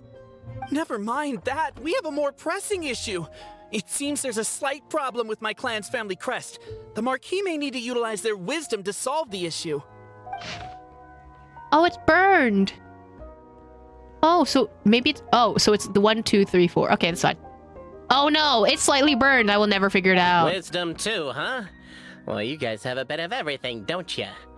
Except empathy. Are you jealous? Are you jealous? Can all of them relax? Over here! I found it! I'm hiding. I'm not hiding. I'm just looking for clues. He's got no guts. Keep the noise down! Can't you destroy the boxes a little more quietly? No. Let me do what I want. Okay, so it has to be... Oh, wait, where's the pillar? Oh, wait, no, I have to hit the thing. Oh, I forgot. Sorry. Oh, but you start there.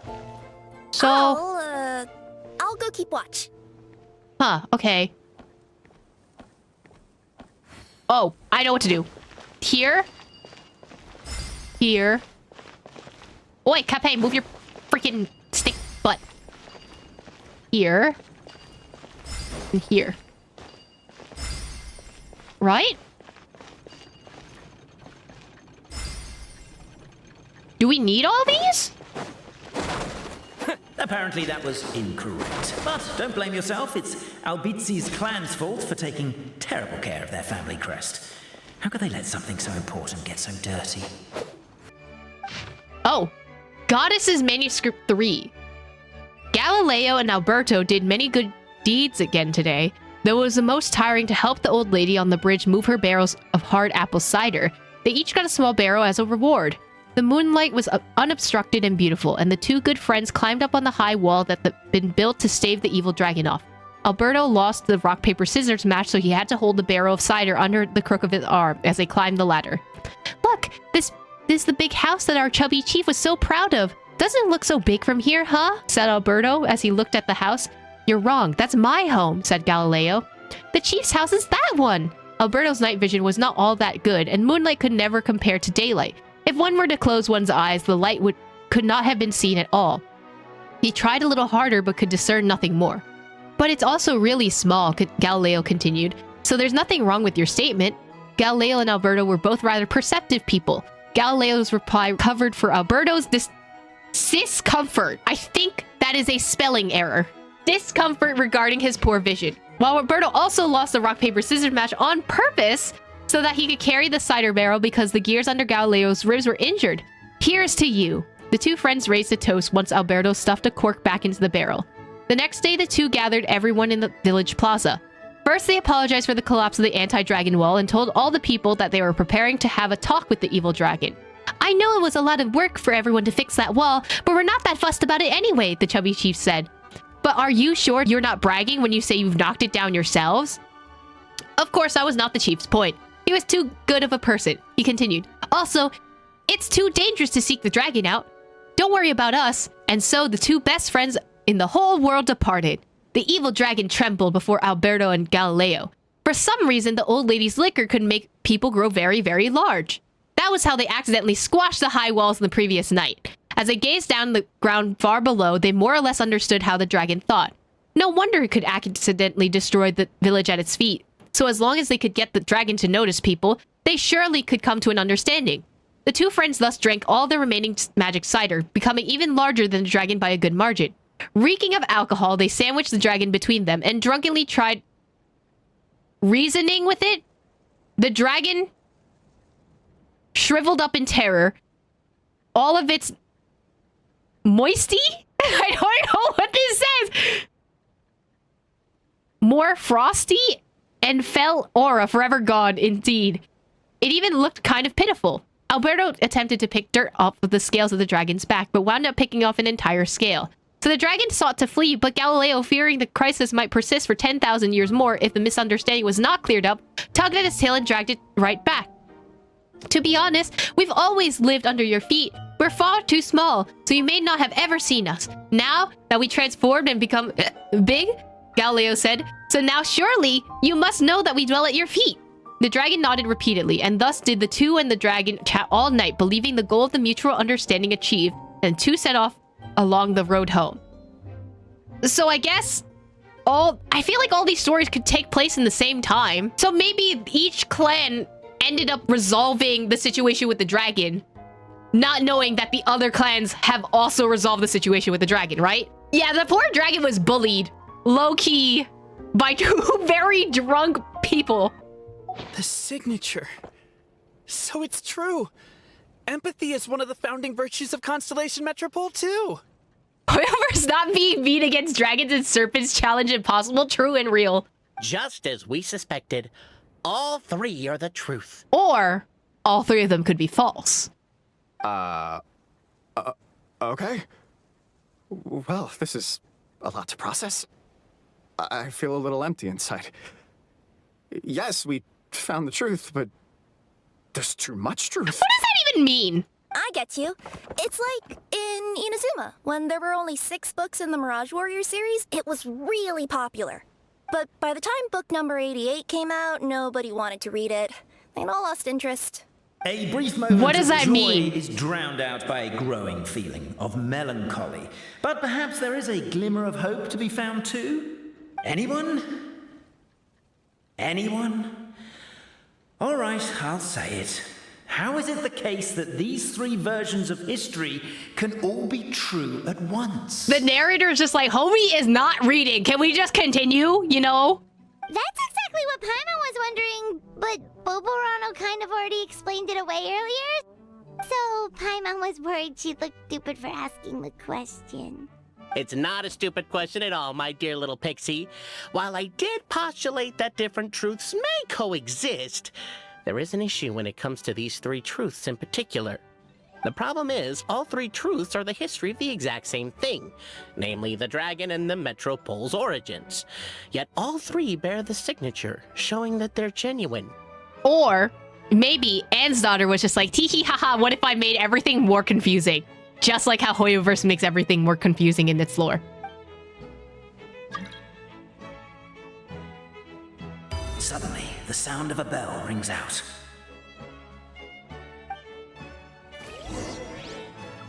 Okay, we have continued plot. It rang once. What does that mean again? Ah, yes. Highest level of emergency. Everyone to the main entrance. Stat! Bring all the glue traps and place them outside the gates. The whole city is on the lookout, and there's only one way out. It's the path right in front of you. Oh, I'm climbing. Okay. I'm running. Why'd they ring the bell anyway? Also, why is 1 ring the highest level of emergency? Obviously because you have to respond fast when it's an emergency. It'd be a bit too late if they waited till the 99th ring. There's so much glue everywhere. When did this happen? How did y'all get glue everywhere? Oh, sure, I'll fly along the magic thread. I love easy teleporting.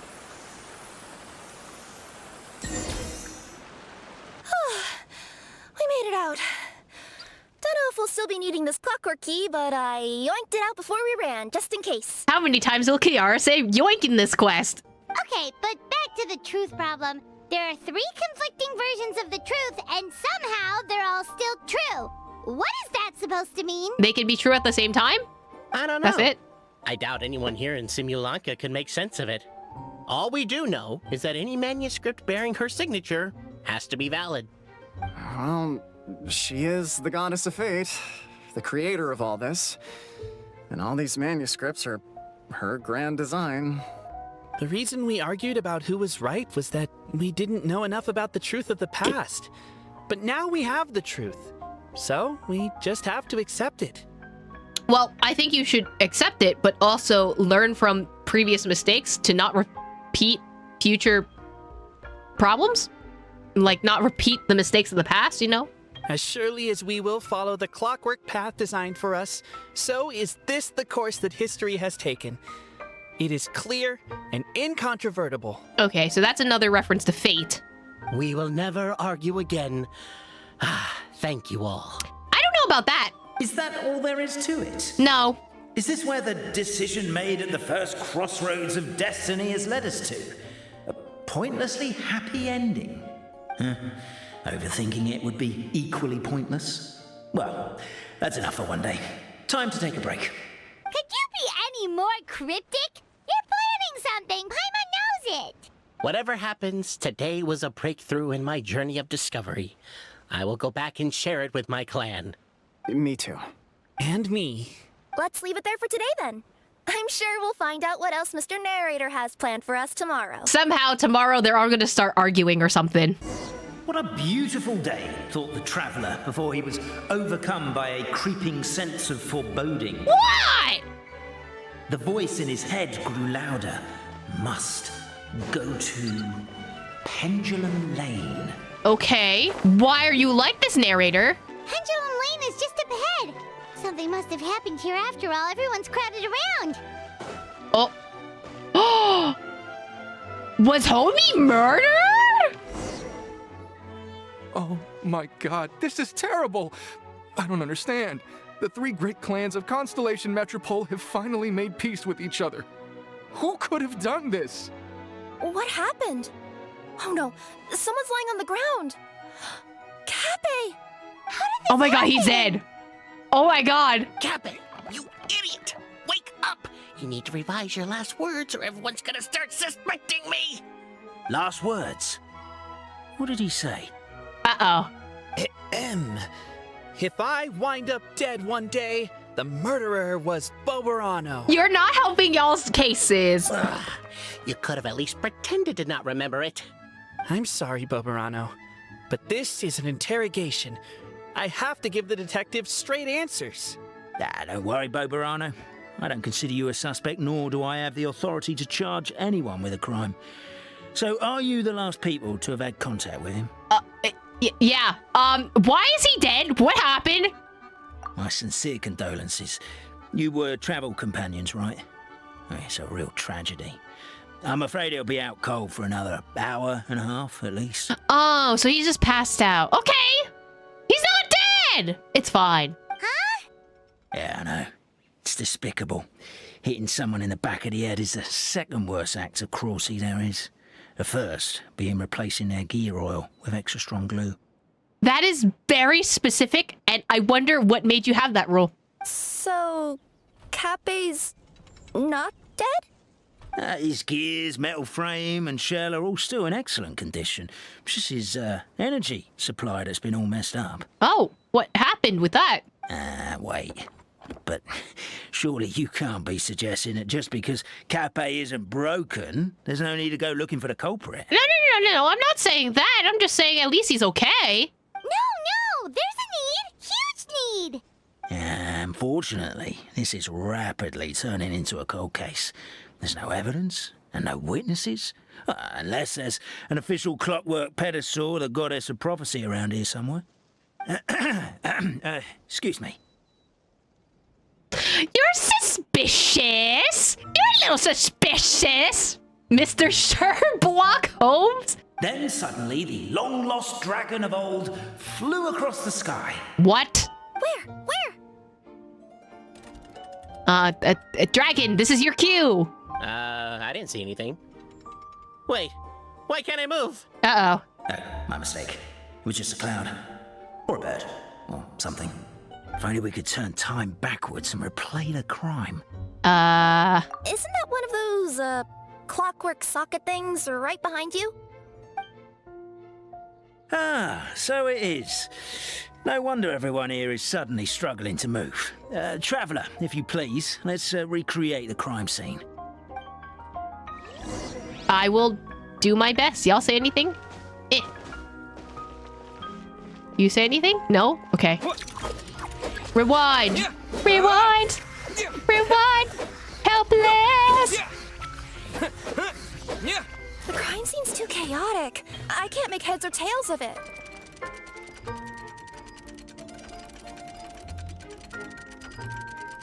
I don't like that it says watch history repeat itself. I don't like that insinuation.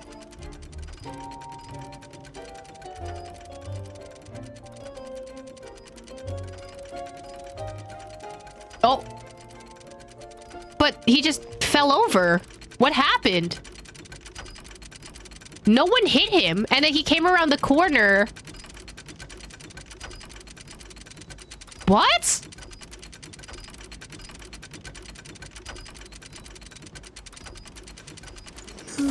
I'm so confused. Well, that clears it up. Cappe was walking along the street, and he suddenly collapsed. He was faking it. That's... No, that sounds a little bit ableist of you. He could have had issues with his energy, and then he's not faking it. He just collapsed. I don't like the detective. Suddenly I'm suspicious of the detective, you know? What? So case closed? Aren't you supposed to investigate a little more first? Yeah. Well, we literally replayed the crime scene and saw it with our own eyes. There's no need for any evidence gathering or powers of deduction now. And besides, maybe the truth is inherently strange by nature. Truth is inherently strange by nature, but it wouldn't make any sense for him to just pass out, you know? Maybe he's sick! Like how Constellation Metropole has 3 histories, each of which is the truth. But didn't you say Cappe was struck in the back of the head and knocked unconscious? Yeah. For all I know, he could have bashed his head against a toilet bowl before leaving the house, then walked here in a daze before finally passing out. Wow, Mr. Detective, it sounds like you're victim blaming, and that's kind of crazy. As for why he might have done that, my guess is... With the Supreme Clan question left unanswered and the tension in Constellation Metropole suddenly wiped away, he was looking to create a new source of conflict. Oh my god, he's literally victim blaming him. That's crazy. Only then would the city feel alive again. Oh, because there's conflict? You know there can be peace and also have a good city, right? You don't have to have conflict in order to have a good city. Do we really think he's capable of that, though? Sounds like a pretty complicated conspiracy for the average Simulanka resident. Traveler, something about the crime scene isn't sitting right with me. It just seems unnatural. Also, anything outside of the immediate area won't have appeared in the replay. Is it possible that something was missing from the scene? I think so. Why don't we search the area? Wait, what are you doing? Investigating, because someone isn't doing the investigation. Oh, we're gonna head to Cappe's house to check the toilet bowl for signs of an impact. The toilet bowl is where the Genshin has impact? Y'all say anything afterwards? No? Okay. Hello there. Have you seen my spear by any chance? No? Someone was shouting about a dragon a minute ago, and I instinctively threw it into the sky. Yeah. 1. You didn't aim for a dragon? 2. You just tossed it into the sky? With no reason? You're not from these parts, are you? Just visiting? Yep, that's right. Why? What's up? Ah, well, I was gonna offer you a great job in the titanium mines. The what? A safe and secure working environment. I don't want to work in the mines. Doesn't sound very safe. At least not as safe as being a courier. To keep the titanium ore intact, we use specially designed pickaxes that can't cut through it. Even if you struck a person with it, it wouldn't so much as leave a scratch. The shop owner sounds like the guy from How It's Made. It's just like the tutorial stuff or like how random objects are made. He sounds like that. And in terms of labor intensity, the work has been rated as Class 2 physical labor by a reputable organization. Even cats can do it. Girly Pop, she is a Nekomata. There's a difference. I'm not. Never mind. I give up. Kirara is truly the NB experience. Anytime someone calls you by the wrong pronouns and we're just tired. We're all just tired! Welcome to Paimon's world. Mind you, I don't know what happened today, but somehow a pickaxe has gone missing. Maybe one of the giant guards broke it down, so someone took it to perform a rapid resuscitation procedure. On a pickaxe? Sounds pretty brutal for a first aid technique. Still, a missing pickaxe. Huh. Is it just me, Traveler, or does it seem kinda suspicious? Yeah, okay, so a missing pickaxe, a missing spear. Why are all the weapons disappearing? That's suspicious. Y'all say anything? You have a growth serum. Oh, hey, grocery store owner. Come here. Whatever it is you were looking to buy, please do come back tomorrow. It's just, I have to close early today. Oh, why? A bottle of growth serum has gone missing. If someone's stolen it with the intention of harming others, the consequences could be disastrous. Okay, so a pickaxe, a spear, and now growth serum has gone missing. Someone is organizing a coup or something. There's a whole investigation into it, so I gotta close the shop while I do an inventory count. If it turns out I'm wrong and I miscounted, I could be charged with filing a false report and disturbing the peace. Homie is going through it. Okay, buddy. You sure it's not, I don't know, this guy who currently has one of your potions? Possibly. There's a strange potion bottle here. Looks so weird. Let's take it. A potion bottle. Dun dun dun. Now where am I going? Oh, I have to pick up objects, I think. Any missing objects around here? Actually, where's that spear that they were talking about? Oh, I found the spear. There's a spear here. It looks so mysterious. Let's take it. Well, that's a spear. Where's the pickaxe? Pickaxe? Oh, there you are. A pickaxe? What is it doing all the way down here? There's gotta be a story behind it. Let's take it. Why is it so far away? Like, hold on, let me see if I can read it. The clock, a clockwork device preserved to a very high standard. One can only wonder what mysterious power deserves such fine treatment. The pickaxe is a special pickaxe that's used to excavate titanium. It has a special power to slice through layers of rock, but will not harm said titanium or any resident of Simulanka. So, this one definitely cannot hurt anyone. 3 manuscripts.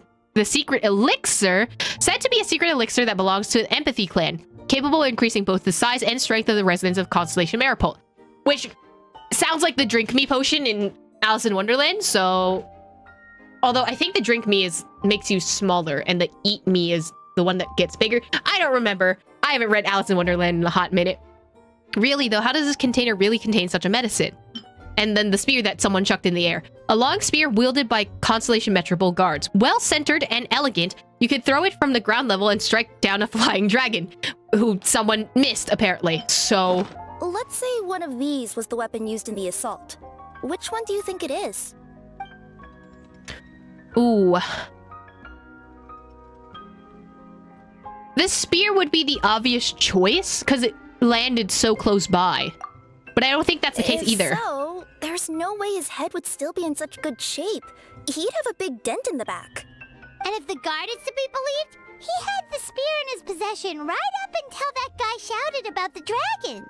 Let's say one of these was the weapon used in the assault. Which one do you think it is? The growth serum was done a while ago, so If it's it too was the far. growth serum, Kappe would have been turned into a giant. Also, the bottle probably would have shattered when it hit him. We would have seen the debris on the ground. Let's say one of these was the weapon used in the assault. So it has to be the pickaxe. If it was the pickaxe, Kappe sure is lucky it's not still lodged in his head. But because it can't hurt the people of Simulanka, it just makes them pass out, I suppose. Actually, you're wrong there, Paimon. The foreman at the mine was just saying, this kind of pickaxe is designed not to damage titanium, so it couldn't cause any superficial damage to residents here. But you could probably knock someone out if you hit them hard enough, and it wouldn't leave a scratch. Yeah. Let's take this back to the crime scene and replay it one more time. But how did it get launched all the way to the other side is now a new question. Because it landed past Capet. You would think that if it came from the back of the head, it would go back to wherever it was before. Ah, you're back. How was the toilet at Capet's house? We took a nice Duke. I don't know. What do you want me to do? Toilet? What about it? Oh, yeah, forget that. Here, shows pickaxe. What's this about? What are you trying to say? We thought the way Cape fell looked odd, so we searched the area for suspicious items and found this. It could have been deliberately placed out of range of the crime scene so it wouldn't show up when we replayed it. Now we've retrieved it, we were gonna replay it again. You don't mind, do you? Oh, I just remembered I forgot to turn off the clockwork switch in my kitchen. I think I'll just, Oh, no, you stay right there. Yeah.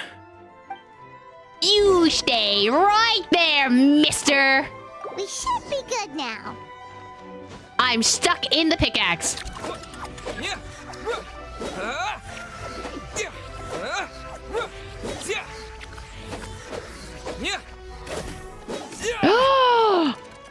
Oh my god.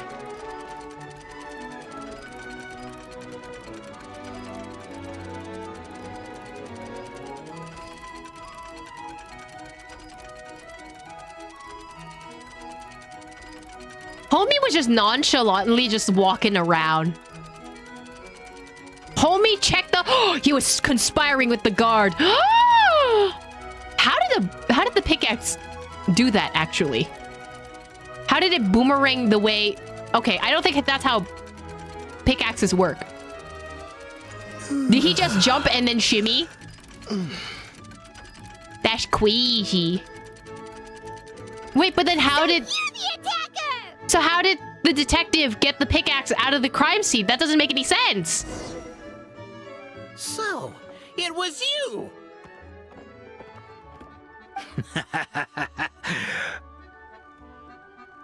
I would congratulate you for cracking the case, but since I did such an abysmal job of covering my tracks, didn't exactly have your work cut out for you.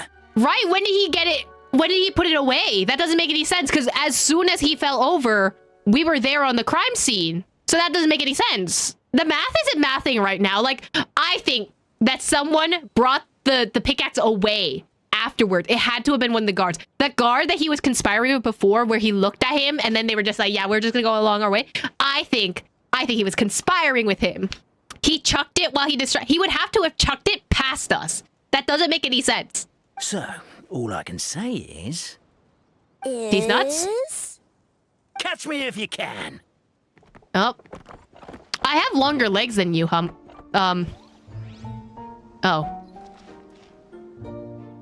We have a runner! That's it! Let me at him! Yeah, get him, Kirata! The Marquis of Carabas dispatched the Necomata in boots, who ran off in pursuit of the poor little minion. Get back here! You're no match for Kirata! Where am I supposed to go, actually? The minion's poor little lower back was protesting painfully against the intense physical activity. He decided to take the elevator, giving him a moment to catch his breath. Not that he decided to take the elevator. His lower back asked, but the minion had no other choice. He resolved to make the jump down. I would have crushed his head. By this Get point, back the here! Necomata in boots was gasping for air. The minion was huffing and puffing, even more loudly.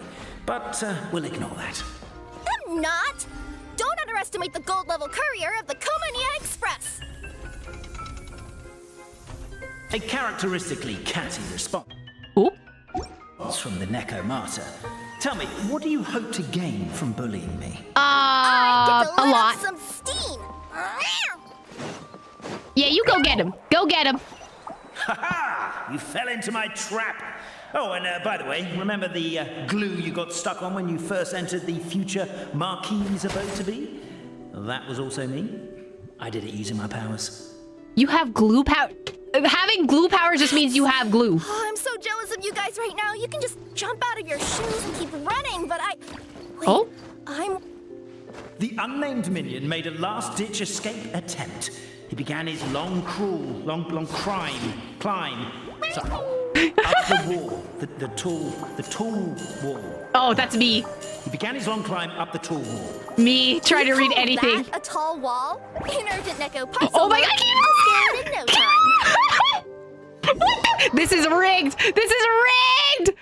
What? No way! That's so rigged! Get back here! Beat. I surrender. Yeah! I'm stepping on your face. You've got nowhere left to run. All right. I confess. That was fast. Getting caught by you here was a backup plan. I don't know if what I've done will make things better or not. Time to come clean. I am the narrator. The one who's been guiding you all this time. Oh my god, who could have thought? You literally have the same voice! You're overdoing it a little bit there. Anyway, I only did what I did because... Plot. Why are you suddenly spilling the beans? I poured my heart and soul into all this. I was worried you wouldn't ask. The truth is, I was one of the first conscious beings ever made by the goddess of creation. And I've known for a long time that this whole world is just a fairy tale written by the goddess of fate. Okay, we've been new, but also, are you simping over the detective / narrator right now, guys? You know what? Fair enough. Fair enough. I don't know what I expected. I know they say that fairy tales are just made up for kids to read, but I refuse to believe that fairy tales are just fictional stories and nothing more. Actually, in this universe, fairy tales are the only way that they can preserve stories through Irminsul whenever it gets wiped. The reason why Constellation Metropole has 3 origin stories is that the Goddess of Fate wrote 3 drafts and couldn't decide which one she liked best. Then her cat trod all over them, and they all got crumpled together, so the 3 worlds just sort of folded into one. The Goddess of Fate was torn between them anyway, since she couldn't decide which ending was best for the dragon or the kids.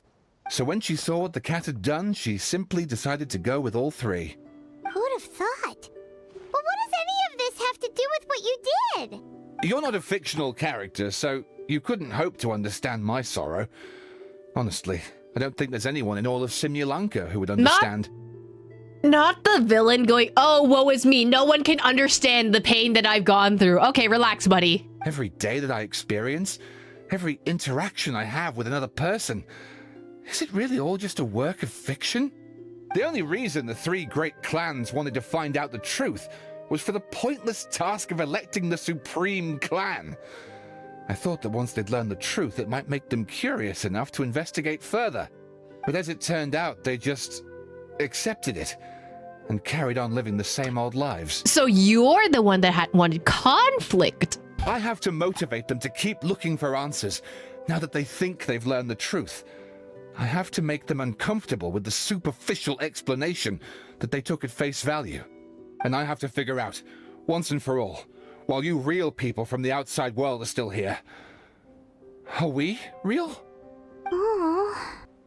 That's my full confession. Time for you to take me back. I'm guessing I'll probably be forced to make a public apology, then sentenced to half a day in solitary confinement. Half a day? For assault? Definitely deserve half a day. A little bit more than half a day, buddy. Oh, also, pass this message on to Cape, Bobarano, and Albizzi, if you could. The Great Clockwork Key was originally put in place jointly by the ancestors of the 3 clans. Oh my god, look at that. The power of 3 clans coming together with the power of friendship. Yippee. If the 3 of them had any ability to cooperate whatsoever, they'd have been able to remove it by themselves. Over all these years, not once have they ever tried removing it together. Oh, my poor child. There's one thing you've been mistaken about this whole time.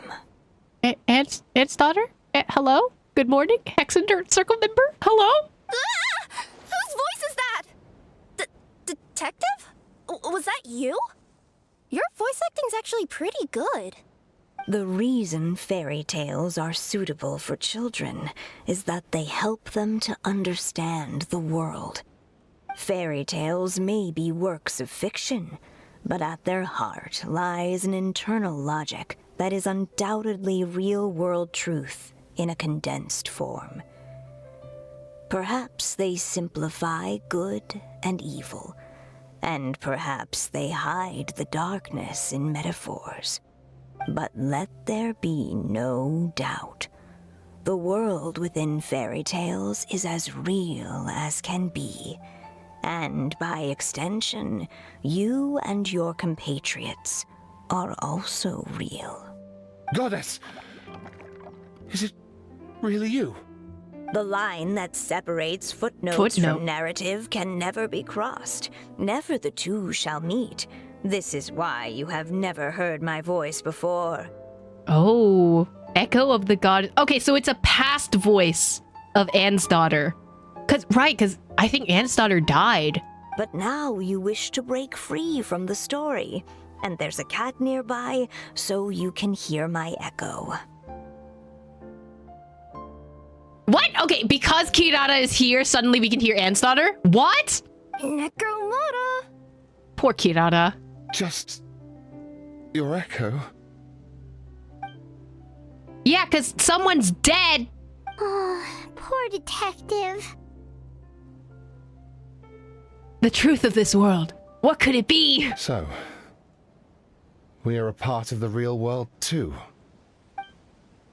You lead the surrendered detective back to Capet. So, we need a shot of the crime scene for evidence, a mugshot for the suspect for the records, and a photo of the heroes for posterity. The guard molded over. 3 photos is overkill. Let's just get one big group photo at the crime scene. Suspect, try and look more serious. Heroes, more natural, please. Happy smiles, but no smiling from the victim or the friends and family, thank you. No, don't get up. Stay on the ground. We need to capture the crime scene as is. 3, 2, 1... Say cheese. That's crazy. I know this is supposed to be a crime photo, but like, what is going? Paimon doing the peace signs in the corner. Kirara just doing the you know, that face gesture. Detective with the actual crime like thingy over there. No, literally, they take a picture next to the dead body. That's crazy. Like, ain't they just confused? I love this.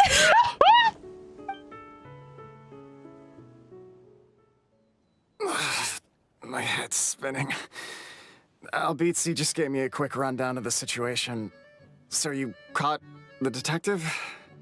Sorta. We chased him until he surrendered. Oh, and he asked us to pass on a message. You tell the 3 about the rest of what happened. And they could have removed the Great Clockwork Key. They just worked together. Does he really think we didn't try that? Because we did. After 6 months in that place. That was my bad. I thought it was a stupid idea at the time, so I didn't really exert myself. I also sort of stopped trying after 3 years. 3 years? Oh. It's been here for 3 years? You know, when like the start of Aether's journey started? Interesting. Never mind. I'm partly to blame as well. On the second attempt, I just hugged the key and pretended like I was pulling as hard as I could. You guys are so lazy. My granny's neighbor's pet cat has nothing on you, and it spends all day, every day sunbathing. Oh my god, why did you change from pet dog to pet cat? Anyway, you said you heard the voice of the Goddess of Fate at the end? That's amazing. We hallucinated again. There is a world beyond our own after all. What would you guys say to taking a trip to the outside world sometime? Otherwise, I got bashed in the back of the head for nothing. Depends. Do either of you know how to get there? But yes, I agree we should go.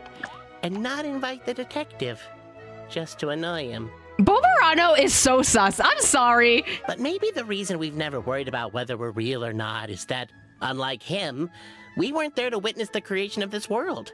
We've never had any reason to doubt that we're real. If someone ever convinced me that these delightful dimwits, Capet and Albizzi, weren't real, I'd be devastated. Is that Bobarano showing care towards the other 2? And they were clockwork mates.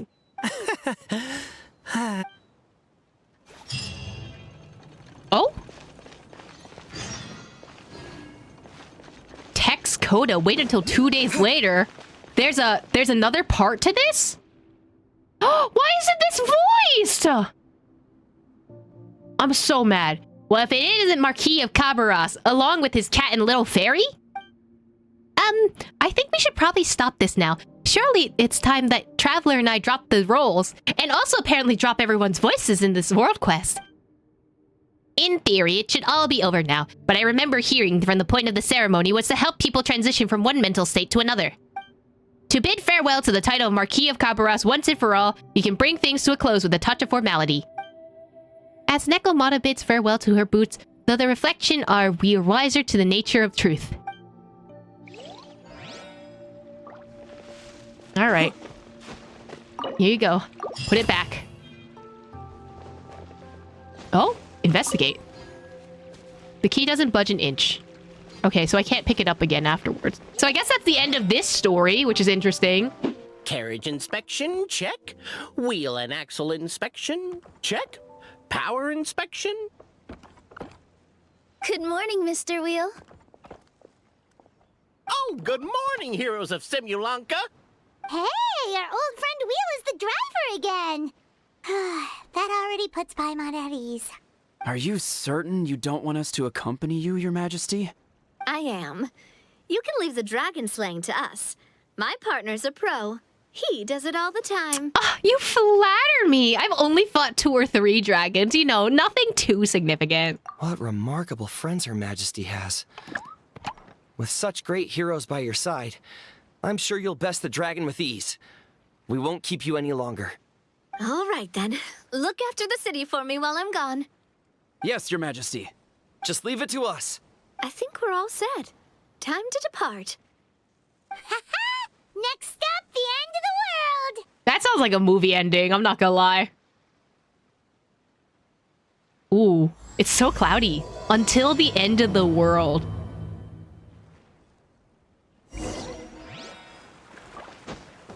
Alright, let's sit down with the girly pops. Am I supposed to do something, or are you just gonna... Oh, I have to tell you to go. And then I'll sit down. Choo-choo! Let me sit with the girly pops. Goodbye! Goodbye, city! I love that we're all... Oh. So this is what it feels like to ride a toy train. Ooh, you're really easy to please, Navia. It's a giant toy train. It'd be fun. Right? Oh, it is getting very purple. Uh-oh. Looks like the fog ahead is getting thicker. It's giving me Inazuma cloud vibes, and I don't like it. Attention, passengers. We've arrived at the transfer point. All change, please, all change. I'm scared suddenly. So we've got to switch trains, right? Huh? What's that? Hilichurls. It looks like Hilichurls. They've taken over that platform. Huh? What do we do? Just find somewhere to hide, Mr. Wheel. We'll take care of them. It'll be fine. Hello, I'm here to take over your train. The wind rises. Ah! Don't hit me, don't hit me, don't hit me, don't hit me, don't hit me. You dare to gaze upon me? Are we good? Can we combine the choo-choo cars? Wonder, do you mind, buddy? Buddy pal? Let's combine these. Perfect. Oh, hello? More of you? Service with a smile. Why are there more of you? Stop. Actually, stop. Would you mind? Why? How did you get frozen? Homie. Aren't you supposed to be strong, my guy? Oh, can you plunge? Okay, you plunged in the wrong spot, but fine. A proper send-off from... Hey there! Watch out! All right, get out of here. Hey there! Whew. That's all of them. Thank you so much for your help, everyone. Now, let me take a look at the train. It's broken, maybe. Seems fine. Right? Right, we can continue the story without a second plot? The carriage is a little scratched up, but there doesn't seem to be any real damage. So we And take the engine's those. still operating normally, so I think we're good to go. Let's go! No more extra plot. Let's keep going then. Choo choo!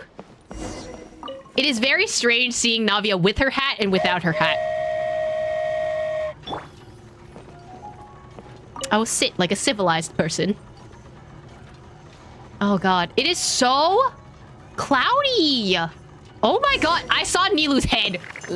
Oh, Wheel? What happened?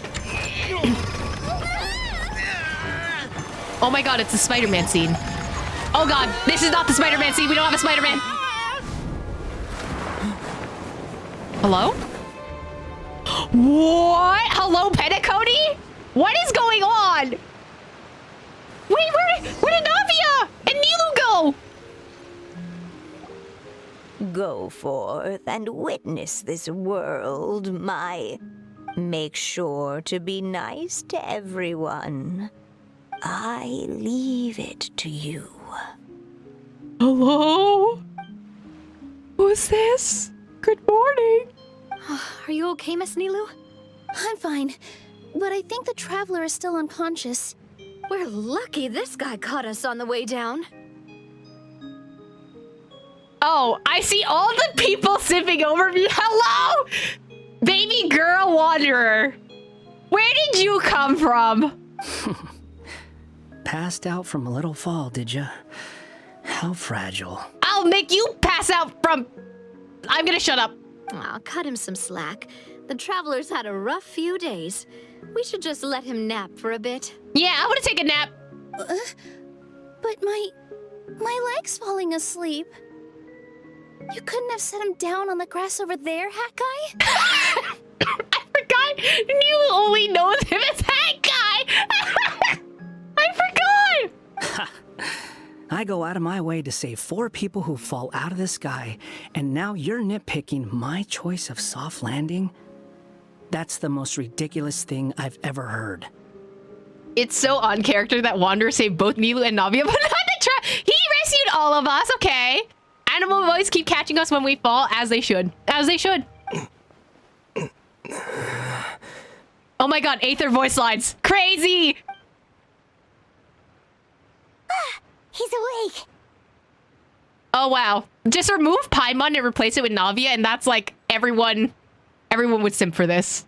Morning, sunshine. You were having a nice little dream there, weren't you?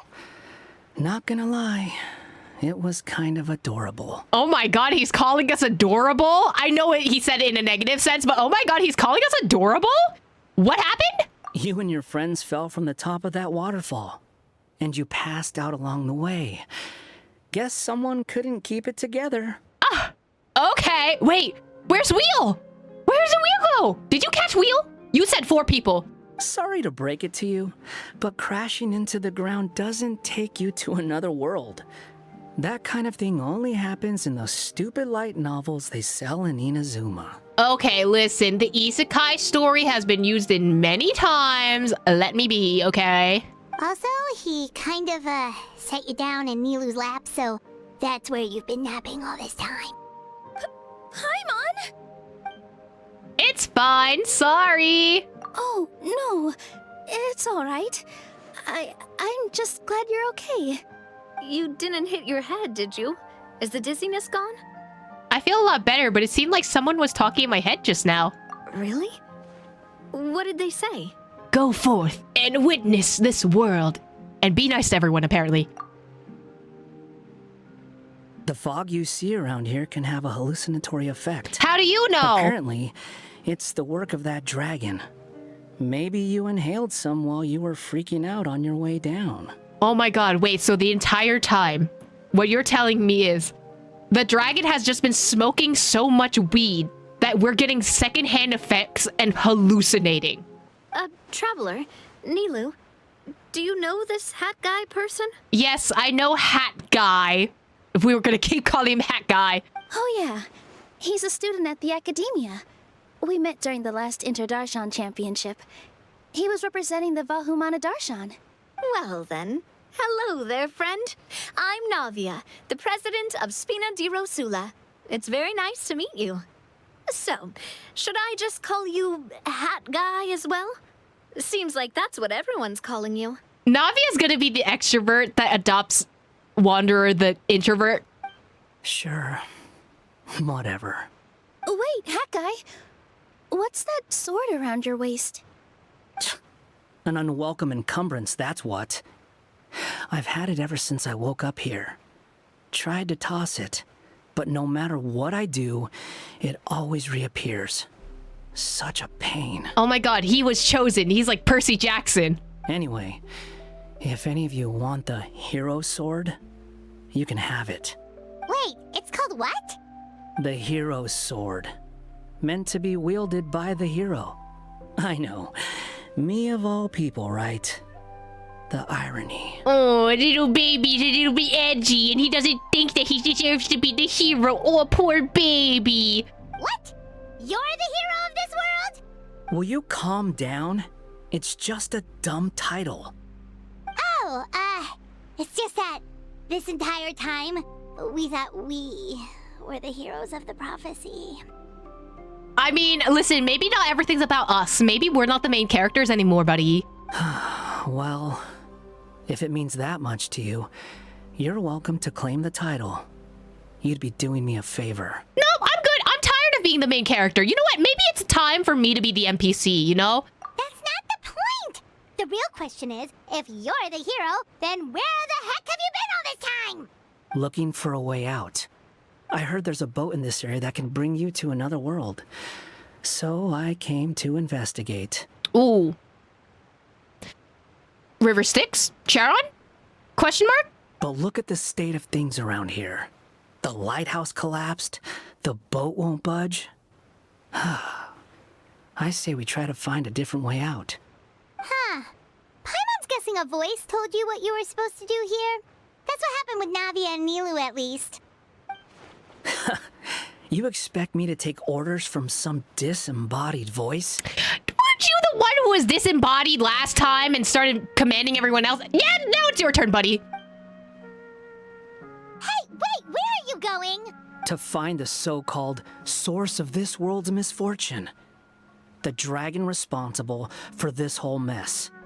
Wait, we came here to fight the dragon as well. Why don't we go together? Grab that dragon scale over there before you leave. It'll come in handy later. What? Dragon scale? A dragon scale?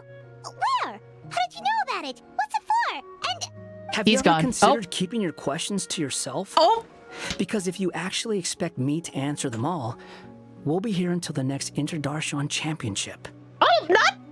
Now I'm wondering going... Oh my god, shut the fuck up, Paimon. Honestly, real and true. Paimon thought you might have learned some manners by now, but clearly not! The side-eye from Paimon is crazy. Mosaic O Moments gameplay. Okay, well, oh, that's a... Cubes? Not again. Fine, where's this dragon scale? Toy bombs can be interacted by pressing them to pick up. Place bombs on special titanium blocks to destroy them. Oh, this is titanium. The cubes. Don't like that. Okay, so I can place a bomb here, but I need a bomb. Oh, where's the bomb, though? Oh, here's a bomb. Oh, hello? Did I just pick it up again? I did. Oh, it automatically puts it down. Oh, well, no. I do have to... It's like... It looks like a bomb from, like, Mario.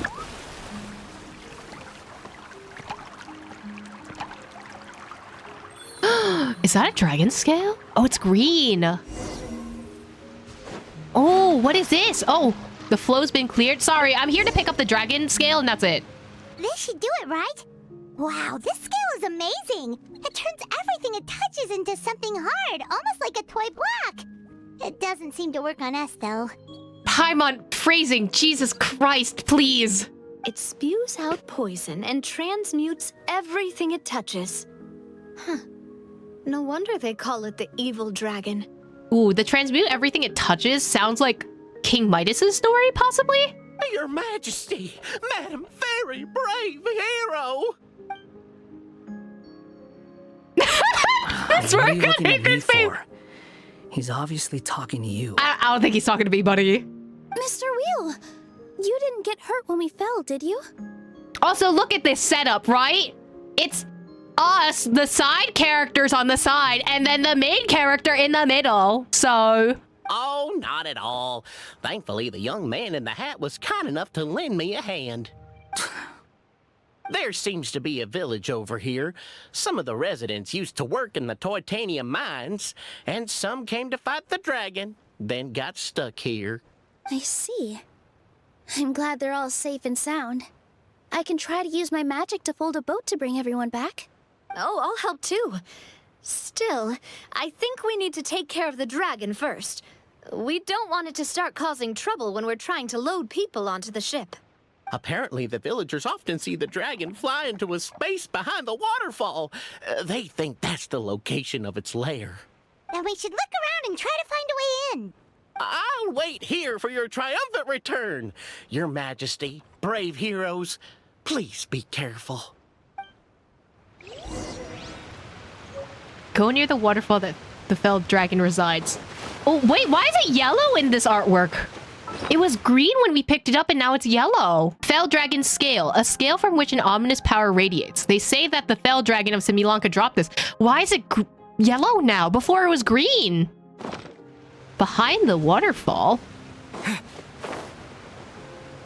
Oh, that is, Anyway, you said behind the waterfall. This is in fact...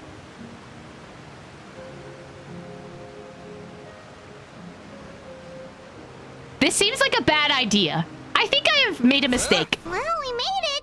But with the force of this waterfall, there's no way we're getting through. Quick, take out the dragon scale. How do you know to do this, buddy? Wait, but... No.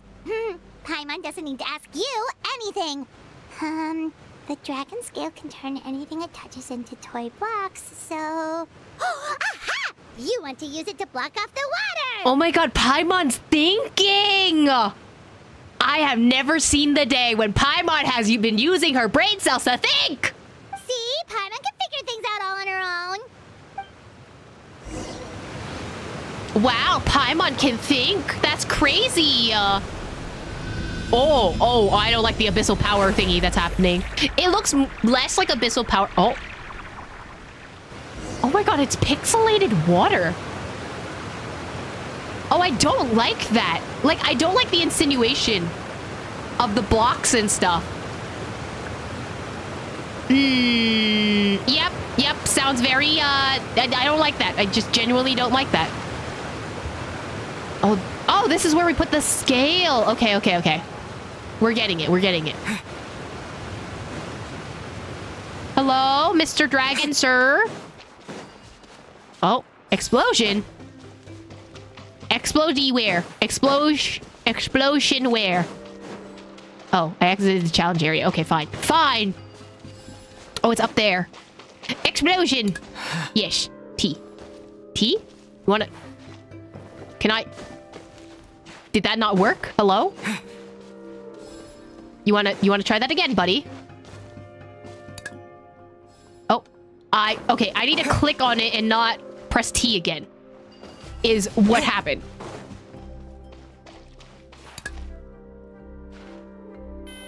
Oh, I'm walking away. Oh. It only broke one part of it. Oh, what happened? You find toy matches that are missing match heads. You can use a red toy block to replace them. Use pyro alongside these match heads to light matches. There you go. Are you better now, buddy? Yay! Money! Oh. We'll need more where that Oh, and it's gone. Okay. came from. Oh, I can speak to you. Are you all right? I'm fine. No need to worry. You take care as well. What about the dragon? The giant dragon should be deeper within the cave. Okay. Thanks, bro. Thanks, dude. Ooh, that looks abyssal. What's wrong, Milu? Oh, nothing. It's just... I sensed a very powerful magical signature just now. Oh, I don't like that. Huh. Guess this is the dragon's lair after all. When did you get your hat back? Huh? When did you put your hat on? I'm gonna shut up before I accidentally steal Paimon's lines. Well, we're getting ready to fight, aren't we? I feel more comfortable in my regular outfit. Hat Guy also put away that sword around his waist. Should have never had to use this thing to begin with. Do you need to do anything to prepare, Traveler? Paimon's getting kind of nervous seeing everyone else serious like this. I'm good, let's go. Hello? Oh. Oh. This looks like a mural. Interesting. Again, probably testing something for Natlin. I'm assuming we can like Mario 64 this and jump into the mural or the painting, you know? Ooh, door resurrection. Oh, looks like we're not the first ones to make it in here. We'll beat that dragon for sure. Charge! Wait, hold on. Let's fight the dragon together. They're already gone. Let's try to catch up. Come back here. Peoples. Hold on. Where are you? Ah! What's that sound? Is it an earthquake? Nope, don't like that. Goodbye, goodbye, goodbye. Reckless idiots. They, exploded! Okay, they exploded. Okay, got you. I'm running for my life now. Oh, this is a boss area, isn't it? Are we gonna get trial characters or not? That's a new question. Oh, not the door resurrection. This space is completely empty. Paimon bets this is where the dragon sleeps. This seems like a terrible resting spot. So... Oh, hello. Watch out in front. It's coming. Uh-huh. Oh!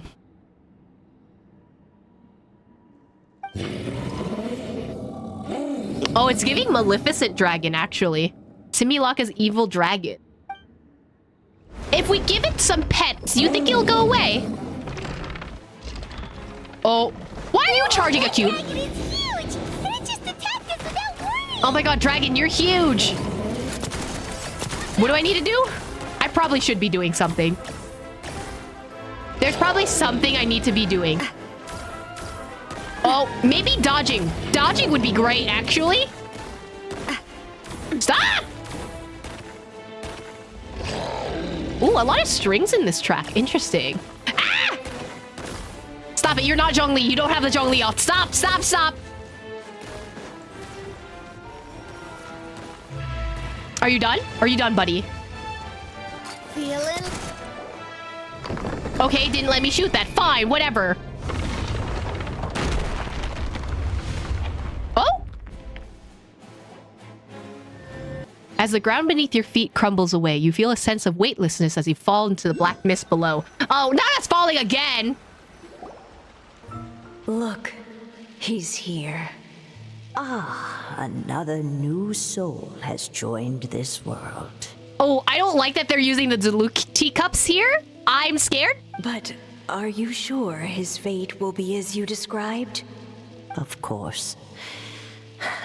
My predictions are never wrong. Okay, so it's definitely Barbeloth and Anne's daughter, but I don't know who this last person is, honestly. I just don't like that kind of story. Then you need only do as you said, and let him find his own story within your fairy tale. So, to find another path, even though there is a prescribed fate within this story, possibly? You're right. Then listen closely, my child. Your name is... It's gonna be cut out, huh? Yep. Yep. Wait, are we the dragon? What is this place? Is that water?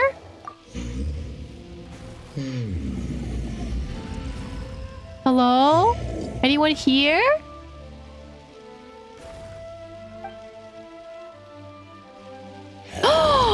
I am the dragon, okay.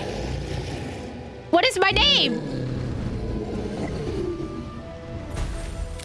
Oh no, this guy's fake. Are we above Constellation Metropole? It's the dragon! The dragon that destroyed the titanium mines! Oh, so he was misunderstood! Help!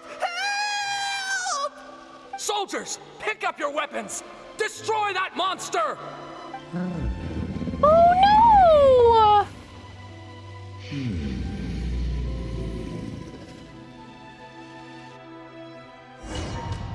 Wait, am I sad for the dragon now? Is that what's going on? Ooh, I fell on hard rock. That sounds like a bad time. Oh, hello, Abyss. What happened again? Huh? Oh, we all fell on hard rock. Okay, that's not fun. How many times am I going to have to save you? You can save me all you want, baby girl. Thank you, Hat Guy. Paimon still feels dizzy. Hey, did any of you also see something strange? It was like we were witnessing... The dragon's memories. Sounds like we all saw the same thing just now. Well, we definitely saw a different side to the story. Watching it all unfold, Paimon couldn't help but feel bad for the dragon. This world might be a lot more complicated than we thought. But aren't all worlds complicated? There's never one side to a story. The next time we encounter the dragon, how about we try talking to him instead of fighting? Interesting. So we're going along what the three clans did earlier. So first they started fighting. Another time they outwitted him. And then the last part they tried to talk empathy to him. So maybe we're going to go through all three arcs. That sounds like a good plan. But maybe we should figure out where we ended up first. Huh. If the world above is a fairy tale realm, then maybe we've fallen into the next page of the book. Just keep walking and don't fall behind. Hey, wait for us! Wander's tired of all of us. Oh. Where are we exactly, though? It looks like it's inhabited. It looks like someone's been here before, at least.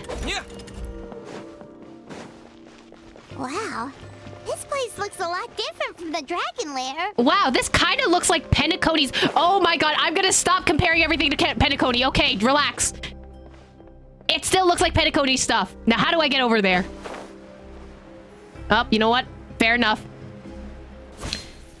Hold on. Let's reset this. And use Wanderer. Because Wanderer exists. Quit following the wind rises upon the gale.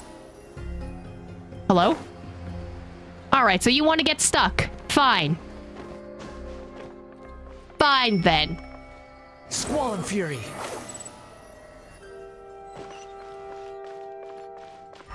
It also looks like a little bit like, this rug reminds me of, like, how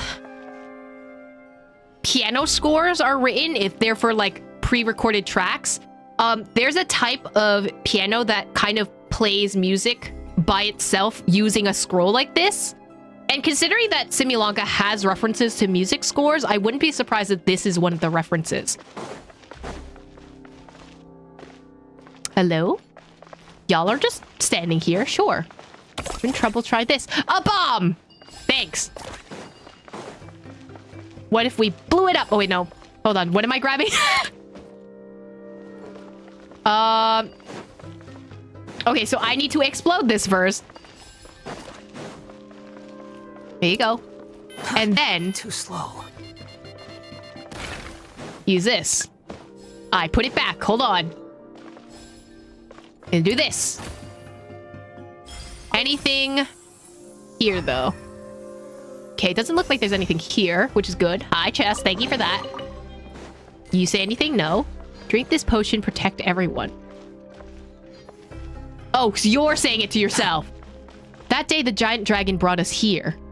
Quit following me. You're telling a story. Ooh, free chest. Oh, never mind. Less free chest, actually. Watch out! Coming at ya! Hang it! Hello, do you want to come back? My strength! The wind rises.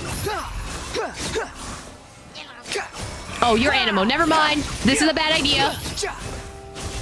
Can I come down now? Thank you.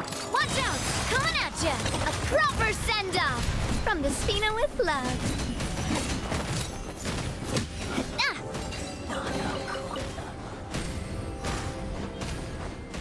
Anyone here? Right, we can never have a free chest. Oh, thank you for the healing! Are you hurt? No, I'm fine, thank you. Oh my god, they're giving free healing? Oh! Hey, buddy. You shouldn't be here. No, it's fine. He seems angry. We just want to talk to you. Yeah, we just want to yap! What's wrong with yapping? Come back! We just want to yap! Where'd you go? Hello? Knock knock! Oh! Stop knocking! Nobody's home! Okay! Mr. Dragon, we just want to yap! Oh no! We just want to, ow! I said, we just want to yap. Oh my god, can you stop making this complicated? Oh no, the bridge is gone. It's not like I have Wanderer here to help me. Hello, can I get up? How do I get up? Oh, jumpy bouncy thingy, sure. Oh no, who would have thought that there was a platform here? Okay, I'm going to have to use something like this. A radish. Nope, that's not it. Hold on. This way. Bro's like, nah, I'm not listening. No, he's gonna come back and yap with us. The wind rises. We're going to yap. This is a threat. The dragon steps ahead. Stay sharp. Okay. Oh, it is foggy. Oh, no! It was destroyed by that evil dragon. Hello? The stars! It flew away with the Metropole stars! Oh no! We didn't get eaten by the dragon? The dragon just dropped us off here? Maybe you just wanted to be friends. Hi, guy. You're getting too far away! He's just up ahead. Is he trying to lure us somewhere? Well, I'd say we were the ones who backed him into a corner. Oh, this looks very terrifying. But we just want to ask him a few questions about his past. Homie just didn't want to yap. It's fine. He's had year after year of people coming here to try to take his head. If you ask me, his reaction is perfectly normal. Aw, is he sympathizing with the dragon? Maybe there's still something we can do to calm him down? I wouldn't count on it. Maybe his earlier attacks were just a warning. But now, he's actually getting serious. Prepare for a final battle. Sometimes, it takes a little force for someone to finally wake up. Oh, are you talking from experience, buddy? Right, so Wanderer is very tsundere. Fury. But I think that's what makes him interesting as a character. Homie, we just want to yap! We're not fighting you. Oh. I would just like to yap, homie. Yippity yappity. How do I get over there? Fastly. If only we could have our hands on some explosives. Wait. Explosives, you say? Stop. Hello? Oh, stubborn beast. You really want to get beat up that bad? He doesn't want to fight him. Oh, look at him. Oh my god, stop! What do I need to do? Oh, bomb. Bomb? Bomb go noom noom. Go, where does this go? Its mouth is huge! Are we really gonna have to throw a bomb in its mouth? Yeah, that's also what I'm asking at this point. Hello, can I see?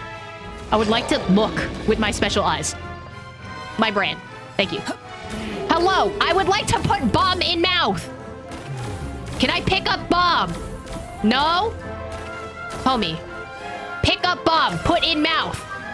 Pick bomb. Fine, there. Place bomb in dragon's mouth while it's open. Yeah, I'm trying to. Oi, pick it up, put it in there. Oh my god. I don't like that it's like exited challenge area. Stop. Quit following me. Why is it? Okay. Oi. I don't like this. Okay. I have to probably go around to do it, unfortunately. Too slow. Oi! Stop fucking leaving the thing. Is that the closest direction I can get to you, actually? That's far enough. Yeah, because if I go any closer, it's just like, nah, you exit the challenge area, which is not true. Put in mouth. How amusing. Connection point is right there. Open your mouth. Open, ow. Open the mouth. Mouth open now. I'm attempting. Oh my god. There's got to be an easier way to do this. Too slow. My aim is not scuffed. It is not putting the thing in the mouth. Don't take that out of context. Oi!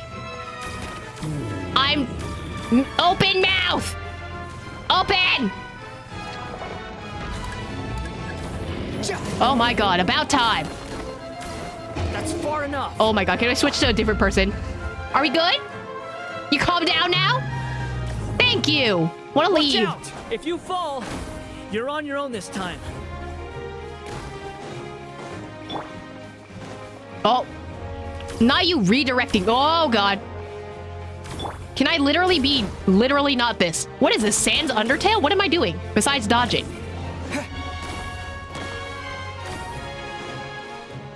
Are we having fun here? Am I supposed to be having fun here? I'm dodging. Ow! Stop! Stop trying to Zhongli me! Are we done yet? Thank you. Okay. Can I fly? I cannot fly. That's annoying. Fine. Where do I need to go? I doesn't think it's gonna come down. So run, girly pop! Oi! Get your foot back in here. Ow. Ow! What do I need to do? Get up there. How do I get up there? Probably some method of which I, can I climb? Okay, I don't think this is the... Oh no, I'm stuck. All right, so what do I have to do? Besides, you know, avoid being stepped on. Can I rescue you? Can I... Get up! Get up! You're gonna get smushed, buddy. Oh, there's a block here.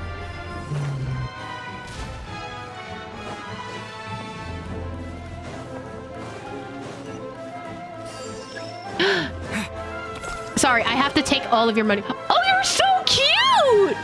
Oh, you're like a little mole. That's adorable. Sorry, I was distracted. Okay, are we done stepping on people? We done?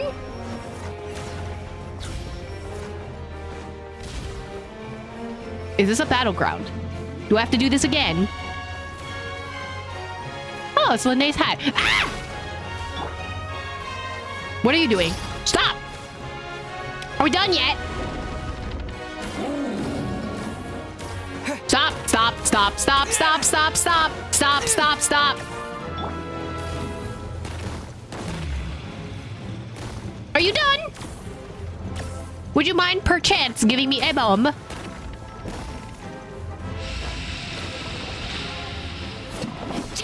Get your... Ow! I'm fine. Do I have to do anything in this area? Nope, I cannot escape. I just need to let it run its cycle, I suppose. Where did those two come from? What do you mean? Ah! Serious. Don't get hit. What is this, a Hydra? No. This is not a dragon anymore. This is just a Hydra. What is this, Osile? Part 2? Baishi? Part 2? What's with you guys and having multiple heads? Actually, don't answer that question. Look, there's a bomb over there. Where's the bomb? Just like before. Throw the bomb right into its mouth. Open your mouth! Mouth open!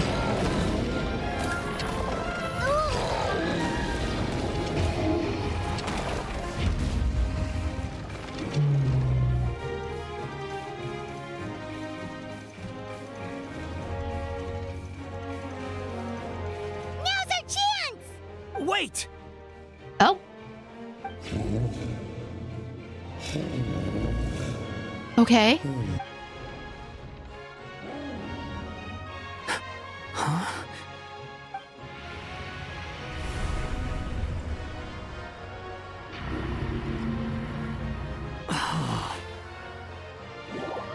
What just happened? Are we inside the black mist?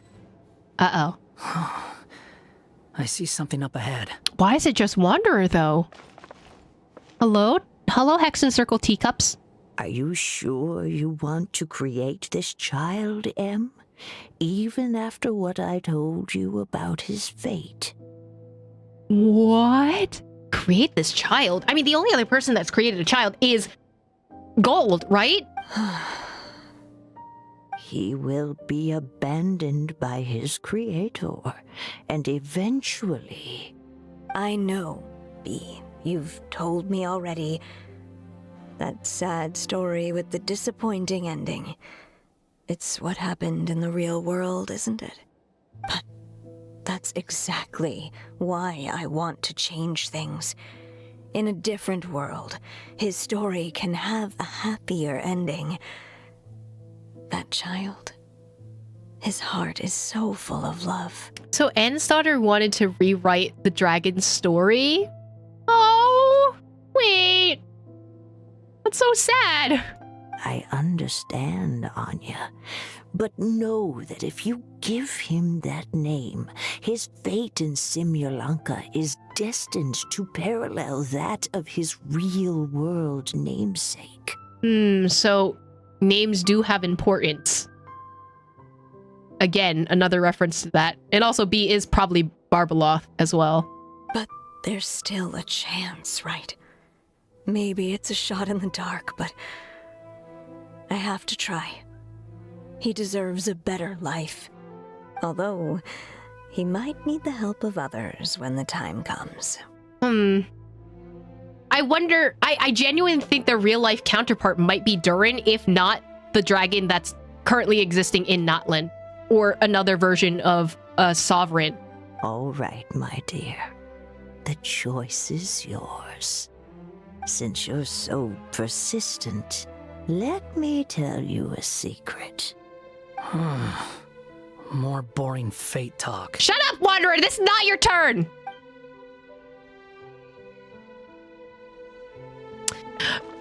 Wanderer! Wanderer's a true lore skipper. I want to read the dialogue!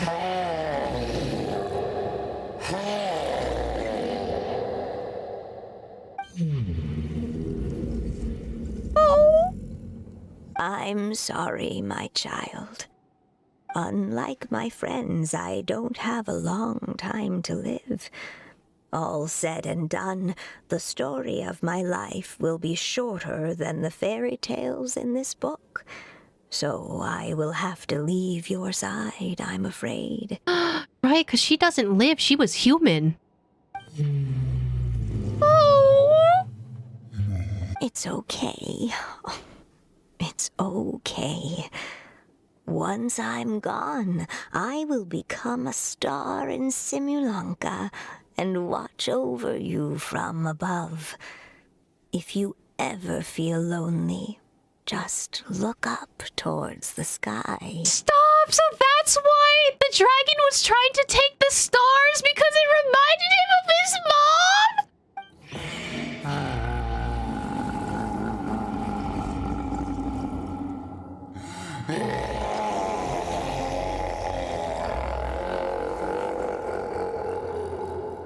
Go forth and witness this world, my child. Make sure to be nice to everyone. You'll meet good friends one day. I'm sure of it. That is my wish for your future. Lion King moment, ancestors as stars in the sky. I mean, that's also Black Panther as well. As for this world, I leave it to you.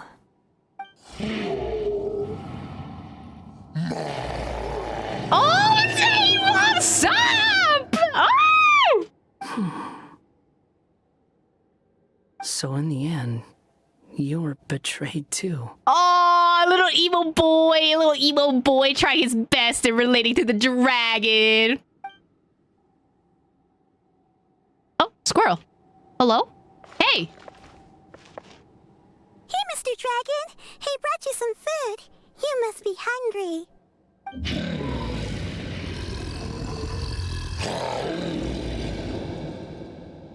Shh! Quiet! We can't let anyone hear us. Everyone says you're a bad dragon, but you're always nice to me when we play together. You always help me pick flowers way up high that I can't reach. Stop! So you had a friend, and then maybe your friend kind of, like, something happened to your friend, and then all the people were just like, no, it's all the dragon's fault, and then blamed it all on the dragon.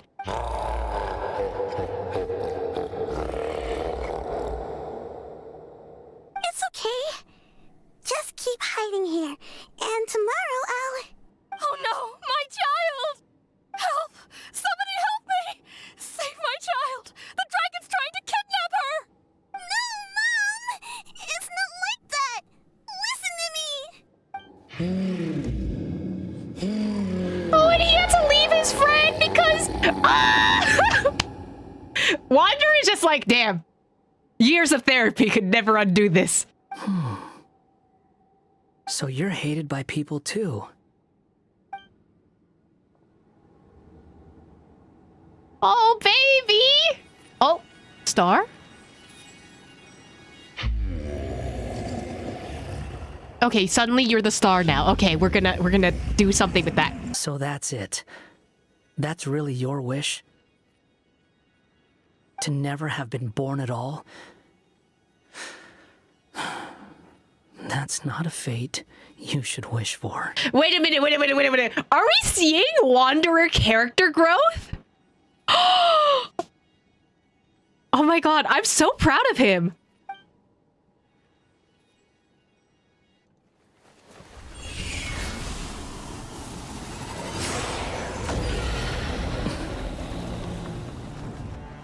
Nobody can define who you are. Or deny the true feelings of your heart. Now remember your name. Durin. Oh! Wait! That's Durin? Oh my god, was I right?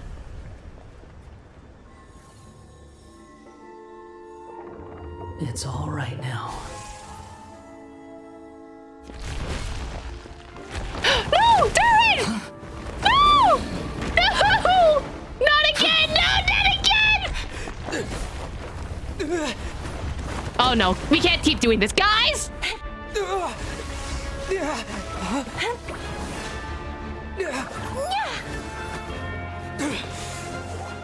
Wait, Makina! Watch out! Ah!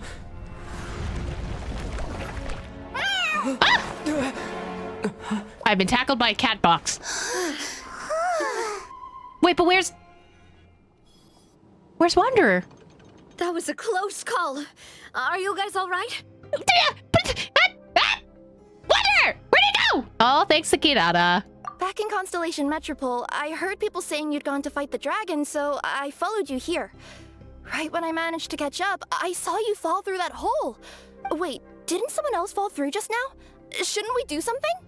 Oh yeah, Hat Guy. Well, he can fly, so he'll probably be fine. Not Paimon being so apathetic to Hat Guy is crazy. He called the dragon something earlier.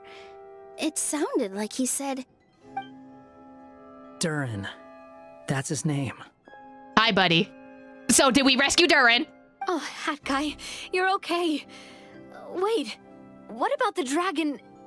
Durin? He's fine. Durin. Oh, wait, that's the name of the dragon from Dragonspine, right? The one that became a part of the mountain after being slain by Dvalin? If Paimon remembers correctly, it was created by... Gold, aka Rhine Daughter. Right! It was created by Rhine Daughter! Created, you say? Through alchemy. So, what exactly happened down there? You've been acting weird ever since the end of the fight. I love how almost every region is represented, including Mondstadt for Durin, except for Leah. Traveler, Wanderer tells you about what he saw. So that's the truth about Simulanka's evil dragon. What we saw in the mist weren't hallucinations, but the dragon's memories. Everything I heard during my fall must have been things said to Durin in the past. Huh. I thought it was strange. The people around the Broken Sea are clearly stranded, but I never heard any stories about the dragon attacking the village. The people we met along the way are probably workers from the Toitania mines, or guards who came here to claim the dragon's head. Durin probably allowed them to live here because there was nowhere else for them to go. When I first came to this world, a voice spoke to me and said, "You are the hero of this world. Now go forth and save the dragon." And the person that was speaking is probably Anne's daughter as well. Or at least an echo of Anne's daughter. Who is the person behind this voice anyway? And why did they bring us all here? Come with me. The answer to all this can be found below. Oh, so you already saw everything and you're just like, okay, it's time to get everyone down there. Okay. Ooh. Oh, this shot is beautiful. Down we go!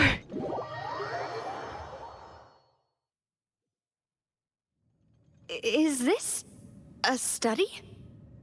Ooh, we're kind of like in a Mona space all over again. That's right. It belongs to the goddess of fate. Goddess of fate? As in one of the 3 goddesses who created Simulanka? Or more precisely, M.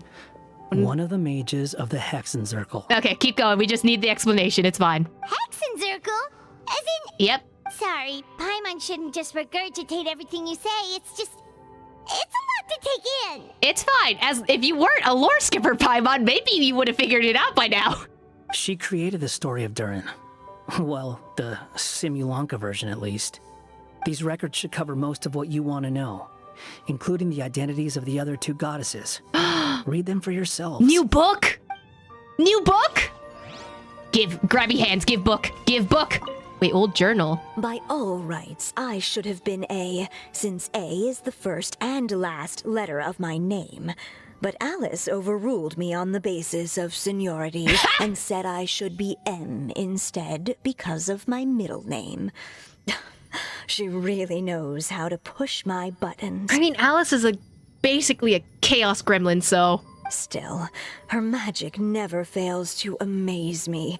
I still can't believe she got one of my origami frogs to start talking. Why don't I write a story with origami animals as the main characters? Let's see. Once upon a time, in a magical forest, there lived a group of animals made of paper. Barbie loves looking into the future, so she used her powers to map out the fates of all living things in Simulanka. But knowing the ending in advance takes all the fun out of the story. True. I think I'll make a bet with her. I believe that one day the people of Simulanka will decide to carve their own destiny. Apparently, she wants to build a statue of herself in the capital city. So that is Barbaloth. Okay. Always looking to add some pizzazz. Interesting. So the statue is of Barbaloth. Yellowed paper. Oh, it's up here. My dear sisters, I fear my pen shall soon run dry. Even now, as I write this letter to you, my dexterity is all but failing me. Thank you for enjoying my stories and for creating this world for me. The time we spent together was the most wonderful youth I could have asked for. I always feel so young when we're together. A says that even after I'm gone, the goddess of fate in Simulanka will continue to exist and carry on granting people's wishes. It makes me glad. If you ever want to chat, Feel free to pay a visit to the goddess statue. Just don't wish for anything weird. I'm sorry, buddy, but if you're telling chat not to wish anything weird, you're not gonna get that.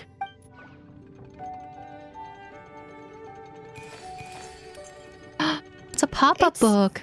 Simulanka Durin. And he's looking up at something. He looks so sad. A star. Stop! This must have been after M passed away. Oh! This looks like a mine. Maybe the Titanium miners dug too deep? So deep that they dug right through to the world on the next page. Yeah. And now that you mention it, this miner's lamp looks really similar to the star on the previous page. The Forest of Blessings. This book has been recording Simulanka's history all along. Look at the size of those footprints. If that's every time he lands, then no wonder people are so terrified of him. So that's why you took the stars. Because you missed your mom. Oh, and Navia relates too! And Navia relates too! Everyone has trauma impact. Oh? Is that her? That statue looks different from the one in the Metropole. Yeah, because that's probably Anne's daughter. It's a different goddess. This one is the goddess of fate. She looks so cool, though! I would totally cosplay her. Hello? Durin? Oh, Durin!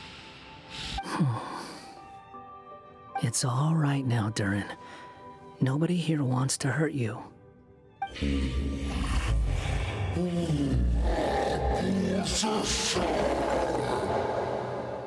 Oh, that's so sad! And also, technically, it's not voiced, so that means I'm gonna have to talk.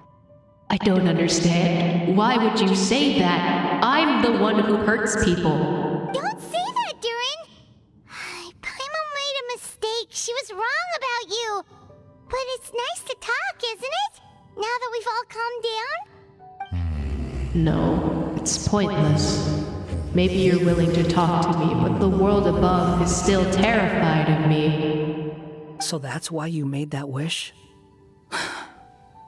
So stupid. Shut up, Wander. You would have made that wish before the whole Irminsul reset last time. Oh. Hey! Anyone with eyes can see that all you want to do is get along with everyone.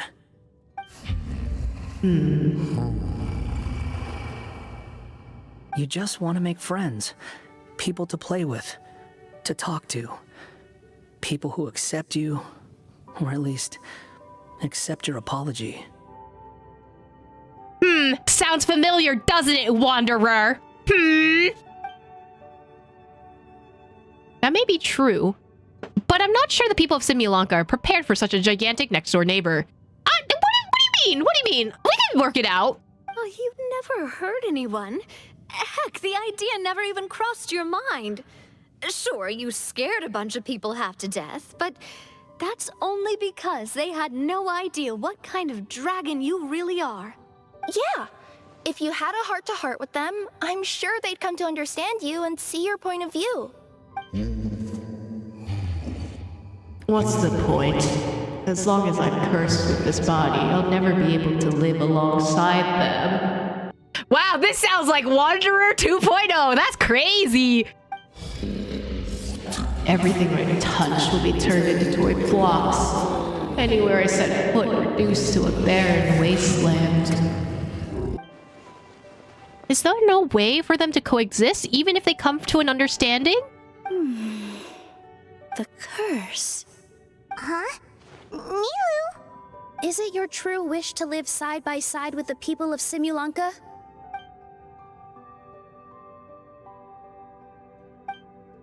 Huh? Yes, it is. Then close your eyes and make a wish to the goddess of fate. We will help make your wish come true. Uh-huh. But how? Just trust me.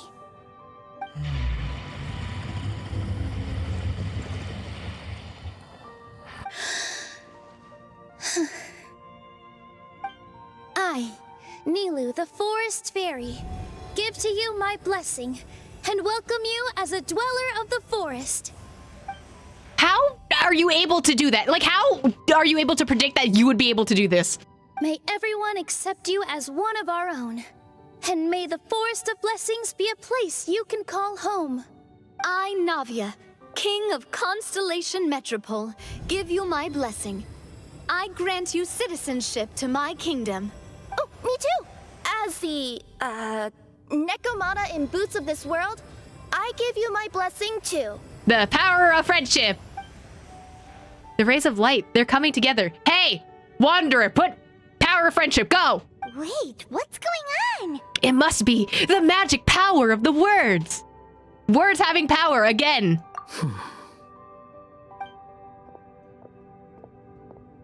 I, the hero of this world, give you my blessing. I recognize you as a resident of Simulanka. May you find acceptance in this world. Also, speaking as someone who'd like to be your friend, I wish you all the best for the future. Oh my god, Wanderer making friends! Wanderer! Oh my god, character growth! I, a traveler who has traversed many worlds, give to you my blessing. May you find friendship and goodwill, no matter where you go. Oh my god, Aether voice lines!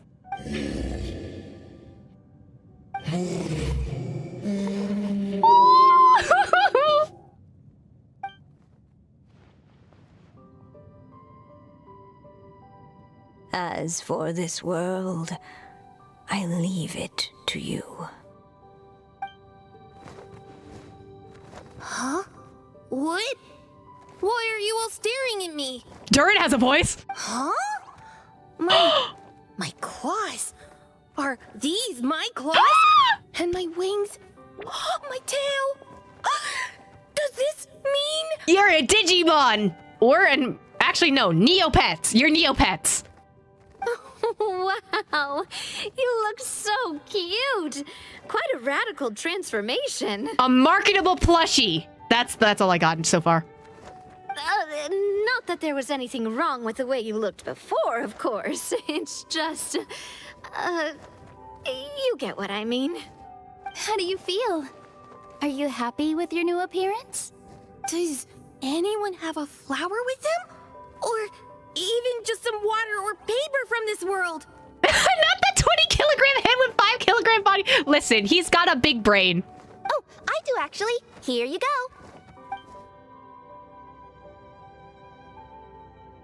They're not changing. I can touch things without changing them.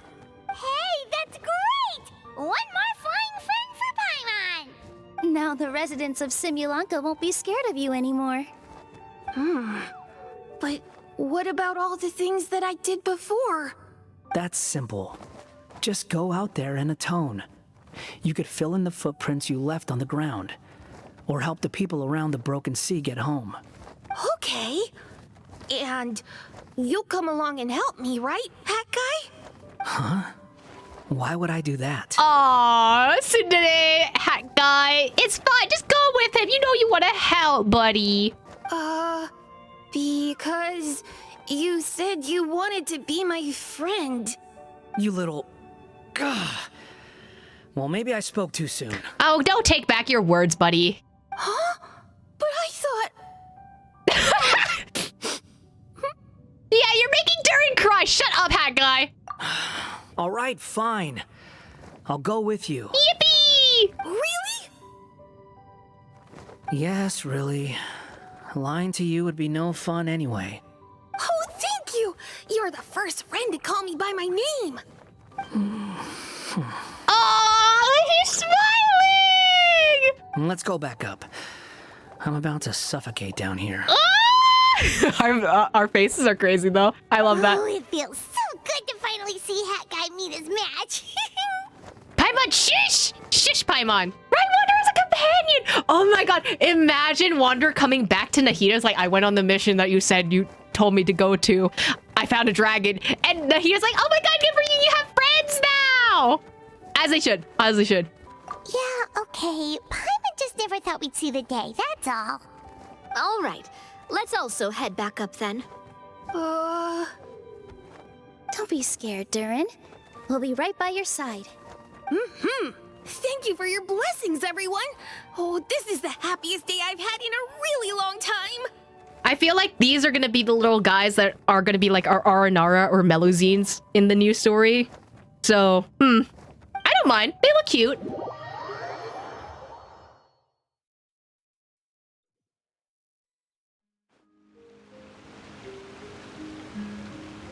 Oof, you're gonna have to do a lot of fixing there, Durin. Ta-da! Surprise, everyone. Hi, Alice. It's the... Why is it always this lamp, though? Every time, girly pop. Ah! A talking street lamp! It's Alice. Street lamp? Oh my. You mean you still don't remember me after all the times we've spoken? Okay, but why do you keep using this particular street lamp? Like, do you not have any other lamp that you can use? I know that voice. It's Mom's friend. Hi, Alice. Sorry Klee isn't here with you this time. Hello there, traveler and friends. And Durin, it's good to see you. You've changed quite a lot. It is a very good-looking lamp, okay? In fact, you look so different that perhaps I should call you Mini Durin. Aww! Mini Durin, huh? Yeah, I like the sound of that. It's nice being smaller. You must be one of the 3 goddesses of this world. Are you the goddess of creation? You're so right! It's Auntie Alice! Yep, that's right. But although it's the most impressive sounding of the 3, to be honest, we all made an equal contribution toward the founding of this world. Aww! If you've ever read any of M's stories, you'll know just how enchanting the worlds are that she writes about. So enchanting that I just had to step inside and explore it for real. So I got B involved, and with M's consent, created the world of Simulanka. Whoa! You're getting a little ahead of yourself. First things first, would you mind explaining what you're doing here? In fact, no! What are we even doing here? Don't worry, all will be revealed. After everything you accomplished on your journey, you're free to ask me anything you want. Let's start with your first question then. I'm here because I sensed a great magic power emanating from the book just now, and I couldn't resist the urge to peek inside and check it out. That must have been when we all gave Mini Durin our blessings, right? Yes, exactly. In the world of fairy tales, words and emotions often carry far more power than any spell. And if words and emotions also carry within the world of Tevat, does that mean we are still in the world of a fairy tale? It's all thanks to your magic that Mini Durin was able to take this form. Come say hi to me, little one. Oh, look at you. You're as cute as a button. So, what about us? Was it always part of the plan that we'd come here? Plan isn't the word I'd use. If you ask me, I'd say fate works in mysterious ways. So Alice went, oopsie daisy, we accidentally dropped some people here. I guess they're here in the story now. When Durin of Simulanka made his wish to the goddess of fate, it just so happened that in a world far away, all of you wonderful people were holding a copy of M's fairy tale at that exact moment. Wow, how coincidental for that to actually happen, though. And because of your noble and kind souls, you were selected by the goddess of fate to come and save this world. Now that you mention it, that's what I was doing when I was transported here. I was reading a fairy tale to some children in the Fleuve Cendra. So, did you disappear? Out of thin air? Bro, those kids are probably panicking. I think I just, happened upon an old book and decided to use it as my pillow during a nap in a box. Don't lie, you were reading the book. Wow, what a crazy coincidence. Wait, that's not right. How come everyone else got assigned to roll except us? 'Cause we were also... Yeah, that was it. We just received the strange book and we had no idea who sent it. Then, the moment we opened it up to start reading it, we found ourselves here. I love that Wanderer is not in this shot. Oh, is that what happened? Yes, that does sound like me, doesn't it? Well, I think it's because we're not part of this world. Alice kind of has to force her hand in order for things to happen, you know? Why'd you send us here, though? Good question. Why indeed? Maybe I thought this was such a good story it simply had to be read by someone. As the traveler and witness of many worlds, how could I let such a beautiful place pass you by? Because you wanted someone to not, to preserve the story who is not affected by Irminsul's rewritings, possibly? Same thing how Zhongli was just like, oh, you're gonna be the person that transcribes the words from what you experience into, like, your memories and stuff like that. So, fate works in Alice's ways exactly. I can sense that your blessing for Mini Durin was a very special one. With this blessing from beyond the story, he might even be able to explore worlds outside of this one. Can we put him in the teapot, please? Teyvat, you mean? That's right. In fact, back when we were first creating Simulanka, Em told us that she hoped the people of this world would one day be able to explore the wider world beyond. Every story has an ending, but if the story becomes reality, it should have the right to choose its own path. So, in other words, the predestined lives these people lead were always going to disappear one way or another. Wait, so even if the people here get to go to other worlds, surely there's gotta be a way we can leave too, right? Don't you realize you've been able to leave all along? Huh? You can either take the boat at the Broken Sea or touch the giant bookmark at the Cliff of Prophecy. All you need to do if you want to leave is focus on the place you want to go. How were we supposed to know that if you never told us? Paimon's right, though. Huh, didn't I? Well, given how smart and capable you are, surely it can't have posed a huge problem for you. Did Alice just say skill issue? That's crazy. As for your other friends who were summoned here, if I had to guess, I'd say the Goddess of Fate probably didn't tell them about it because she wanted them to get engrossed in the story. She's Em's reflection, after all. It wouldn't surprise me if she shares Em's love for cliffhangers. Anyway, I think that answers your questions, yes? What do you all plan to do next? I'm gonna go say sorry to the people of this world. After that, I want to start protecting Simulanka, just like Mom told me to. Now we know how easy it is to get back home. Paimon's suddenly not in such a hurry to leave.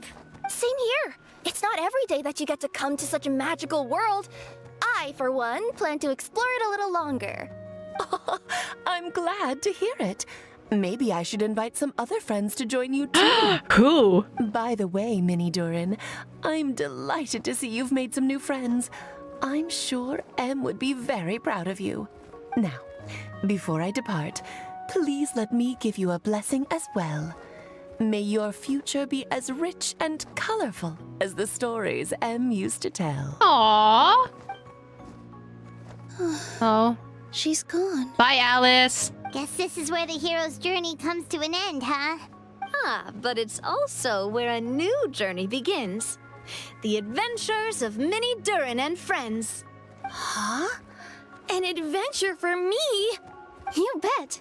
For starters, I'd love to introduce you to my other friends in the forest. That'd be Even though cute. there have been some misunderstandings in the past, I'm sure they'll welcome the new you with open arms. Huh? Oh, not him looking to Wanderer for reassurance? Stop looking at me. I already said I'll come with you. Oh, look over there! Wow. The stars are beautiful. Huh. I'll bet that's a gift to Mini Durin from the 3 goddesses of this world. Oh. Thank you, Mom. Until the end of the month. That was so cute. Stop. Oh, the shooting stars. Oh, it's so pretty. Oh, I'm literally going to cry. I'm gonna sob. I'm gonna sob in a ditch. Descenders! Points! Points! Descenders! Okay. So Lighthouse is sideways. What do we need to... Oh! Esnor? Hey, dude. What's going on?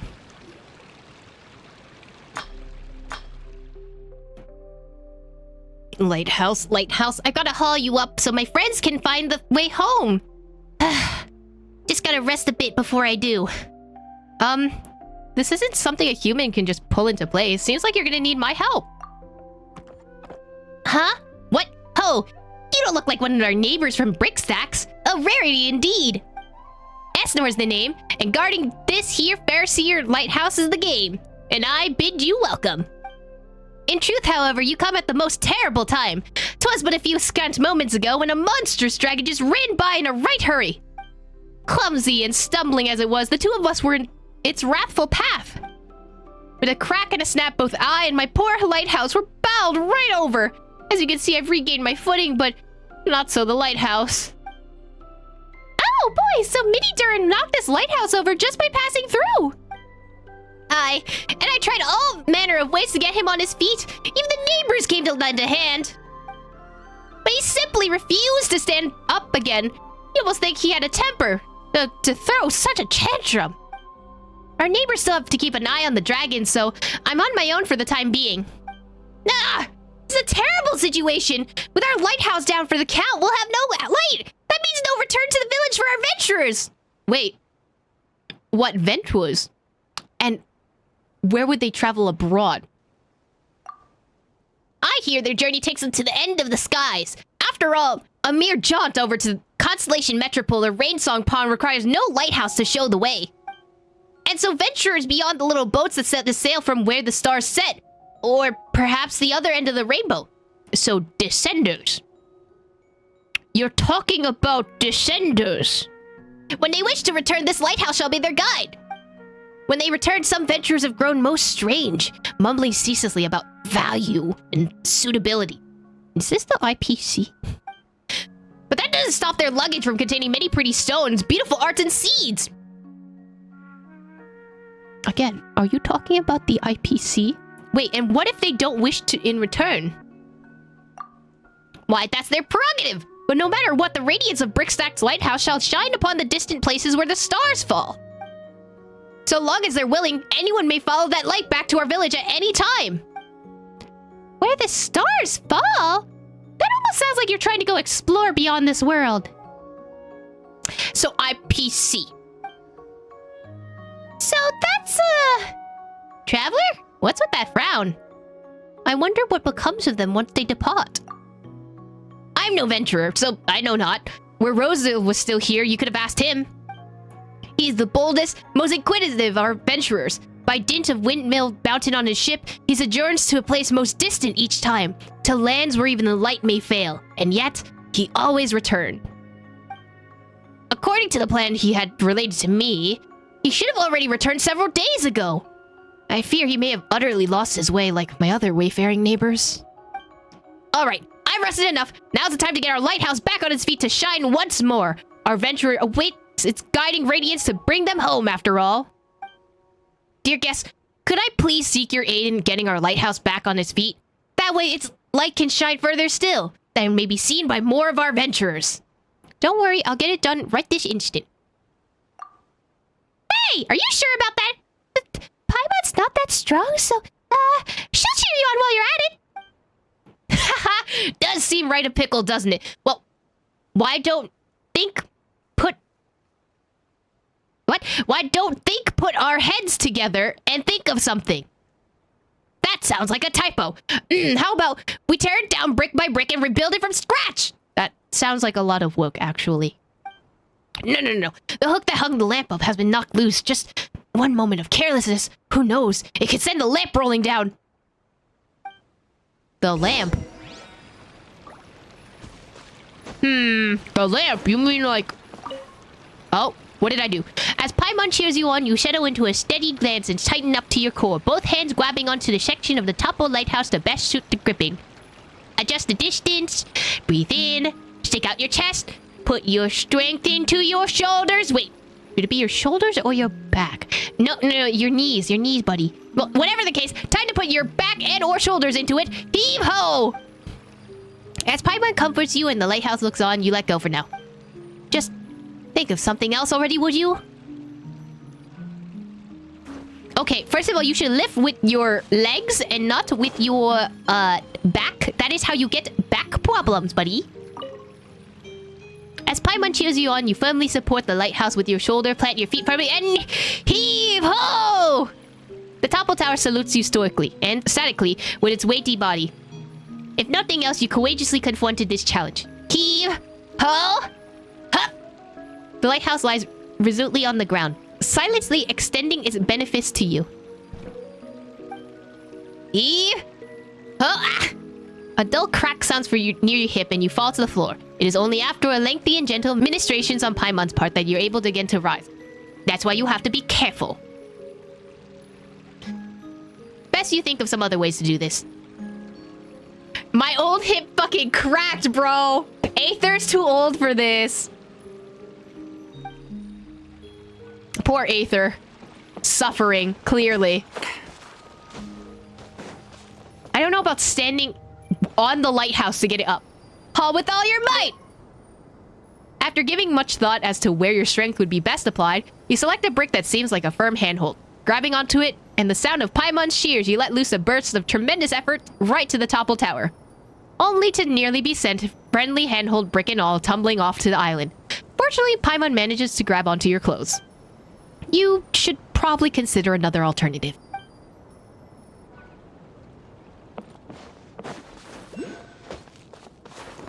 Anything here? On this side? I'm a little scared, if I might say.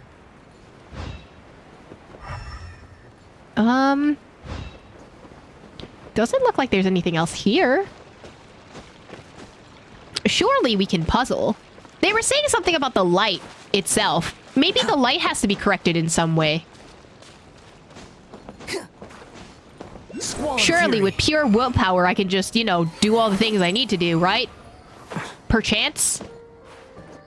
Would you like to correct yourself? Whoa! The lamp really came off!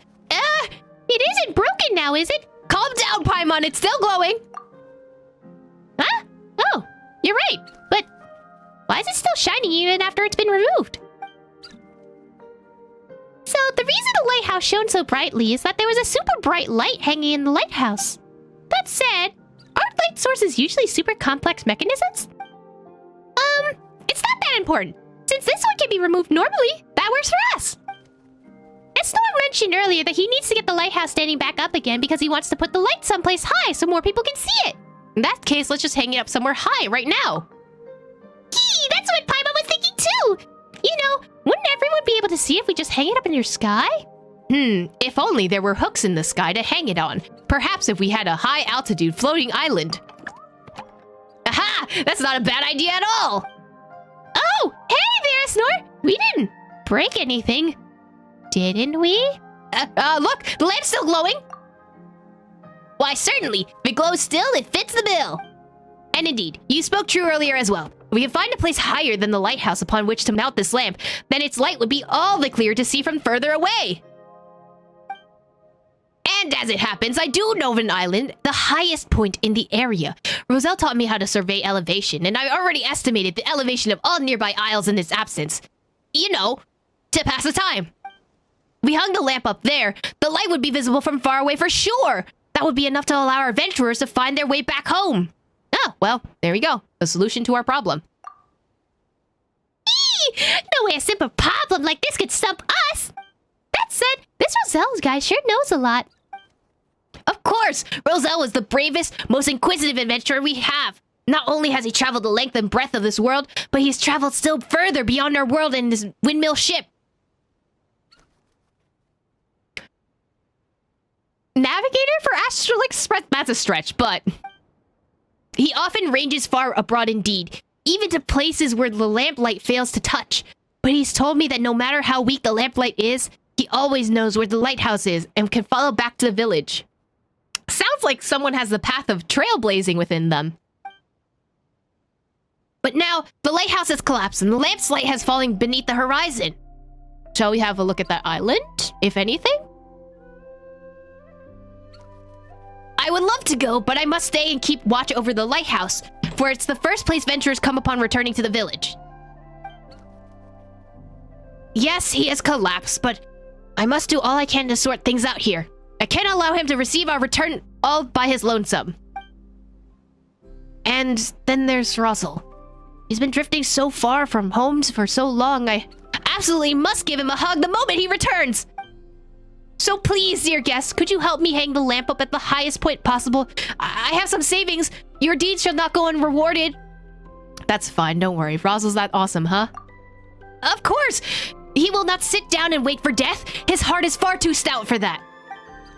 Even should the lamp's light fail utterly, he would drive onward and forward with that windmill, seeking hither and thither for his way back to our village. So please help me, dear guest, and Razzle too. Well, at this point, we're not going to say no. Thank you, thank you! My gratitude and more on behalf of my Lighthouse and Razzle too. I shall be here waiting for him. And you. Oh my god. And they were Lighthouse mates? Stop! Are these birds supposed to represent them? I will literally cry. Poinel? It sounds like a wine name. I'm not sure. Siobhan. Why are you still so angry? Perhaps you really shouldn't have ventured outside. Hello there. Did you plant this tree? We'd like to, decorate it a bit. That is to say, hang a lamp on it. A lamp? Well, putting one up would be nice. Some warm light might do Siobhan's mood some good. Might even put us on speaking terms again. Please do lend us a hand then. If I may lend you one in turn, just say the word and I shall be so. Nice! Smooth sailing so far, huh, Traveler? Come on, let's get a lamp hung up. You say anything afterwards? You mean to climb this tree? Well, be careful then. Stepping on those smashed stone fragments after falling out of it will be quite unpleasant. The what now? Why is there stone on the tree? Is now my new question. Here. We put you here. That should do it. The light should shine far and wide now. Okay, so what do we do now? Wait, of course. Maybe those venturers have seen the light already and are on the way back as we speak. So we're gonna stare out into the sky. For descenders. Or trailblazers. Nothing's happened. Not a person has returned. Hello, you two. Not to disturb you or anything, but what were you intending to do by hanging that light up again? Well, long story short, you tell Poinel what happened. I see. I heard about the issue with Esnor and the Lighthouse as well, and this idea is a good one. However, maybe we can hang it up higher, or Paimon can fly the lamp up really, really high. How long is Paimon supposed to stay up there, huh? We don't even know what the ideal elevation is. It's not like we can take measurements every few meters or something. If only there was a real hook in the sky for us to hang the lamp on. As if we had an entire quest of us hanging up stars in the sky! Hanging the lamp up in the sky? That could perhaps be possible. So is there a place to hang the lamp? Please let me finish. This idea of mine may not actually work. The Whispering Isles is not far from here. If a gift is offered unto the goddess on that island, she'll grant the supplicant their wish. Alice, is that you? Righto, so let's take this lamp over to that Whispering Isle and see what the deal is.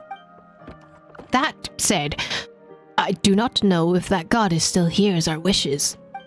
I've been to that island to offer gifts, but my wishes were not granted. Perhaps something's gone wrong somewhere. Huh? What did you wish for? My wish was a simple one. To be friends with Siobhan forever. We used to live here together, taking care of this tree, drinking tea, and chatting. He once set off on a long journey. And when he returned, he was almost unrecognizable. Not that it should have mattered. We were still friends, I thought. we'd understand one another. But he grew stranger and stranger. His days filled with odd mumblings and melancholy. He even rejected all of my tea party invitations. I feared he might no longer want to be my friend, so I made plans to go to the Whispering Isle and make a wish to the goddess. The oldest legend in our village says that originally, the goddess greatly favored the brave, so long as a valiant person were to bring her a gift as proof of their courage, she would respond to them. But I feared that she would not bestow her favor upon me, so I brought a dragon scale with me. Do you know about the giant dragon that suddenly re-emerged from the titanium mines? It flattened a great many homes and even mashed that mountain. Now our adventurers can no longer repair their boats or make tools there and had to change from whence they embark on their adventures. That mountain is just over there. But nowadays, he's as broken as the broken sea itself. We've constantly tried to chase the dragon away and defend our village. Whenever it flew above our village, we would grab chairs, tables, forks, and spoons, which went to chase it away, as if forks and spoons would actually be able to drive away a giant dragon. Seems that you succeeded thus far. I guess we should prepare a few utensils ourselves. We'll make a knife out of spoons and forks. Hey, it's not like that dragon's made of bread or butter or something. Forks and spoon wouldn't just squat to it. Well, whatever the case may be, at least that dragon hasn't come back to set fire to the village or roll over it or anything like that. Mini Durin's no evil dragon. He just wants to be friends with everyone. Is that so? In case his way of showing this is most unexpected. Well, we couldn't understand what he was saying at the time anyway, so all we could do was chase him off. When he left behind a scale. I believe that it could prove courage, and my neighbors thought so too. But when I put the scale before the statue of the goddess, it began to glow with an awesome light. I thought that this meant the goddess acknowledged my wish and was about to grant it. But Chauvin didn't change. He still refused to come out of the pot, and he remains upset as ever. He even advised me to become a adventurer and go on a long journey with him. No way am I doing that. Wait, this sounds like the two guys from Sumeru.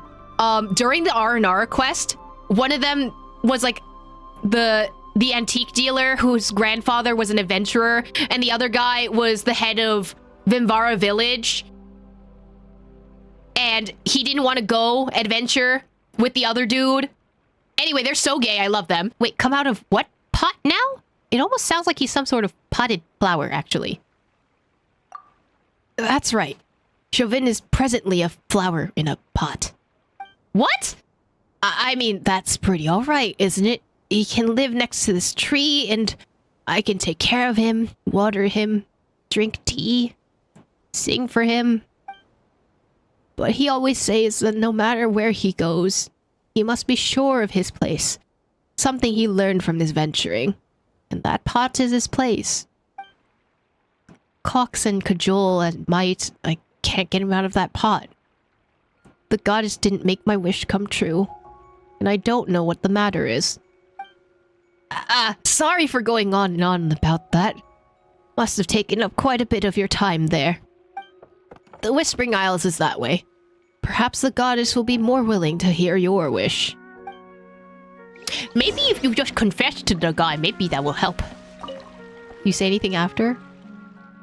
What is Siobhan thinking?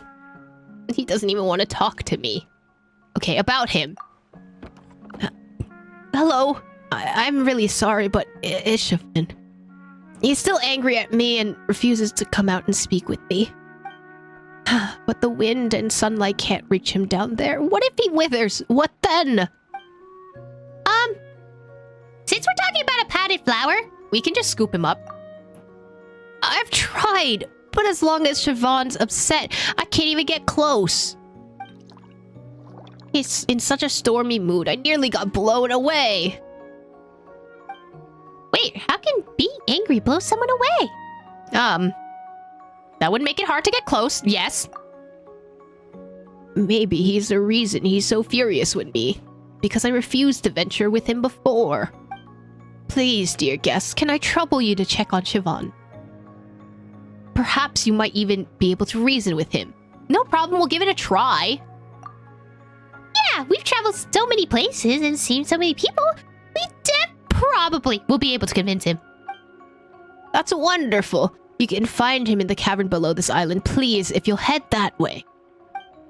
I must tidy up this place and find a good place for Chauvin to soak up some sun. Okay. Oh! Another dragon scale. Oh wait, no, this is a thingy.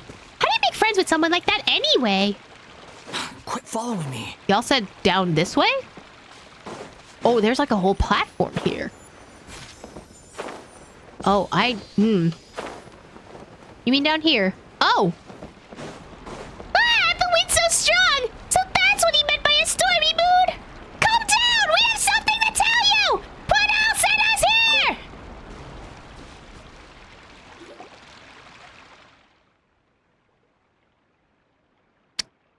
here! You're talking flower. Okay. Okay, sure. Ah, the wind's finally stopped. Fine. I'll listen to what you have to say. But before that, look how shocked the two of you are. I'm sure you're dying to ask, how can a flower speak? Or perhaps, how did you turn into a potted flower? Do people usually ask that, actually? Outside, yes, many.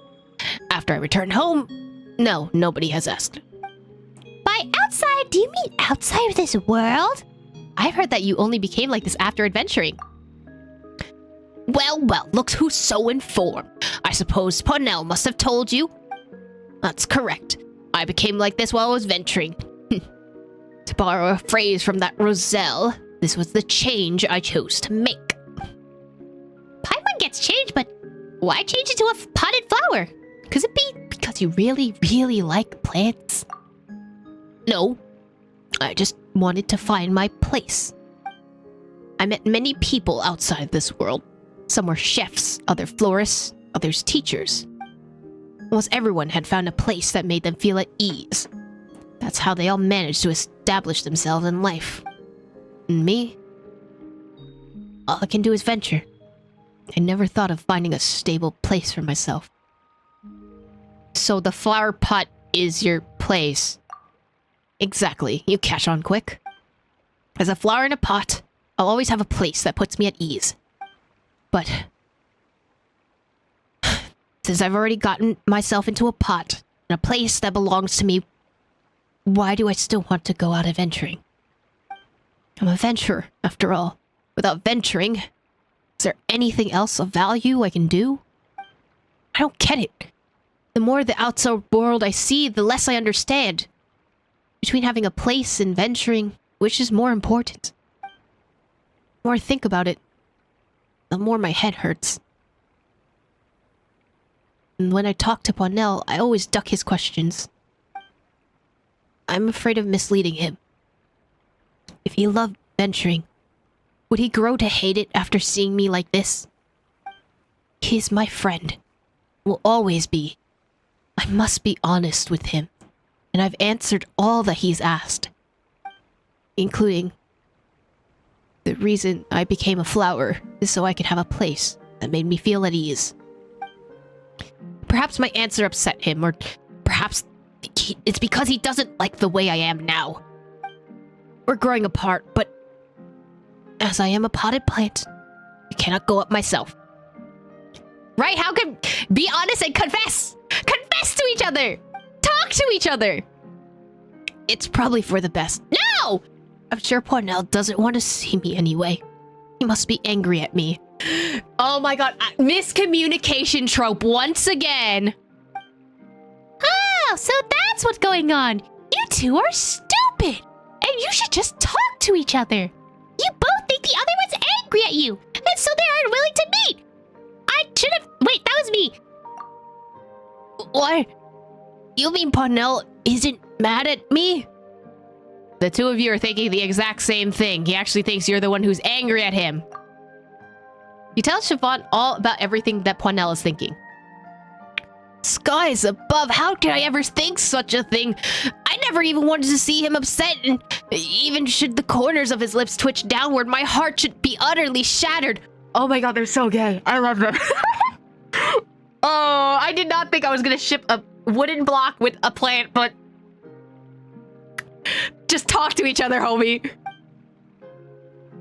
Dear guest, I must ask you to bring me up. I beg of it of you. I must see him with all haste. I cannot wait another minute. No, not even another second. I was waiting for you to say that, my potted friend. Just please, they're so gay. They're so gay. I love them. Please just talk to each other. Paimon was ready for it too. Off we go, traveler. Come on, buddy. You coming with me. Ooh, you're in a cube. I don't like that you're in a cube, but you know what? If it's so that you two can be destined and meet together and you two talk with each other, then I will do it. I will cubify you. Here, talk to each other. Yap. Siobhan, you've come home. Please listen to me. I've never been mad at you, and I've never wanted to leave you. I never wanted to leave you? Stop! I was only worried that you didn't want to be friends with me. I know that some venturers change, and I was worried you had too. I prayed to the goddess, but I couldn't find a good enough gift to offer. So she naturally ignored me. No, Poinel, such a thing could never happen. I will always, always be your friend. I must apologize to you. I was so focused on my own thoughts that I failed to listen to what you were saying. I assumed that you never wanted to see me again. Seems like we cleared up this misunderstanding. Yeah, Paimon thought you two had some crazy sticking point and were so super mad that you didn't even want to try to understand each other. But it definitely was a sticky matter, but at least it's come unstuck now. Please, Aether, phrasing. Thank you both, my dear guests. Without you, I'd definitely still be holed up in there, refusing to come out. But now I can finally share what's in my heart with Poinel. I'm always willing to listen to whatever you have to say, Siobhan. Whether you wish to speak of venturing or flower pots, it's all fine by me. Right, dear guest. Please, take these. I've gathered them specifically for you. May the goddess bless you, that you may never argue with your friends, and that someone will always be willing to listen to your innermost thoughts. Oh my god, these are my true thoughts. I'm listening. I've been listening. I love them. Best ship in existence. I will cry. Take it and have fun.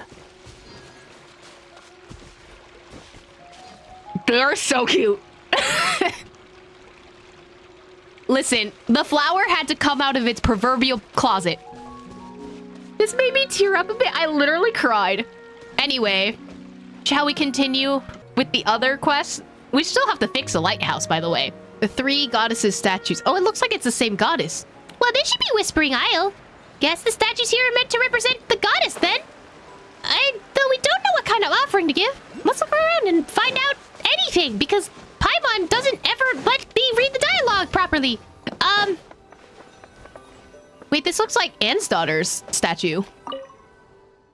Here, make a wish you hold so dear, and the reasons for your prayer must make clear. Huh. Okay. So should I just make a wish, I suppose? So that's the elegant statue. Were you all elegant statue? No, you're a gentle statue. Offer here your weapon bright. Dispel the dense days does night. So a weapon? Quit following me. Oh, the scale is here. Peaceful. Present now your armor strong, that your guards your heart lest it go wrong. This should be the dragon scale that Ponell used to wish for then. Can't be retrieved. Seems like he already did make a wish. Ugh! No, it's no use. The scale won't come off. Guess the goddess liked the gift after all.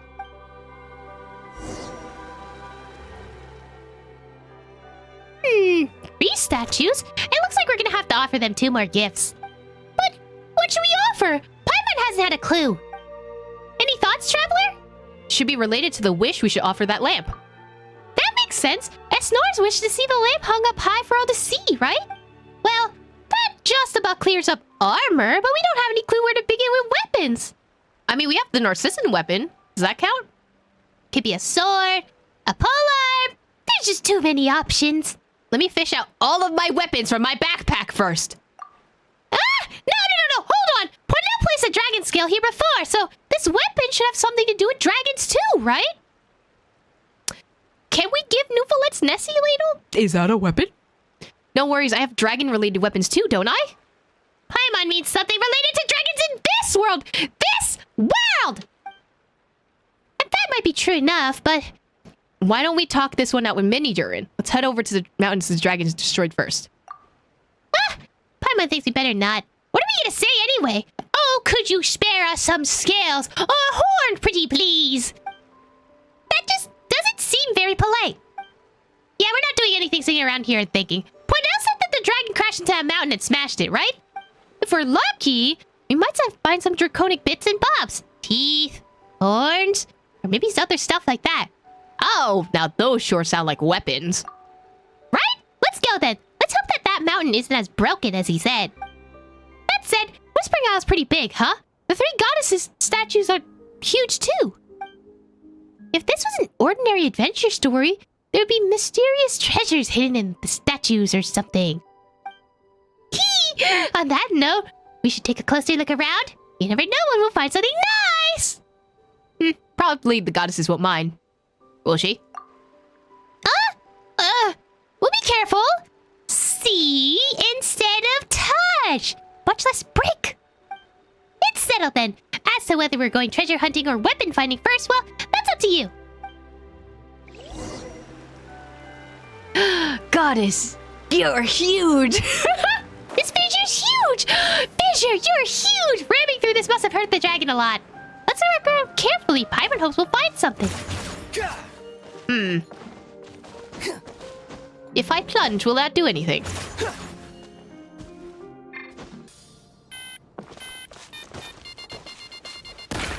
Oh. Look, is that a sword? No, that can't be. There wouldn't be a sword like that. But we just so happen to be looking for a weapon, so let's try and do something because I can't read. Oh God! Hi. I'm sorry to disturb your house. Why did it zoom down like that? Are we good? Yoink! Oh, come on! Hey there! Watch out! Do you mind? Listen. Sometimes we just want to get things done, and you're not helping right now, actually. I don't know why I'm stuck in Paimon's voice, but here we are. Fury. It's okay, we have Navia, it'll be fine. Fire! Well, with rocks. With rocks. Watch out! Coming through! The wind rises. Are we done yet? Do I have to fight a third thing because rule of threes, something things? God damn it. Coming through! Express delivery! Go! Yes, let me use the Hydro Traveler on the Hydro. Squall Fury.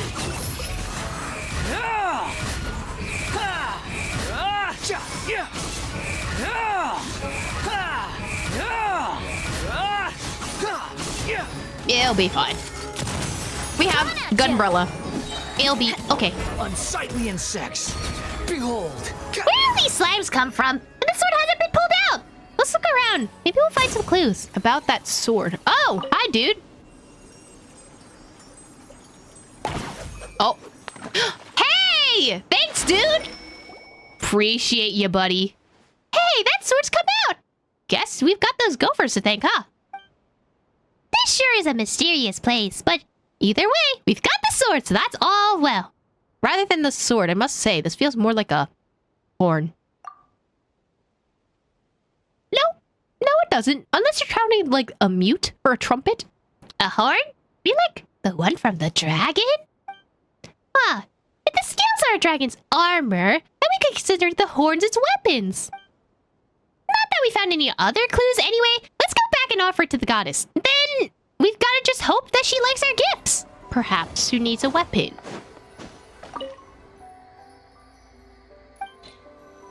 Here, I will give this to you.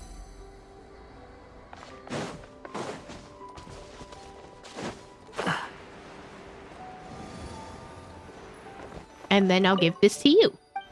What do you say, though? A dragon horn that resembles a sword. Seems to have once belonged to a reckless dragon.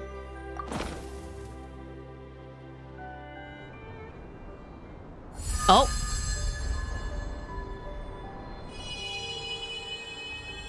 Magic shenanigans are happening currently.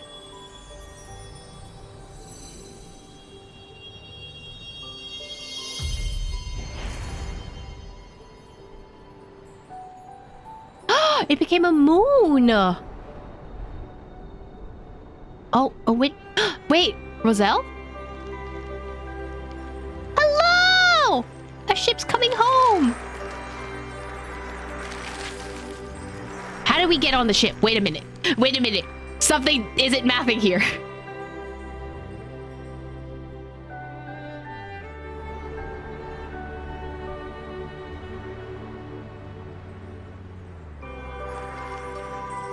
Oh, the music is so peaceful.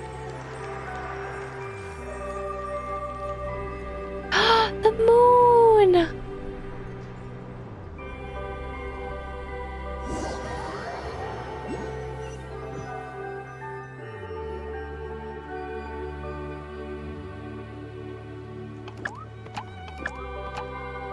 Esnor! Oh, it's good to see you. I know I could trust you, and the light that you shone my way. I gave you my word, dear friend, and now you're back. As for the light, however, you have our two guests to thank. Skies above, that was you then? I thought that you'd been stranded on that island when I saw you on my return trip, which is why I invited you on board. Words fail to describe how thankful I am to you. Had that radiance not reached my ship, I'm sure I would have been utterly lost at sea. Also, what happened to your lighthouse, Esnor? What happened to this place? What exactly did I miss? Esnor gesticulates wildly as he explained the events that transpired to Rosal. A dragon crashed into the village and another into a waterfall behind it? That really is a lot. I'm gonna have to ask you to give me all the details when you've got the time. Well, I have time right now. I have time anytime, in fact. I managed to clean up a little area where we can have some tea and, and cakes and enjoy the fragrance of flowers while we're at it. Really? That would be no problem at all. In fact, I've been looking forward to this. I'll show you the new samples I've collected too. You'll not believe all the different types of flowers and bugs I've encountered. It's a shame that my bag is so small. I should bring a larger one next time for sure. Next time? You'll leave again, I presume? Don't worry. Our time together is lengthy still, Esnor. The time we have now is more than sufficient for me to tell you all about the new things I've seen, I assure you. Are you going back out to adventure? I am. Yes, I am an adventurer. To venture is my calling. I have the path of trailblaze. Don't go, Roselle. Have you not noticed how some of your colleagues become strange when they return? They've read about the value of carpets and hats, but not at all about which is more beautiful or intricately made. Don't be angry, Esnor. We can speak about this later. I brought you flower seeds from outside. Ones with contours and colors I'm sure you've never seen before.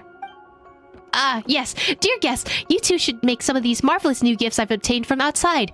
Consider them a token of my gratitude. Thank you for lighting the way for my ship. And also for taking care of Esnor. Now that the light illuminates the way, I'm sure the other adventurers will also begin returning to the village. I hope they can rest well. After all, there are all many far-off places that await their exploration still. Stop! They're sitting on the swings! They're having a heart-to-heart while sitting on the swings, like childhood best friend trope. No matter how many times you ask Roselle, I will not go out venturing with you. You're my friend, yes, and that will never change. I do not dislike you, but I do not enjoy traveling. Snore, it's nowhere near as frightening as you imagine. It's just a trip, that's all. Outside World plays host to many flowers that cannot be found in our village, and many people we've never met. Even the shapes of the clouds are different there. Remember the seed I brought you from outside? I can guarantee that you've never seen a flower with any shape or color before. It's still a seed now. I'll plant it, and then we'll see.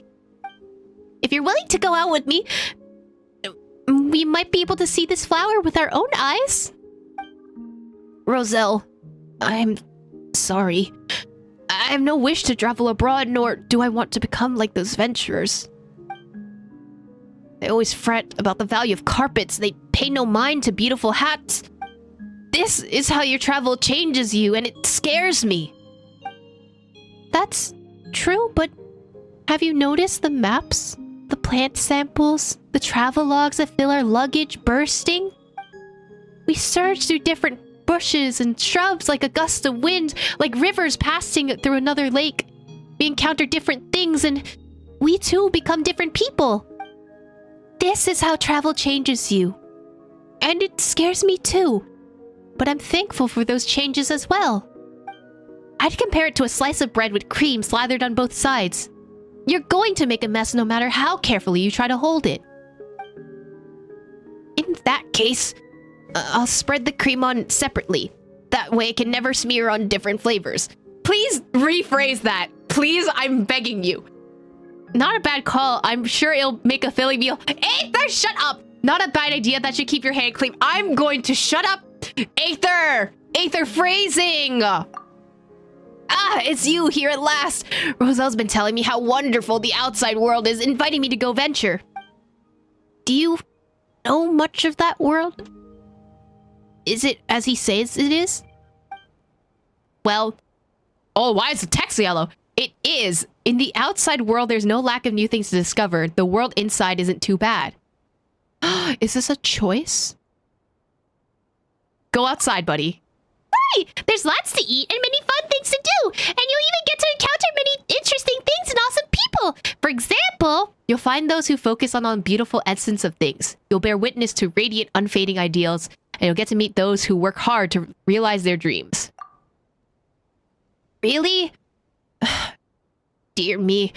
I believe the outside world only to be conscious of value and to be full of those who wish to wear hats, but dare not. Well, you can think of it like a cake with various chocolates scattered on top. Every bite's a whole new experience. That's way better than having all those chocolates taste the same, because won't make for a super ordinary cake, right? You mastered logical lingo, I see. Well, who wouldn't after listening to it for this long? Is that so? Well, I'll need more time to think about this, but perhaps a little... just a little adventuring wouldn't hurt, surely? No need to rush into things, Esnor. There's still so much time before my next voyage. Until then, let us consider this issue together. They're so cute. Oh, they're gonna go adventuring together? Ah! They're so cute! It's been a while since our last adventure. Oh, Paimon wonders how Mini Durin is getting along in Simulanka. Let's go to the Forest of Blessings and take a look. Is that Jean and Kaya? Hello? Here's your 2 magic tonics. There's a chance? There's a chance there could be a Diluc, right? There's a chance? There's a chance? Maybe? Why, thank you, young lady. And might I add that you're looking quite lovely today. Jean, come on, take a seat and let's have a drink. I ordered one for you as well. But is this really appropriate? I mean... Still worried about Klee? Where's Relax. Klee? Albedo's with her. Albedo! She'll be fine. Oh my god, friends! Friends! Kaya and Master Jean! What are you two doing here? Oh, look who it is. The Traveler and Paimon. You must be the pleasant surprise that Miss Alice told us about. No. Where's Albedo? We need lore. Where is he? Greetings to you both. This is one place I didn't expect to run into you two. I haven't heard Jean's voice in so long. It's so nice. The locals here have been talking non-stop about some brave heroes who saved the world. Let me guess. You two have been up to your old tricks. Maybe we rescued another world. Who knows? You know, I'm just that good at rescuing worlds and being main character or something. Well, not just us. We only played a small part. You could say we were 2 members of the Heroes Adventure Team. Still sounds mighty impressive to me. As ever, our honorary knight is making us proud wherever they roam. Oh, am I making Kaya proud? That's crazy. Right, Albedo got to meet Durin! The brothers! Did I hear you talking about Alice and Klee? That's right. We received a letter of invitation from Miss Alice, proposing that we take Klee for a vacation in Fairyland when work dies down. I wasn't sure what she meant by Fairyland at first, but if my eyes are not deceiving me, she was being quite literal. Klee ran off excitedly as soon as we arrived. I'm a little worried about her, but Albedo insisted he would look after her while we do our own thing. We could hardly say no to such a considerate offer, so I took it upon myself to bring Jean to the nearest tavern we could find. Any excuse for a drink, huh? Well, we are on vacation. Yeah! It's only fair that we get to indulge ourselves a little. And Jean needs to relax. Wait, where's Lisa? I just realized. Why isn't Lisa here? You're right. I should make an effort to relax and unwind. It's what Miss Alice would want, after all. Oh, wait, Kaya? What exactly did you order from the bar? The house special, of course. Best way to get a taste of the local culture. Please drink it, and I want to see your reaction. Me and Paimon have the same idea. Why are you making that face, Paimon? Nothing. It's fine. Nothing. Paimon's just perpetually amused by your lifestyle. That's all. Go on, drink up. Something tells me I need to tread carefully here. Let's see. It's got a lovely color, but how about the taste? Skill issue! Skill issue! Drink printer ink, dumbass! Kaya's face! Kaya's face! Oh my god! The pain and anguish in his face!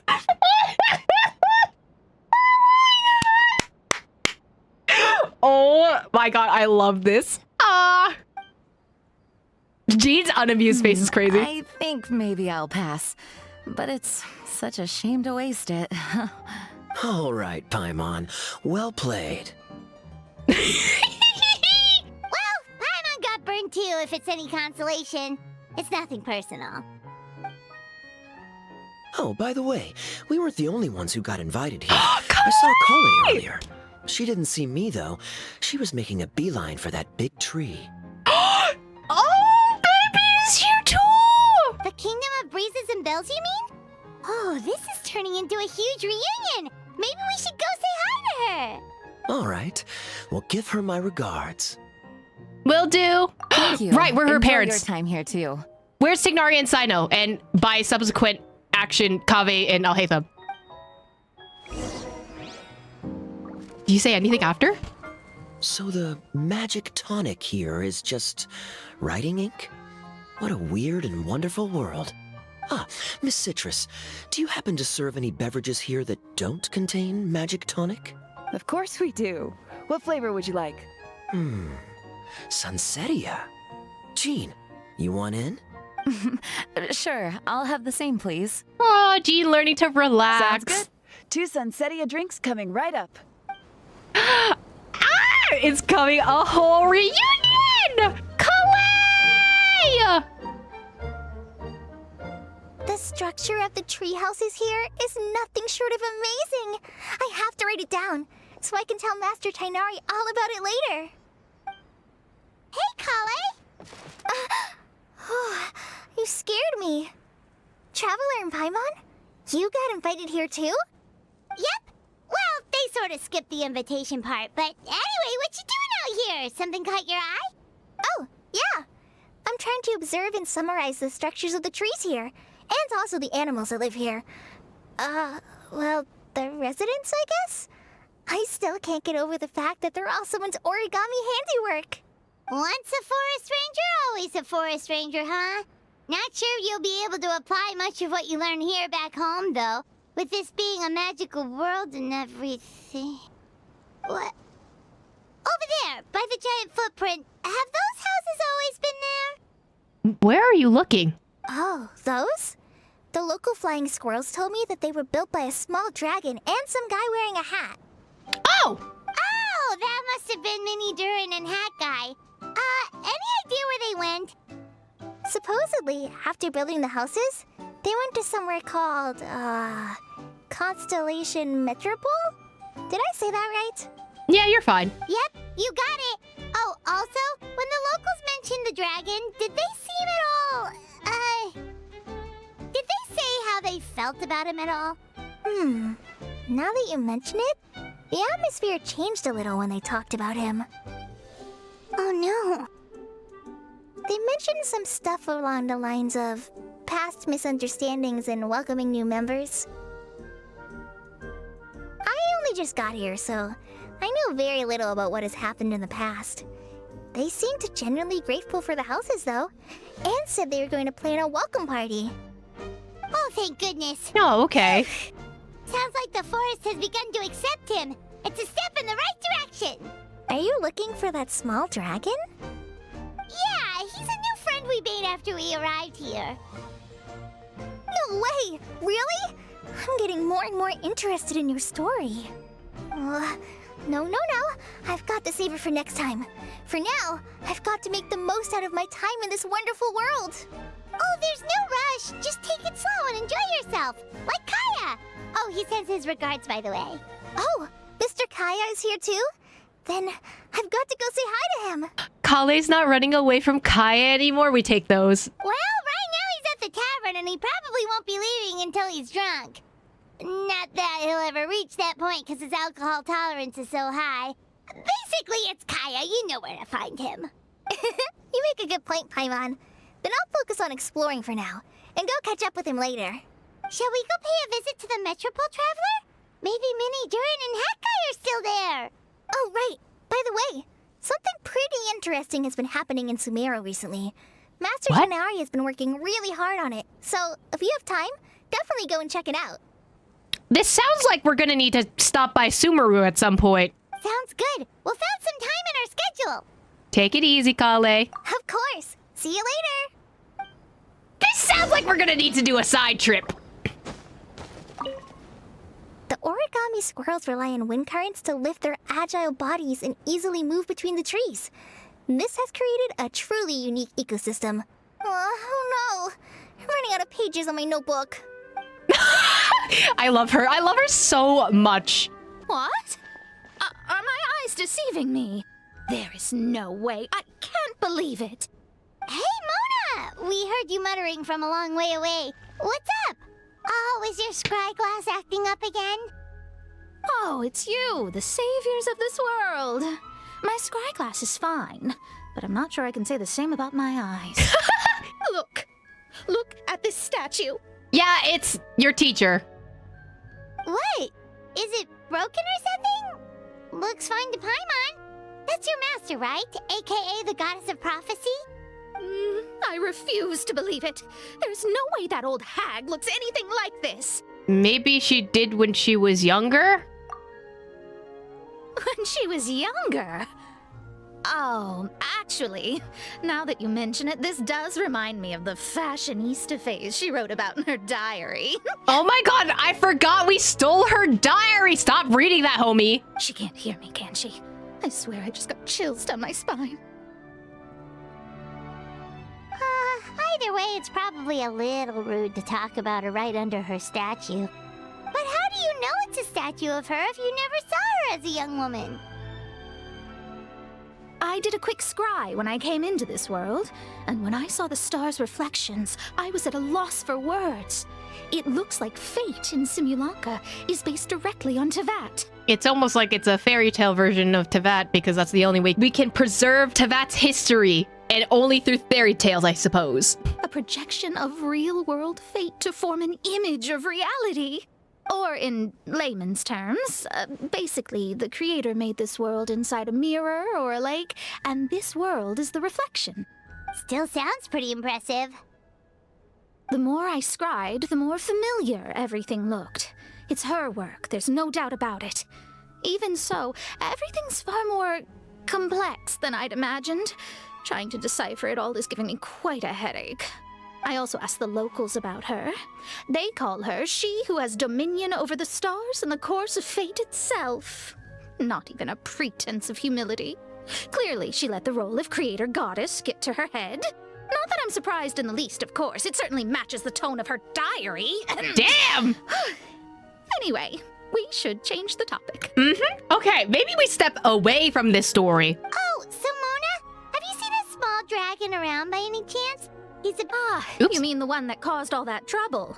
I haven't seen him for myself, but I heard that he came to the Metropole not long ago to formally apologize for his actions. Apparently, he brought a huge stash of Titanium and plant oil to make amends. Most people accepted his apology, although there are some who said that they'll reserve judgment until they've seen how he acts in the future. Oh, okay. Do you know where we could find him? One moment. The answer was she did not know. Ooh, it's a clover.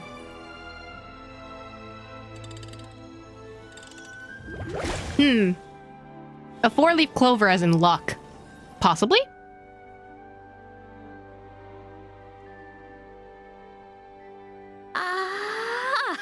It looks like he's at the Broken Sea. There's a big group of people with him, too. Cool! Wanna come with us? We can introduce you! You're right, Klee's constellation is the clover. He might be with Klee then. Which means he's with This Albedo! one out. This might be the closest I ever get to meeting the old hag in her youth, so I think I'll spend some time seeing what else I can glean from her grand design. You guys have fun. Be careful, Mona. What do you mean, be careful? Now you're making me nervous. We'll be off now. See you later, Mona! Oh my god, Wander Albedo! Stop! The puppet interacting! Creating a whole world starscape is no easy task. Old hag, I guess you do deserve the title of Trismegistus after all. Oh my god, Mona? Mona character growth, that's crazy.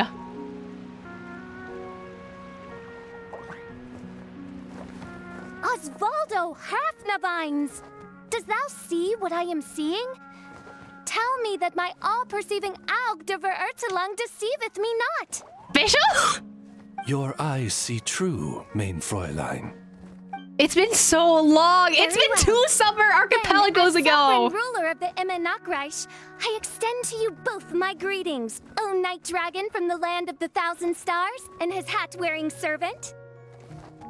Oh, right. Fischl doesn't remember Wanderer.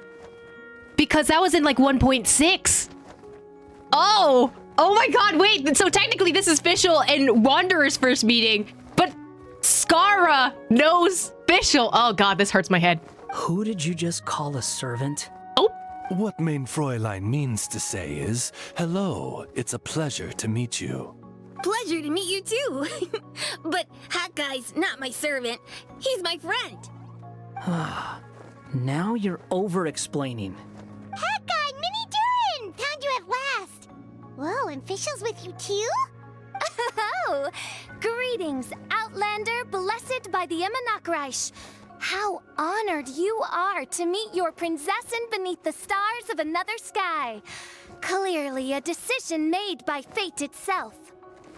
I echo your sentiments, your highness. Mr. Honorary Knight, Paimon! Klee!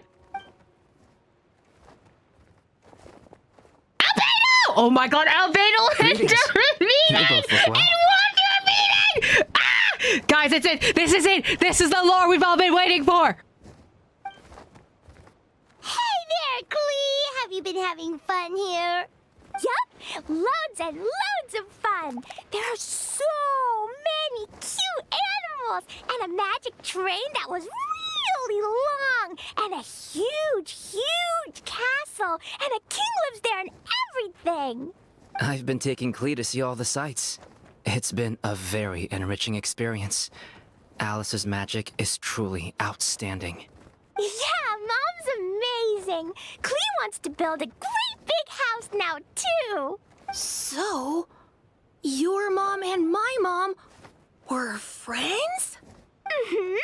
Our moms were friends, which makes you my big brother. My mom used to read your mom's stories to me all the time. They were great. And Albedo's also your brother too. And oh my god, oh my god, oh my god. Big brother?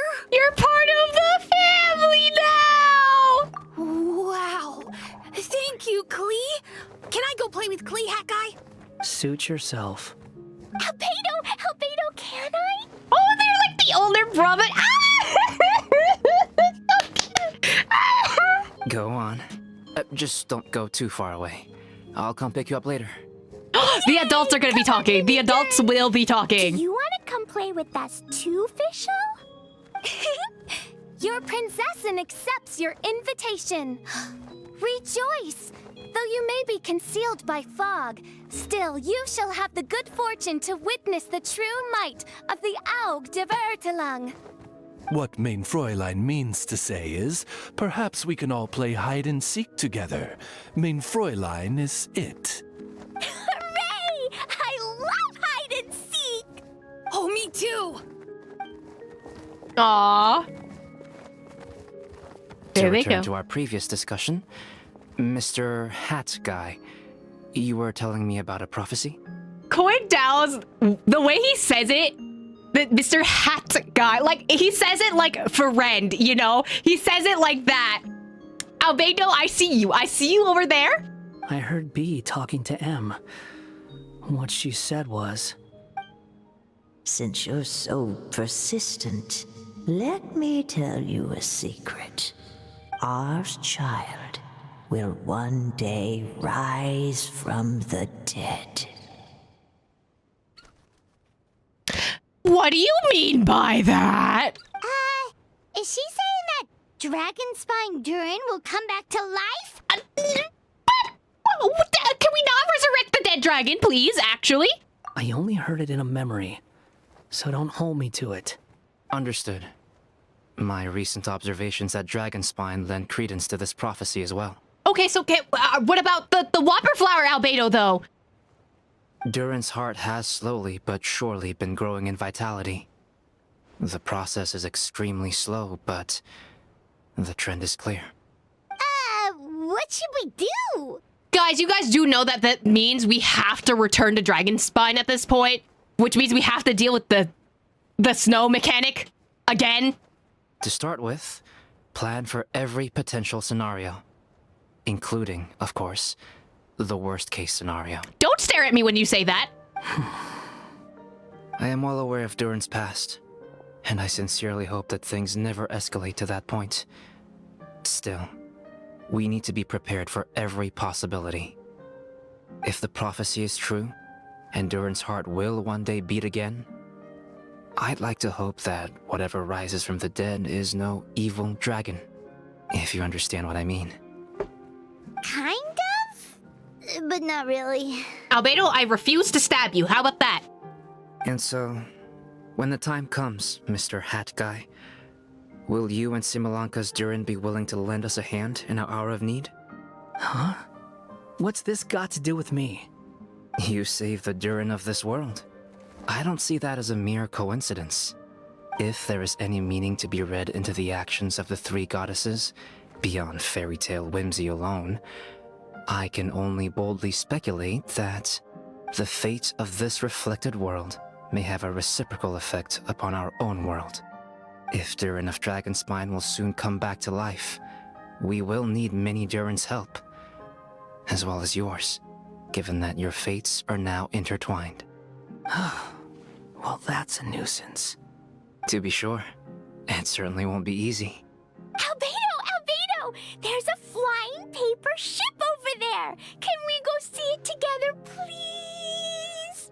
Sure. 2 seconds, I'll be right with you. Please but give you're my making us suggestions away some from the Lord thought, Mr. Hat Klee! Guy. Hat Guy, I'm back! Huh? What were you guys talking about? Adult stuff, don't worry about it. Wait, but that means Albedo and Mini Durin don't talk to each other. Stop! Nothing. Huh. Okay then. Let's go join the others. Everyone's going to check out the new origami ship. All right, I'll be right there. Hey, buddy, are you worried about Durin? Why would I be? Do I strike you as someone who cares about other people's issues? Yes, actually. Now that he saved Simulanka's Durin, maybe he'll be sympathetic to the Durin of our world. Quit trying to guess what I'm thinking. I'm leaving. Don't come back here! I'm gonna send the heat after you and she can read your mind. Albedo was right. He needs time to think about it for himself.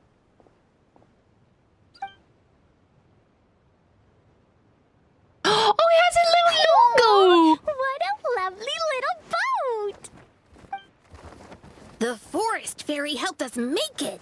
Oh, Nilu helped? Paimon just realized there's a lot fewer people around the Broken Sea now. Guess most of them have made their way back to the Metropole. Does this boat have a name? I can't see one anywhere. Huh? A name? Every boat has a name. At least, all the ones I've seen before.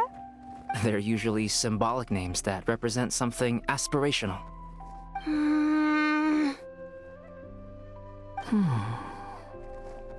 Let's go with the Durin.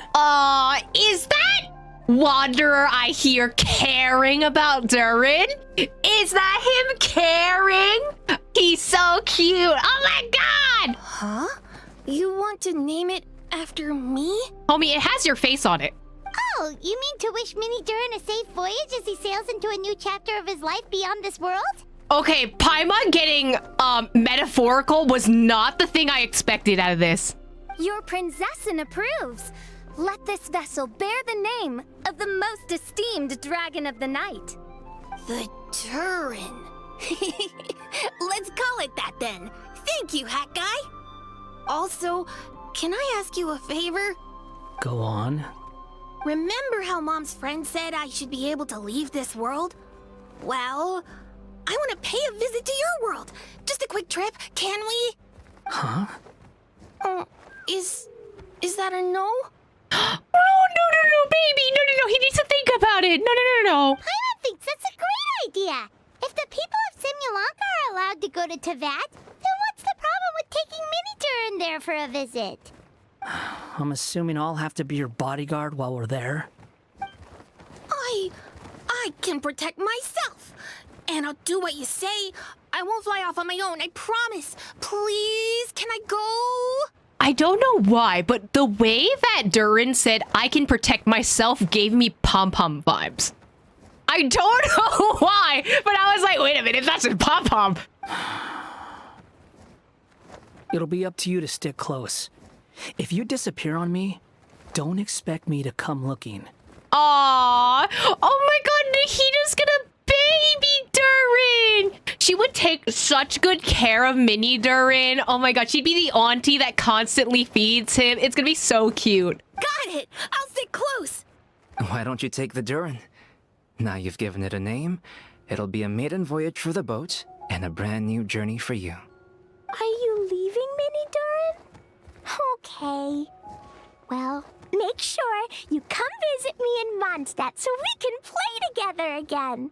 Klee will draw you a map to show you the way. Though our time together has been as fleeting as a ray of light in the depths of the long night, the Imanakreich will welcome you with the grandest of music ceremonies on the occasion of our next reunion. As surely as the stars in the sky watch over us, we shall meet again. What Mein Fräulein means is that you're always welcome to visit her at home as well. Cool! I have so many new friends now! I'm so happy! Are you done yet?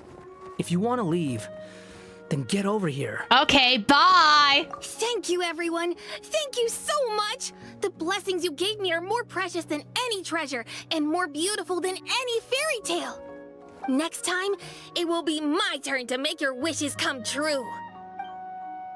That's so cute. Stop! Fell Dragon's picture book. Fell Dragon's picture book. A picture book that concerns the Fell Dragon of Simulanka. That is to say, Durin. None know the tales recorded in this text. So it's all the artwork for it. Oh, that's so cute. Oh! So you're saying there's stuff behind it? As in Twizzle? Twizzle? Ooh, Quit following me. Artifacts! And money? We follow the star to the highest statue and jump down. Oh, okay. So I have to jump down there. Is what you're saying. Off the cliff. Oh. Is this like a leap of faith situation? Okay. If I die, this is your fault. Oh. Where am I going?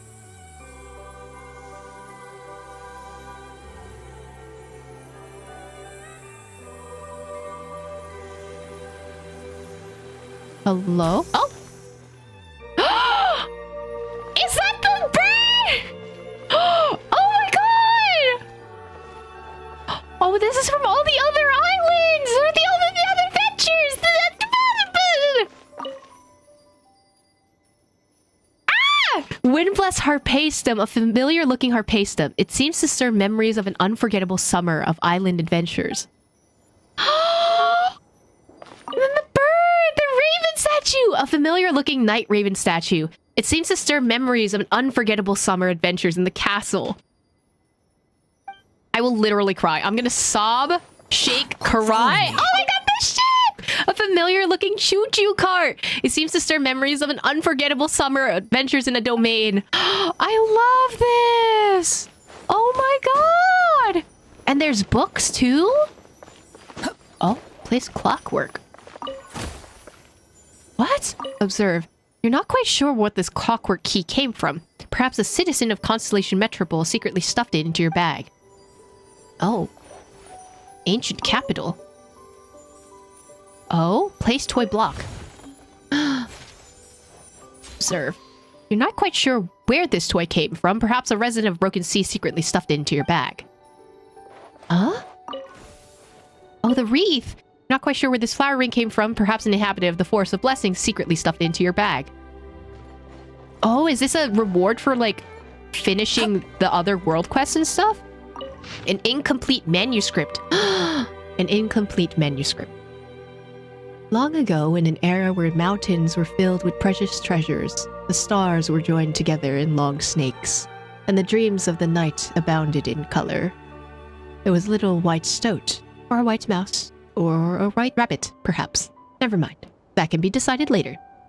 Who lived in the prosperous and tranquil town. All of her friends and neighbors called her Snowflake. What was her original name? I'll have to decide that later too. Snowflake had a coat of pure white fur, as white as the never-melting snow atop a mountain peak, without a single blemish to be seen. Her eyes sparkled with the silent brilliance of the night sky, and her voice was bright and clear, as if a pair of invisible hands were playing upon a fine instrument, or as though someone was pouring pale golden wine into a glass.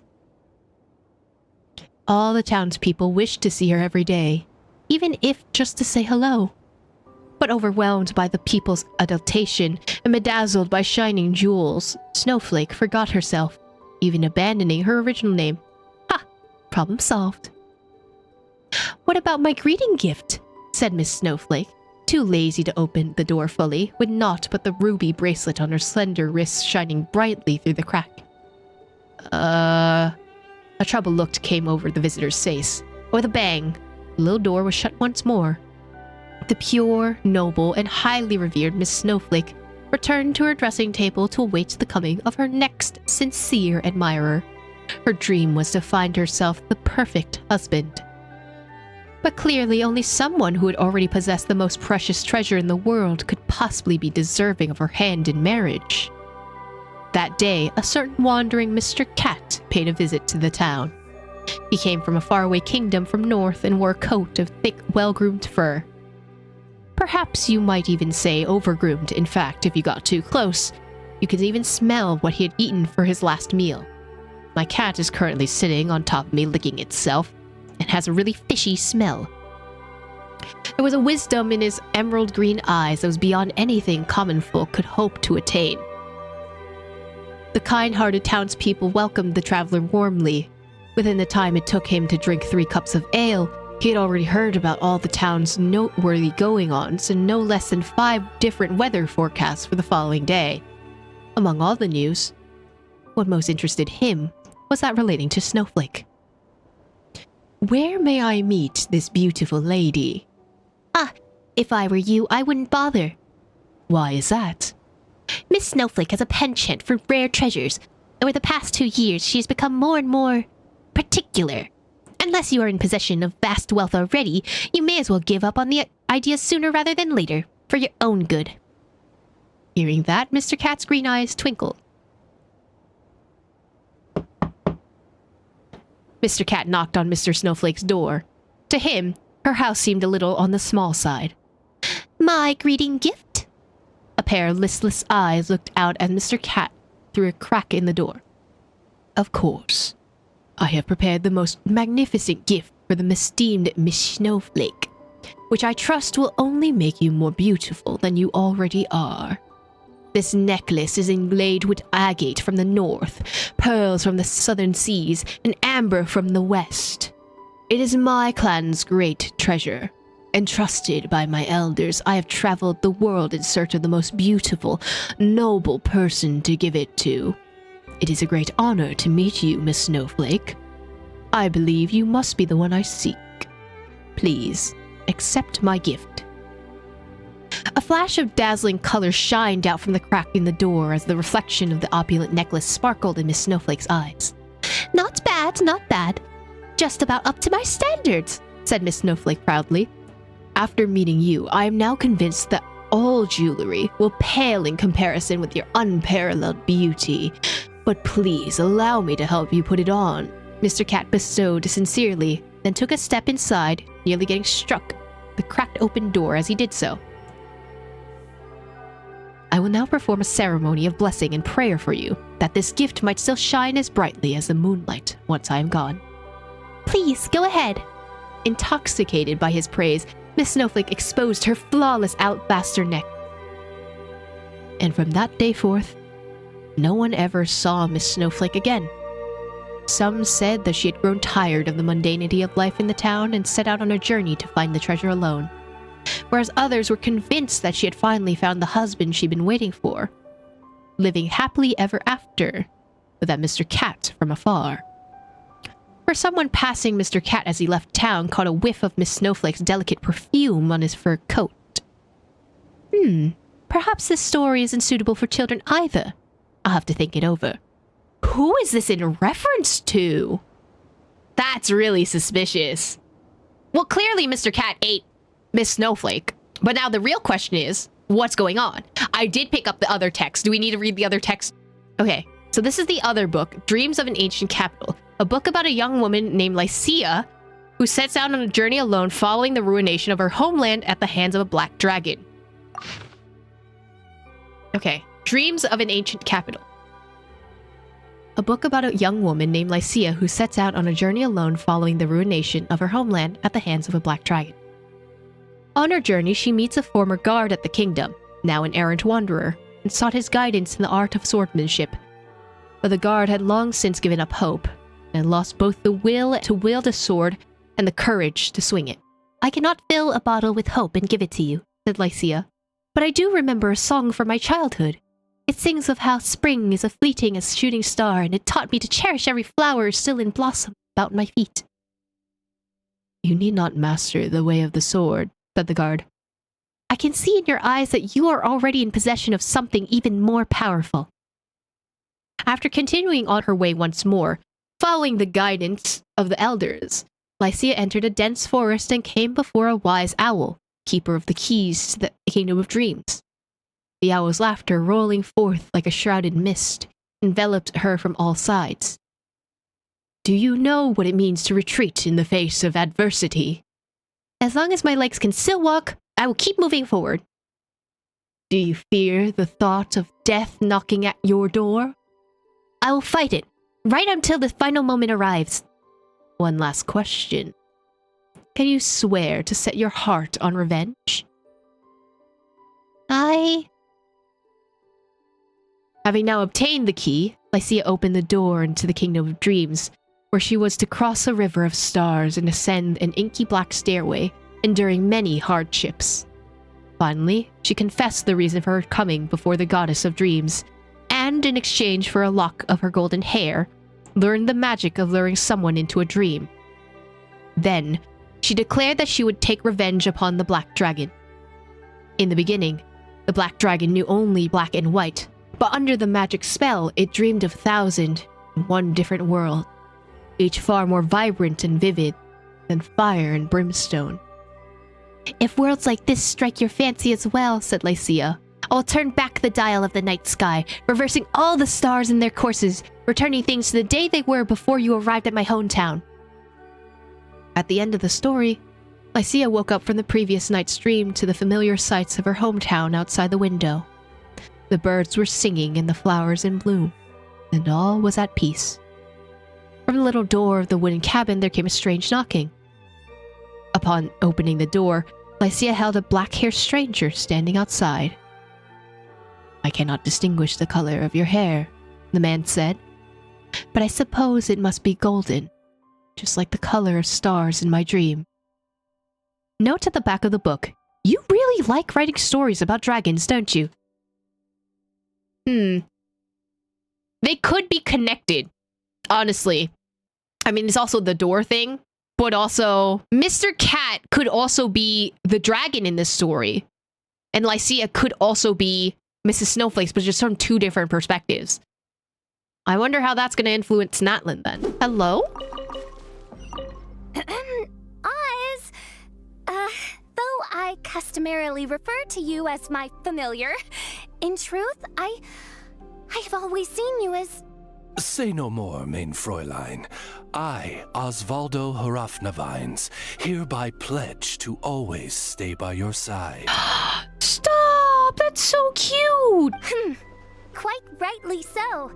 The Prinzessin should expect no less from her most favored Nachtraben. I couldn't agree more, main Fräulein. Stop, they're so cute. Aww.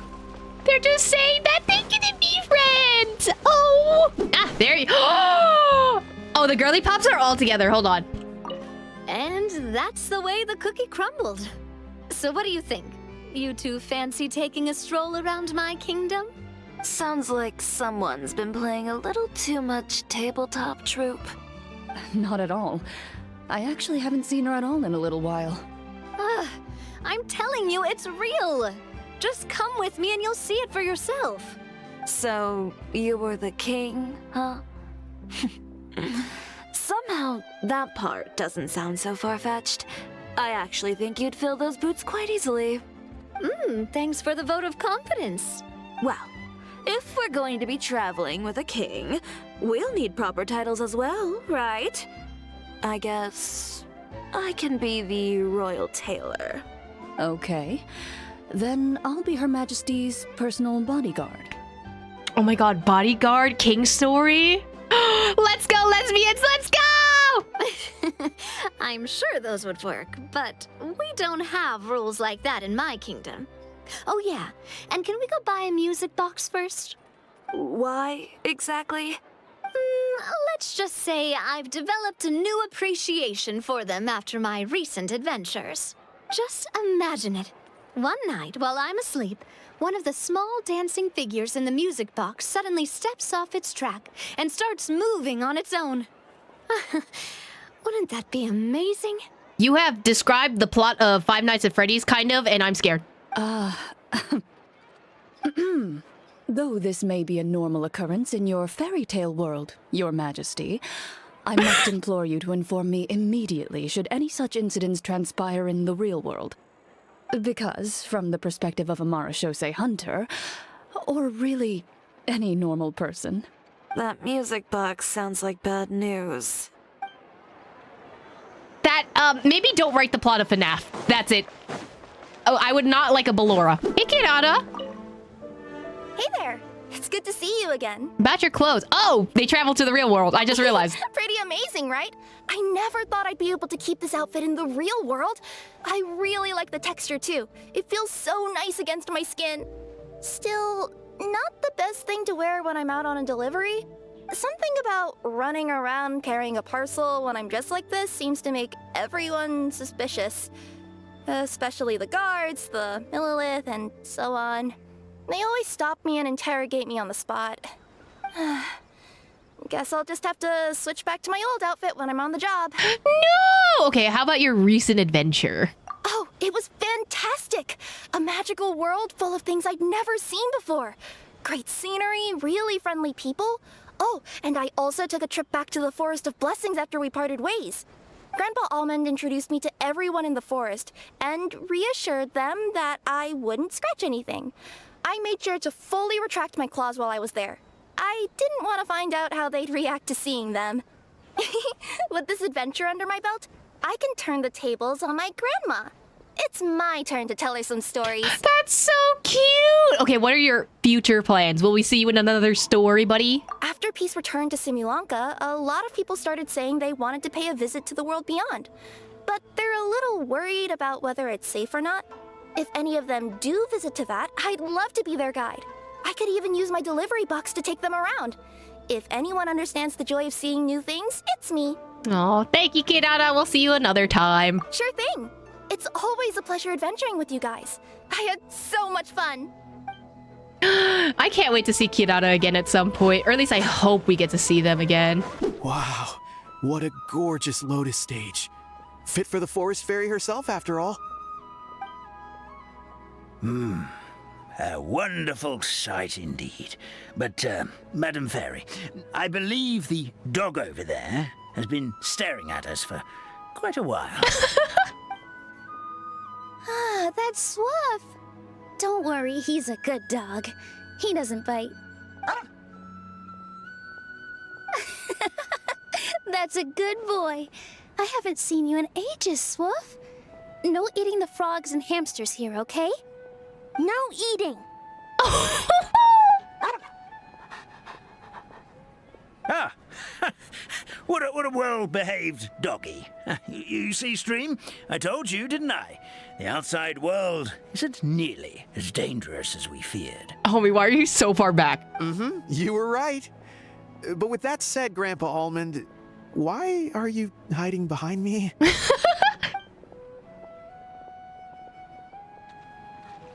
Oh, they're so cute. Ah, look at these three. Also, it probably looks so weird to literally everyone else who doesn't understand why Nulu's suddenly talking to two squirrels and a frog. Aw, Wanderer, you gonna tell her about Durin? The people from the academia say they haven't seen you in a while. Yeah, well, maybe I needed some space after being cooped up in there for so long. Anyway, it's a school, not a prison. So what's the problem? I never said it was a problem. I was just noticing that you seem to be in quite a good mood at the moment. Who's this, hat guy? Wait, where's Durin? Durin, wait, where are you? Shut up. Not another word. You need a new friend. I've told you already. Stop trying to read my mind. I didn't need to. It's written all over your face. Wait, but how is Durin here? Is a new question. What is going on? Where are we, Roselle? This is one stop on our journey. What's going on here? One stop of our journey? Where are you guys going? Oh, go to Sumeru City? What do you mean go to Sumeru City? Kali tells you that Sumeru's been quite lively lately. As such, you and Paimon resolved to see what's going on. Oh. So is this not voiced? Oh, right. Didn't Kale say Sumeru City had been pretty lively lately? Aren't you even a little curious? If it means we're gonna see our friends, I'd be down. Right? Paimon agrees! Then let's go see what's going on. For our first stop, maybe start with the academia? That's where all the info is, after all. Hello, Madame Farzan. Please, why are they not voiced? Did we not pay the voice actors? I did. Anyway, support the strike, thank you. Pay your voice actors. Look, there's Farzan over there. Do you think you should ask? Even just glancing at borrowing records gives me a flashback to how awful that book was. How irritating. Farzan, what are you doing talking to yourself over there? I am Madame Farzan, after all. It's not out of place for me to mull things over out loud, wouldn't you say? But in this case... never mind, forget about it. Why the two of you suddenly decided to drop by? Why is it so long? Well, about that, we heard something about a party and didn't want to miss out. Kali told us that Sumer is the place to be now. Apparently tons of interesting things are happening, so we thought we'd ask around. Any idea what she's talking about? Interesting things. What might Kali found interesting? Tignari's tail's getting so fluffed up like a ball of tumbleweed? Or Sino climbing a tree and getting his hood caught in a branch? Why are these the things that you're thinking of? Oh, we really missed all of that? Seriously, and no one thought to tell me? Still, she said there was something big everyone's been talking about. Can you think of anything slightly more significant? Like, I don't know, possibly the marriage between Alhaitham and Kaveh? Who knows? Are they actually dating? But they were roommates? Who knows? More significant? Is something the matter, madam? Now that you mention it, it must be what I think it is. Recently, rumors have been going around about a certain book. That's a classic horror story opening. It's not some kind of forbidden tome or anything like that. Is it? Forbidden tome? Ha! For as far as I'm concerned, it might as well be. Tell me, have you ever read one of those really, really, really badly written detective novels? Yes, actually. I unfortunately did. Tell me exactly how bad it was. Oh, leave this to Paimon. For example, the type where you start off thinking it's a locked room murder mystery, but it actually turns out that the whole building just moved. Oh, that's the plot of... That's just the plot of Fontaine. That's right, or it's supposed to be based on pure reasoning and logical deduction, but in the end it turns out the culprit has some sort of superpower. Exactly! Or it starts out super serious, but in the second half it just reveals that everyone lost their memories out of the blue. Or it's set in a mountain in the middle of a snowstorm, and the police officer who's been portrayed in a serious figure throughout the whole story suddenly turns out to be the murderer, without even the slightest hint of foreshadowing. Is that a reference to an Agatha Christie one, or is it a different one? I've seen a movie like this, but I cannot remember if it was based on Agatha Christie or not. You're both being way too specific. You'll offend half of the crime novelists into that if you keep going. My apologies. I let myself get a bit carried away for the moment. Anyway, to cut a long story short, I did borrow a book like that a few days in past. So you borrowed a badly written book? But that happens to the best of us. No, that's the problem. Blizzard swept mountain villages, superpowers, police officers who turned out to be criminals. This book had it all and more. Reading it was tantamount to torture.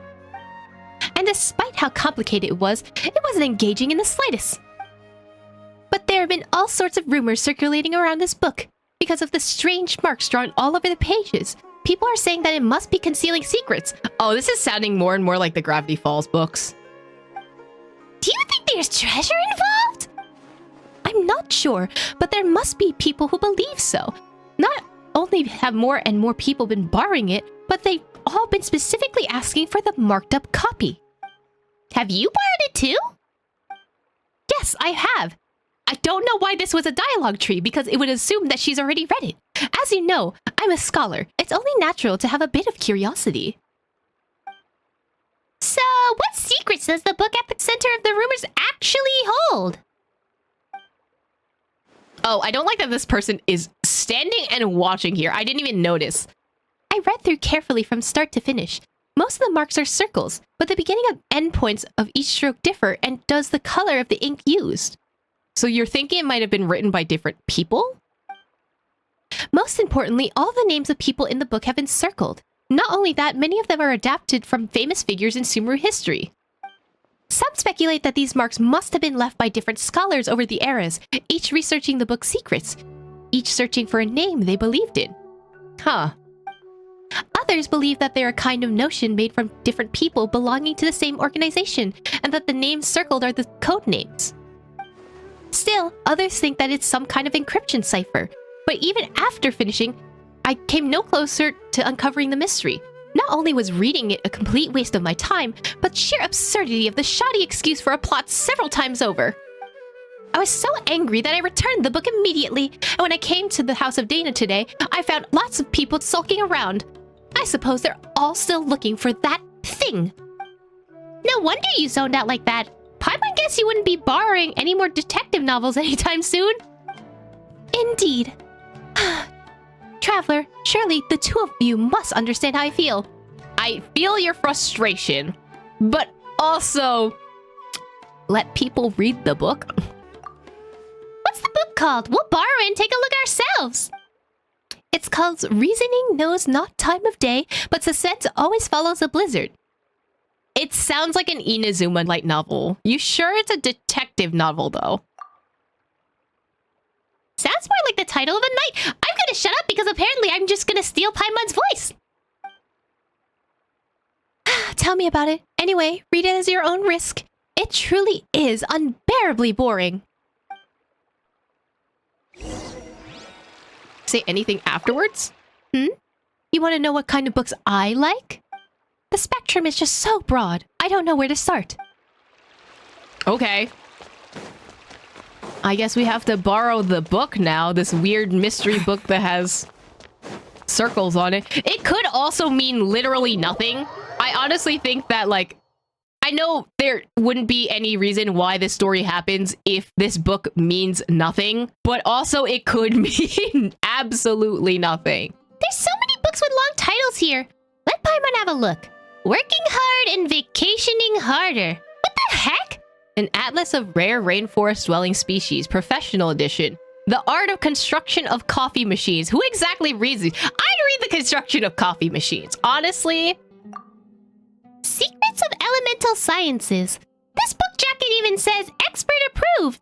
The former sage Cyrus praises this as an excellent entry-level book. Wait, Cyrus is either Tignari or Sino's mentor, right? And this one, a compilation and summary of common basic grammar rules for rare languages of ancient desert peoples.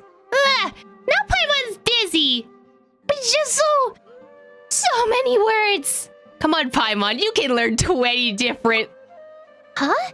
Is that Layla over there? Let's ask her. She may know something. Unless she's asleep. Layla! I'm so sad now that these guys are voiced. I wish that they were voiced! Traveler, Paimon, it's been so long. I'm still a bit tired. I sound like Sayu. I sound like Sayu and less like Layla. It's very similar. Didn't sleep well last night.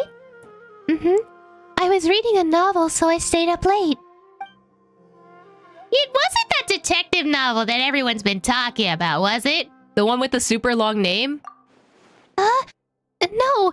If you're talking about Reasoning Knows Not the Time of Day, but Suspense Always Follows a...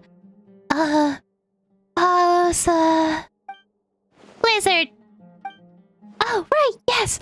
No, it wasn't that one. Madame Farazan said that it was really dull, so I didn't borrow it. Oh, so you're not that interested in the book's secrets? I haven't even been able to keep up with my own work, even though I'm up late all the time these days. But way more people have been interested in the book than I ever imagined. 7 or 8 in a single morning. I feel like a living signboard sitting here like this. Kaveh asked me the same question, so you must be looking for it too? He was even hiding behind the ladder before, looking for something. He looked really embarrassed. Why is he behind the ladder? searching for something, hiding behind a ladder? He must be after Mora. That's gotta be it. So he can hurry up and pay off his debt to... Paimon realizes that I probably shouldn't talk about this and suddenly realizes. Wait. No. Let's just pretend Paimon didn't say anything. Layla, you're really sleepy, right? You must be daydreaming this conversation. I didn't really get it anyway, but if you say so, it's a dream.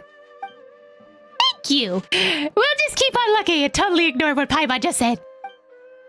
Okay. See you next time.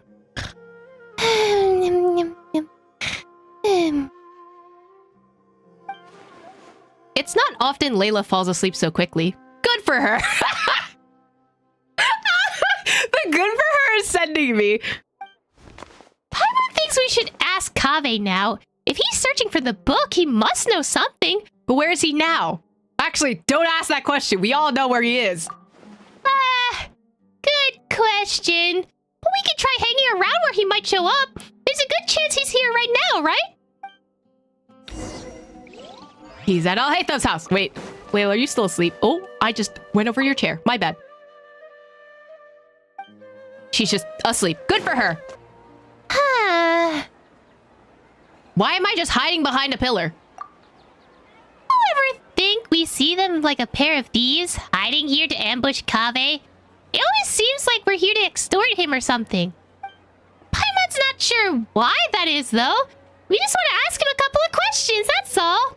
Don't make it sound like we're the baddies. When have you ever been bothered by your con shit? Oh my god, Aether, when did you become Stell Kalis? Sounds like footsteps. Quick, let's have a look. Stop right there, Ka! Of course it is. Of course. It's always one or the other. It has to be one or the other. Huh? Alhaitham, what are you doing here? It's definitely not like this is his house. Good question. Surprising indeed. I was under the impression that you knew I lived here. Okay, as much as I don't like Alhaitham, I appreciate his sass. Good morning. Good morning. What can I do for you? Nothing! Never mind! Oh. Goodbye! He just leaves? He's just gone. He just left. You know what? Same. I do the same thing. He just left. Does he have work or did? He literally said, you literally were just like, oh, it doesn't concern you. So of course he's gonna leave. Footsteps again? They're headed towards the door. Stop right there, Kaveh. What are you two doing here? Good question. Surprising indeed. Paimon was under the impression that you know the only reason we'd be here if we were looking for you. We could have been looking for Alhaitham. Paimon, you don't sound like yourself. Looking for a certain book by any chance? Wait, what? Here's the deal. You and Paimon pull Kaveh to the side and hush tone. Why did you let me read that? How is it you guys know everything? There I was, thinking I'd been super discreet the whole time. No one should have even noticed. Come on, get real! You really think that no one knows you live here? You forgot that Alhaitham lived here, buddy. Hey, that's not fair. Of course nobody knows. Except for Sino, Tignari, Kale, and the two of you. Right? And everyone you drunkenly told at the bar last time? Friends are friends, so if they know, well, they know. But what if a stranger overheard us? That would be a disaster. It might even impact my career. Anyway, about that book. You believe it contains intel about hidden treasure, don't ya? Looking to get rich quick, are we? Yeah. Are you offering to help find it? Shucks, why didn't you say so earlier? So there really is treasure. How about this? We'll help you find it and then split the loot 50-50. It's a deal. Traveler, after all we've been through, it's finally our turn to get rich. No need to keep yapping. Hidden treasure, the Paimon Pro's coming in on ya. Hey, Paimon.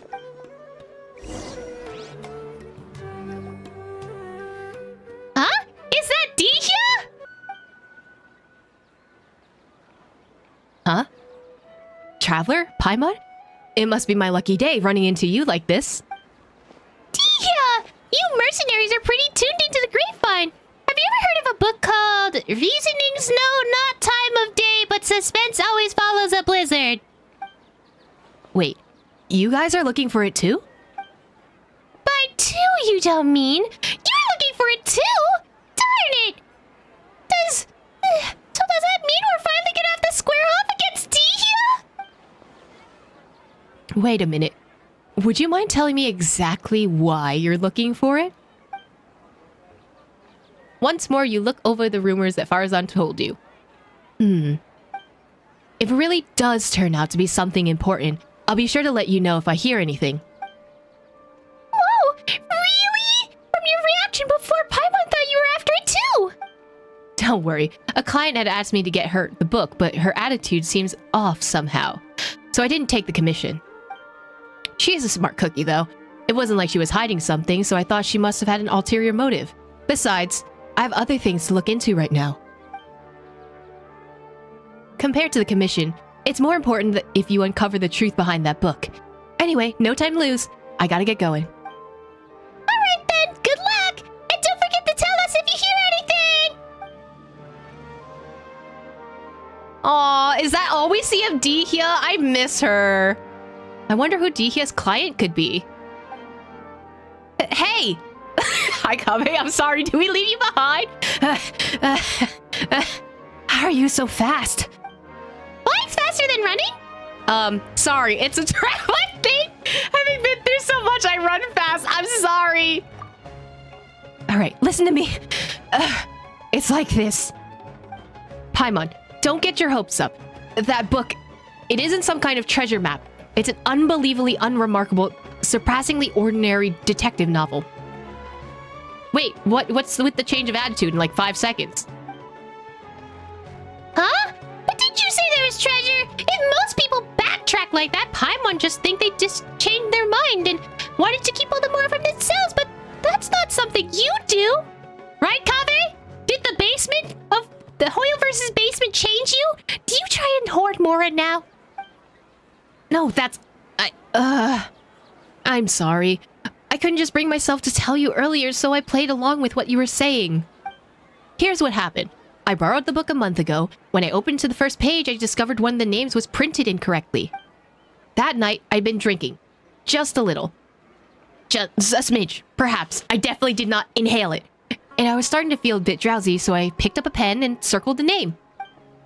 As I'm sure you know, the House of Dana allows borrowers to annotate the books they take out. I'm in the habit of doing that too, so at the time I didn't give it a second thought. But after I was a dozen or so pages in, I realized that all the names of the characters in the book were intentionally written slightly wrong. Maybe it should be more accurate to say that the novel itself was quite strange. All the characters' names were based on real historical figures, but rather than using their original names, they have been tweaked ever so slightly. Ahoyo, are you just calling yourself out right now? On your own game? Because you do the exact same thing to your characters and gods. Most people would assume that the author had made a mistake or that there'd been a printing error when they saw spelling mistakes like that. I didn't find the content particularly appealing, so I returned it before I finished reading it. But later on, I heard the book had suddenly become the talk of the town, and there were rumors about mysterious treasure or something. And you thought it had something to do with you? It certainly does sound like it. Yeah, and I also heard that now all the names of the book have been circled, not just one. I just haven't been able to figure out what into that must have happened after I returned it. Did you tell anyone else that you borrowed it? Let me think. Tignari? Last time we met, I also told him all about how poorly parts of the book were written. He said I made it sound pretty funny. So much so, in fact, that he suddenly wanted to take a look himself. Oh, so it's like one of those books where, like, it's so bad that people start reading it because of how bad it is. Oh, I just didn't read this part. You made it sound like it was so bad it's so good. In that case, let's go find Tignari! That's fine with me, but I still have some work to finish up, and it's pretty urgent. How about I head back first, and we can meet up again later once I'm done? No problem. Hope your work goes well. Me too, thanks. See you later then. Bye, Kave! gonna miss you. Please come back out from the basement once in a while. Over there! Hey, Tighnari! I heard you. How's it going, Traveler and Paimon? You guys sure look excited. You tell Tighnari about how you're looking for the novel. Reasoning knows not time of day, but suspense always follows a blizzard. Oh, this one I can click through, but the one with like 3 different lines I couldn't? As you do, you reflect once more on how absurdly long the title is, and how even just saying it out loud makes you feel tired. Ah, that one. Yes, I did go to the house of Dina to borrow it. Kaveh said it wasn't worth reading, but I was curious, so I went in and read it anyway. The problem was, there's already 2 names circled in the book I borrowed. The style each circle was different. It's like some kind of game. Someone had drawn a red circle around the name, the first character that appeared, then someone else had drawn a green circle around the other name. Do not tell me it was Alhaitham. Do not tell me. I will literally riot. So in the time between Kaveh returning the book and you taking it back out again, someone had already annotated it? That's right. Is Paimon sure that the first circle was drawn by Kaveh? Yeah, no surprise there. Paimon, did you not realize that? It's kind of dumb that you didn't, actually. If you stop and think about it for just a second, guessing the identity of the second annotator should be trivial. Wait! You mean it was... If there are 2 people living in a house and one of them drew the first circle, then highly likely that the other person left the mark too. Good point. Sometimes those 2 really are too much. In the end, is as I suspected from the beginning, the first character whose name has been circled on the very first page turned out to be the murderer. Surely that's just a blatant spoiler? Like that joke where someone opens a novel and bam, there's a note in the margin that spoils everything right from the start? Wait, hold on. That happened in Honkai Star Rail. That was in Luocha's story quest. I'm looking at you, Hoyo. I don't like that that's tied to Auto as well. What kind of joke would be so cruel? It was one of Cyrus's, and it wasn't a joke. He said he actually pulled a stunt like that when he was younger. Oh. Who wasn't lucky enough to have borrowed the book after he scribbled all over it? Probably one of their teachers did. My master, Nafius, and Professor Zada Hadid, who had a seminar with him that very afternoon. Cyrus said that Master once threatened him to give him a good beating by the side of the entrance of the House of Dina. It was only thanks to my mother and Professor Zada Hadid for intervening that it didn't happen. Paimon doesn't sympathize with Cyrus at all! Not one bit! The House of Dina has never stopped people from annotating books, but it seemed like a special case. I didn't think that the book would be allowed to keep circulating like that. So I circled several times myself, laying a false trail. Oh, so everyone's just circling things for funsies, and then now it's become like a mystery kind of thing. The best place to hide a leaf is in the forest. It's a simple principle. Well, if you put it like that, but still. How many names did you circle, Tighnari? Let me think.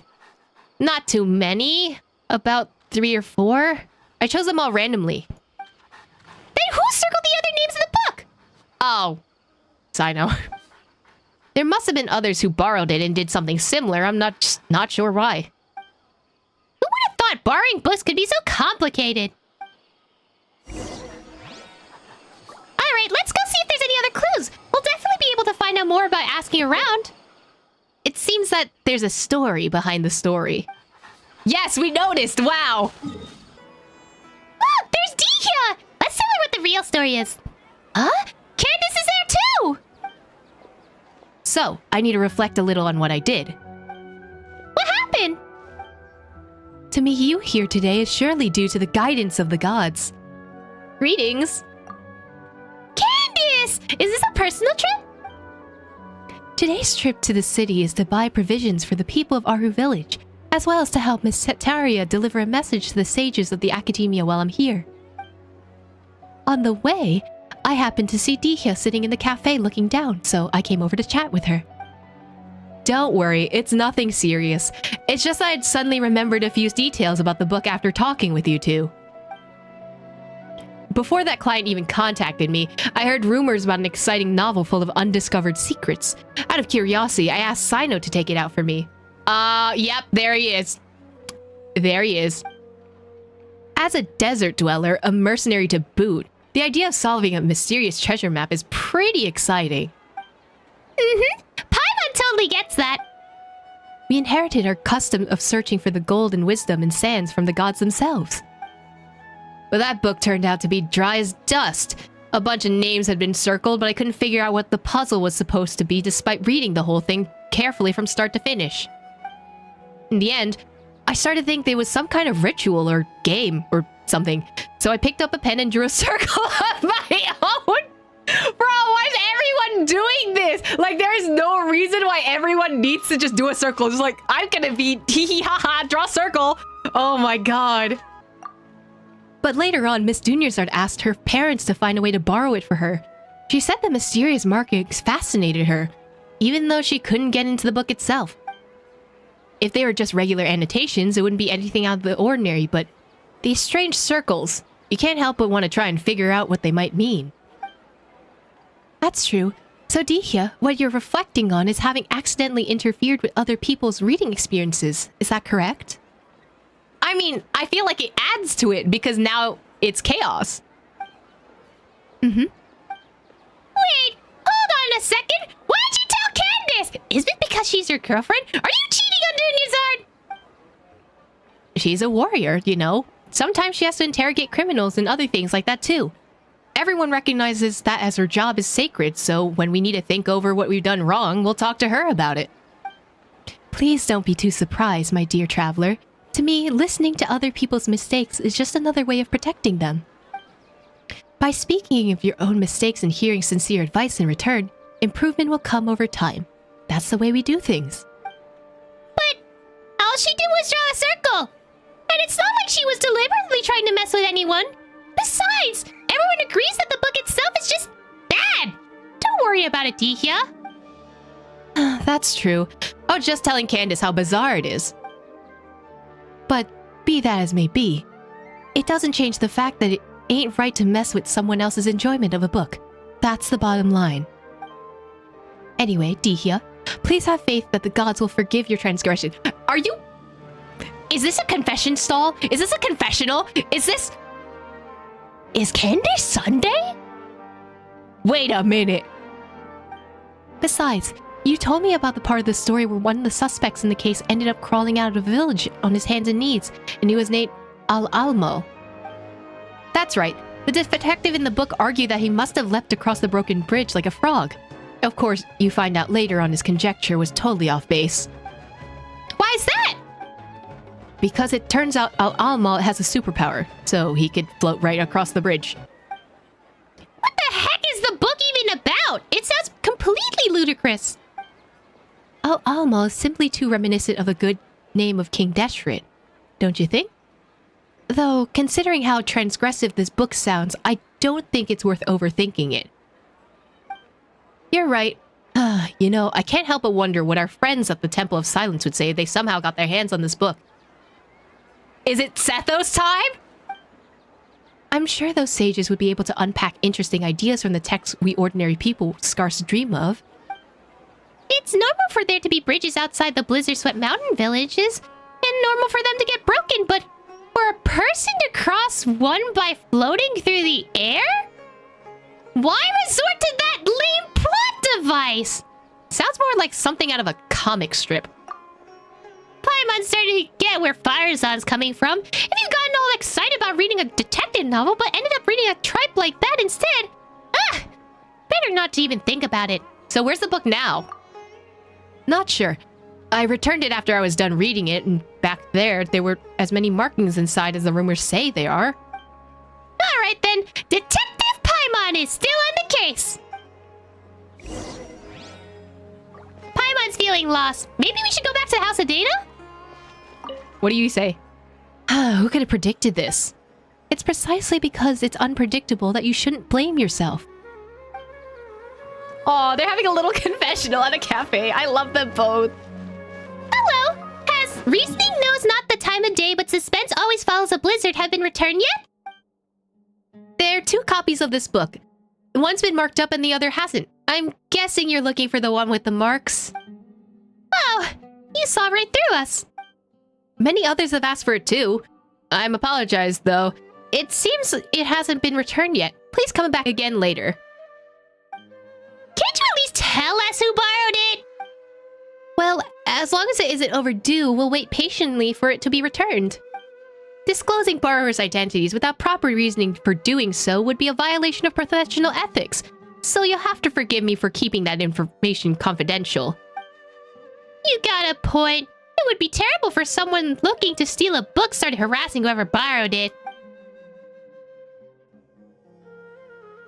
I don't know who is voicing this. Hey, you two look as confused as a couple R&R who just run into each other head first. Are you looking for something? I can help.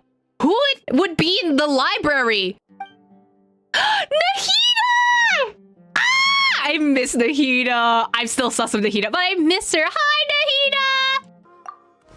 Ah, Nahida! Nahida! Have you heard of a book called Reasoning Knows Not the Time of Day, but Suspense Always Follows a Blizzard? Such a long name, but yes, I know the one that you mean. I heard that everyone was looking for it, and it sounded fascinating, so I found a brand new copy to read for myself. By brand new, do you mean it wasn't the copy with all the markings on it? Yes, that's right. I was more interested in the content of the book itself than all those rumors about hidden treasure, so an unmarked copy was all I needed. Speaking of which, it's funny. There's more than one copy of this book, but everyone's looking for the one where all the names have been circled. Are they all afraid of spoilers, or do they actually crave them? Wait, why? I don't know what this... That line sounds strange. It's an interesting line. Are they all afraid of spoilers, or do they actually crave them? People who watch trailers. Oh! But do you know who has the copies of the markings right now? I just so happen to have seen it in the hands of one of your friends. If you're looking for the copy that sparked all the rumors, you should look around near the Palace of Oh no, it's Dory. It has to be Dory. There's no way. No, Nahida, don't tell me I have to go see Dory. Oh no. Huh? Is that Dory, Sino, and Sethos? Ah! Darn you, General Mahamatra. Entrapment isn't going to work. You can't do that! Hey, what do you mean by entrapment? You were the one who said that you had the book. I just said I wanted to read it, then you agreed to meet me here. Sino showing up too was just a coincidence. Pure coincidence. You don't play games with me. I know who you are. You're that new kid Sethos, right? I know you're a friend of Sino's. Huh, so you do know who I am. I saw how Sino was chasing you around trying to get you to play cards, and how you found an excuse to run off after a couple of rounds right after? That left quite an impression. You didn't have to mention that. No, I think Dory's right about that. You always look for a way out when it comes to playing Invocation. It's becoming quite the problem. Bro, Sino's such a clown. I love him. Traveler, Paimon, you've been standing there for quite a while. Oh, well, yeah. Hi. Y'all were doing something. Oh, if it isn't in my dear Traveler and Paimon. What brings the two of you to Palace of Alakazar? Might it be that you have come to do business with me, the Lord Sangamabe? Of course. Please, give me a moment to conclude our business here, and then I'll be with you straight away. Anyway, General Mahamatra, I'm sure you're well aware the means by which I had somehow borrowed this book from the House of Dana were both completely legal and perfectly reasonable. Seeing as it isn't yet time to return it, I have no right to forcibly seize a book I borrowed. That would only be the case had you not engaged with any irregular activities. Oh no. Yet see now, a buyer, Sethos, came to the Palace of Alakazar on a basis of a mysterious message to meet a seller. hoping in vain to purchase a detective novel. What do you mean, buyer? He's one of your people. You sent him here deliberately to try and buy it and entrap me. That's kind of racist, bro. What do you mean? What? Hold on. What do you mean he's one of your people? I know, like, they're both from the desert, but that sounds like... It sounds like a microaggression, passive-aggressive, you know... I don't like that, Dory. It is not something I can acknowledge. What I can tell you is that I've had my eyes on this book for some time. Remember, it is forbidden to transfer or sell books from the House of Dana without explicit approval from relevant authorities. I'm not selling anything, just to be clear. I'm just saying the most of an opportunity. If someone pays me a little something on the side, I lend them this mysterious little novel to browse for a bit. If you don't believe me, just ask any of my curious readers. Yes, that's right. Your readers. Anyway, I was just showing him the book. Is that so? And here I was thinking you were really going to go through with an illegal transaction like this, Sethos. Oh, he's disappointed in Sethos too? Huh? Wait, you two really weren't together? Huh. I was really curious about this book. I finally managed to track it down, but Sino, it's true that Dory never actually said she wanted to sell the book. So she isn't the mastermind who started all of this? Oh, is Sino just investigating? The mastermind? So by your own account, it looks like you might have jumped the gun a bit, General Mahamacha. I'm not handing the book over. You may think you've played an ace story. When you opened the book just now, I saw the truth revealed before me. The book's return date is today. Ah! That Sino sure got a sharp eye. That's right. I do have a good vision. You have less than half an hour before the book is overdue. Give it to me, and I'll return it. How can I just hand it over to you like that? This is a mysterious, super awesome, mega amazing paragon of illogical detective novels that is practically a treasure. I'm going to make a fortune all of it. You literally just said you weren't trying to sell the book, and now you're saying you're trying to sell the book. Please, what is the story? Like, you are not having an alibi. You are not escaping the allegations right now. Should you really be admitting that out loud? Like, think with your brain for a little bit, actually. I didn't say I was gonna sell it. It's not like I was being serious. Okay, but you're also admitting this to like someone who's part of the court of law who needs to take it seriously. So then how about this? Dory, Sino, why don't you two play a little game with the book as stakes? That's one way of solving it. How about it, Dory? Do you dare accept the challenge? If you win, I'll turn a blind eye to the book for the time being. And if you lose, you have to hand it over. Okay, what is this duel? Oh, sounds interesting. Very well, I'm in. What's the contest? Both of you are confident in your powers of mental recall. My memory's not bad. Yes. Just yes, I love that. And have you both read the contents of this book, correct? That's right. Huh? Sino, you've actually read it? Ho ho ho! Well, needless to say, so have I. In that case, I'll just open up the book and flip through a few pages, and if you tell me how many names have been circled, best out of 3 wins. Sound good? Ah! That's nuts! What? Chickening out? No, it's game on. Let's go. Good. In that case, the first page. 6. Both correct. Next, second page. I think it was 4? I'd say 4. Oh, both of you are right again. 2 draws, so it all hangs on the next question. Listen up. Oh? Page 61. You should have made it 69 because it would have been funny. What? That I don't quite remember. 7? I know. The answer is 5.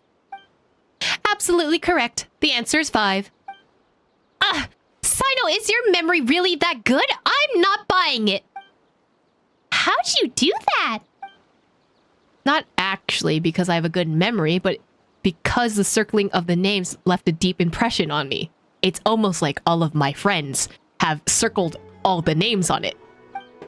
After I borrowed it, I noticed some of the names in the first few pages had been selectively circled by different people. Each person's penmanship was different, and moreover, I recognized the 3 of the circles having been drawn by Tignari. Of course you would! A few others use the same color as ink as he does, so it was instantly recognizable. You even know that? Yes, I learned the habit of his long ago. At that time, I'd just been promoted to General Mahamatra and would go on a secret base when I wanted to get through all the trivial tasks in my in-tray at once with minimal disturbances. I would often find Tignari hidden away on the tree there, doing his homework. Noticing the writing implements he favored wasn't exactly detective work. In all these years, he's never once changed the ink he uses. Knowing the exact color ink your boyfriend uses? Exactly. And they were, workmates? Question mark? Back to the book. Anyone who's read it knows the first name is circled as the real murderer. Perhaps Tignari did not want the plot to be spoiled for anyone else, so he circled other names. Annotating or marking books is not in itself a violation of book borrowing regulations, but why are all the other marks there? Is there some kind of conspiracy behind them? What do they have to do with Tignari? Oh, you're so focused on your boyfriend, buddy. I want to get to the bottom of this, even if it's just for the sake of my friend. And to uncover the secret. You must become a part of the conspiracy, so I circled all the other names that were left in the book. Yep, there it is. There it is. He circled everything else in there. What? So, to think you'd do such a thing, there's no treasure at all. It was just you guys all along. That's right. Should you wish to hide a grain of sand, bury it in the desert. Didn't Tignari say something similar, but like with leaves? And in that grain of sand, I can catch a glimpse of the truth. The truth of this world. What could it be? And so you were drawn to it, making your plans, yet in a twist of fate, were discovered by me. No matter how vast this world is, you cannot run from the long arm of the law. Wow, you are making a meal out of this, aren't you? You really have way too much hiding on your hands. Okay, I give up. You win. That's enough for today. It's time for Lord Sangama Bay to return to her room for some repose. Farewell all. Oh, you just want it out. Okay. Bye, girly pop. So, do you intend not to take this book back to the Temple of Silence? I heard there were treasure hidden inside, and I thought it might have something to do with the temple. However, I never thought it was the real story behind it. But when you agreed to compete, I'd already surmised you were familiar with this book. That's why I chose that particular format. Brilliant move, bro. Ah, he said bro! Oh my god, he said bro! What's with that look? We're just thinking, there may have been more twists and turns in the story behind the book than the actual story itself. Well, as long as you got it back, I'll leave uncovering the rest of the secrets to you. And take my leave now. See you later, everyone. Oh, bye, Sethos. I miss you. Can we have a story with you, bro? Can I borrow the book? Of course. Yay! After Sino hands you the book, you and Paimon quickly thumb through it. Though you weren't reading very carefully, you can tell that something's not quite right. The plot is wildly imaginative, and just as everyone says, though most of the names in the book seem familiar, on close inspection, you realize they aren't actually the names of the historical figures you thought they were at first. Not only that, but every name that has been circled. Thinking back on the course of events, you fall silent, and then you explain the full story. How unexpected. But still, it does make sense. It is far better than the existence of the actual conspiracy. In that case, I still have other plans. Last time I was in Caravan Rebot, I promised I'd meet Dihya and Candace for drinks. Traveler, could I trouble you to return the book for me? Sure, leave it to me. Thanks, friend. Ah, he called me friend! And not as friend, but as friend! Well, we're finally back! Now let's return the book! You really found the book? Amazing! I've been waiting here for it to be returned so I can see it as soon as possible. Kaveh, why are you just jump scaring everyone today?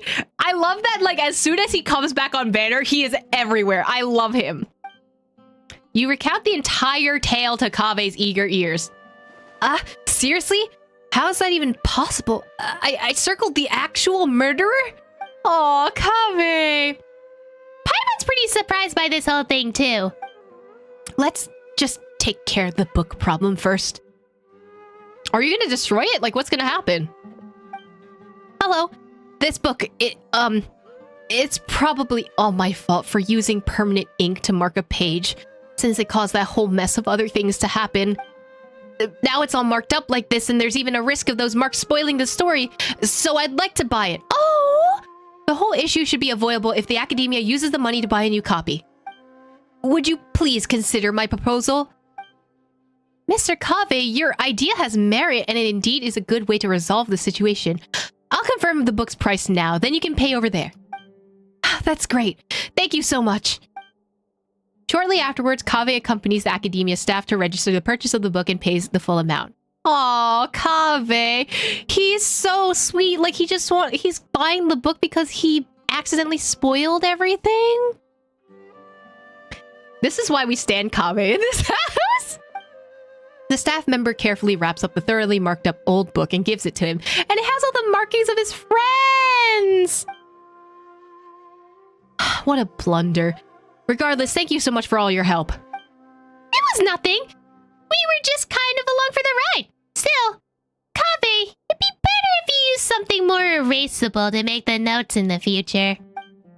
I understand. I'll never let my friends subconsciously correct typesetting errors ever again.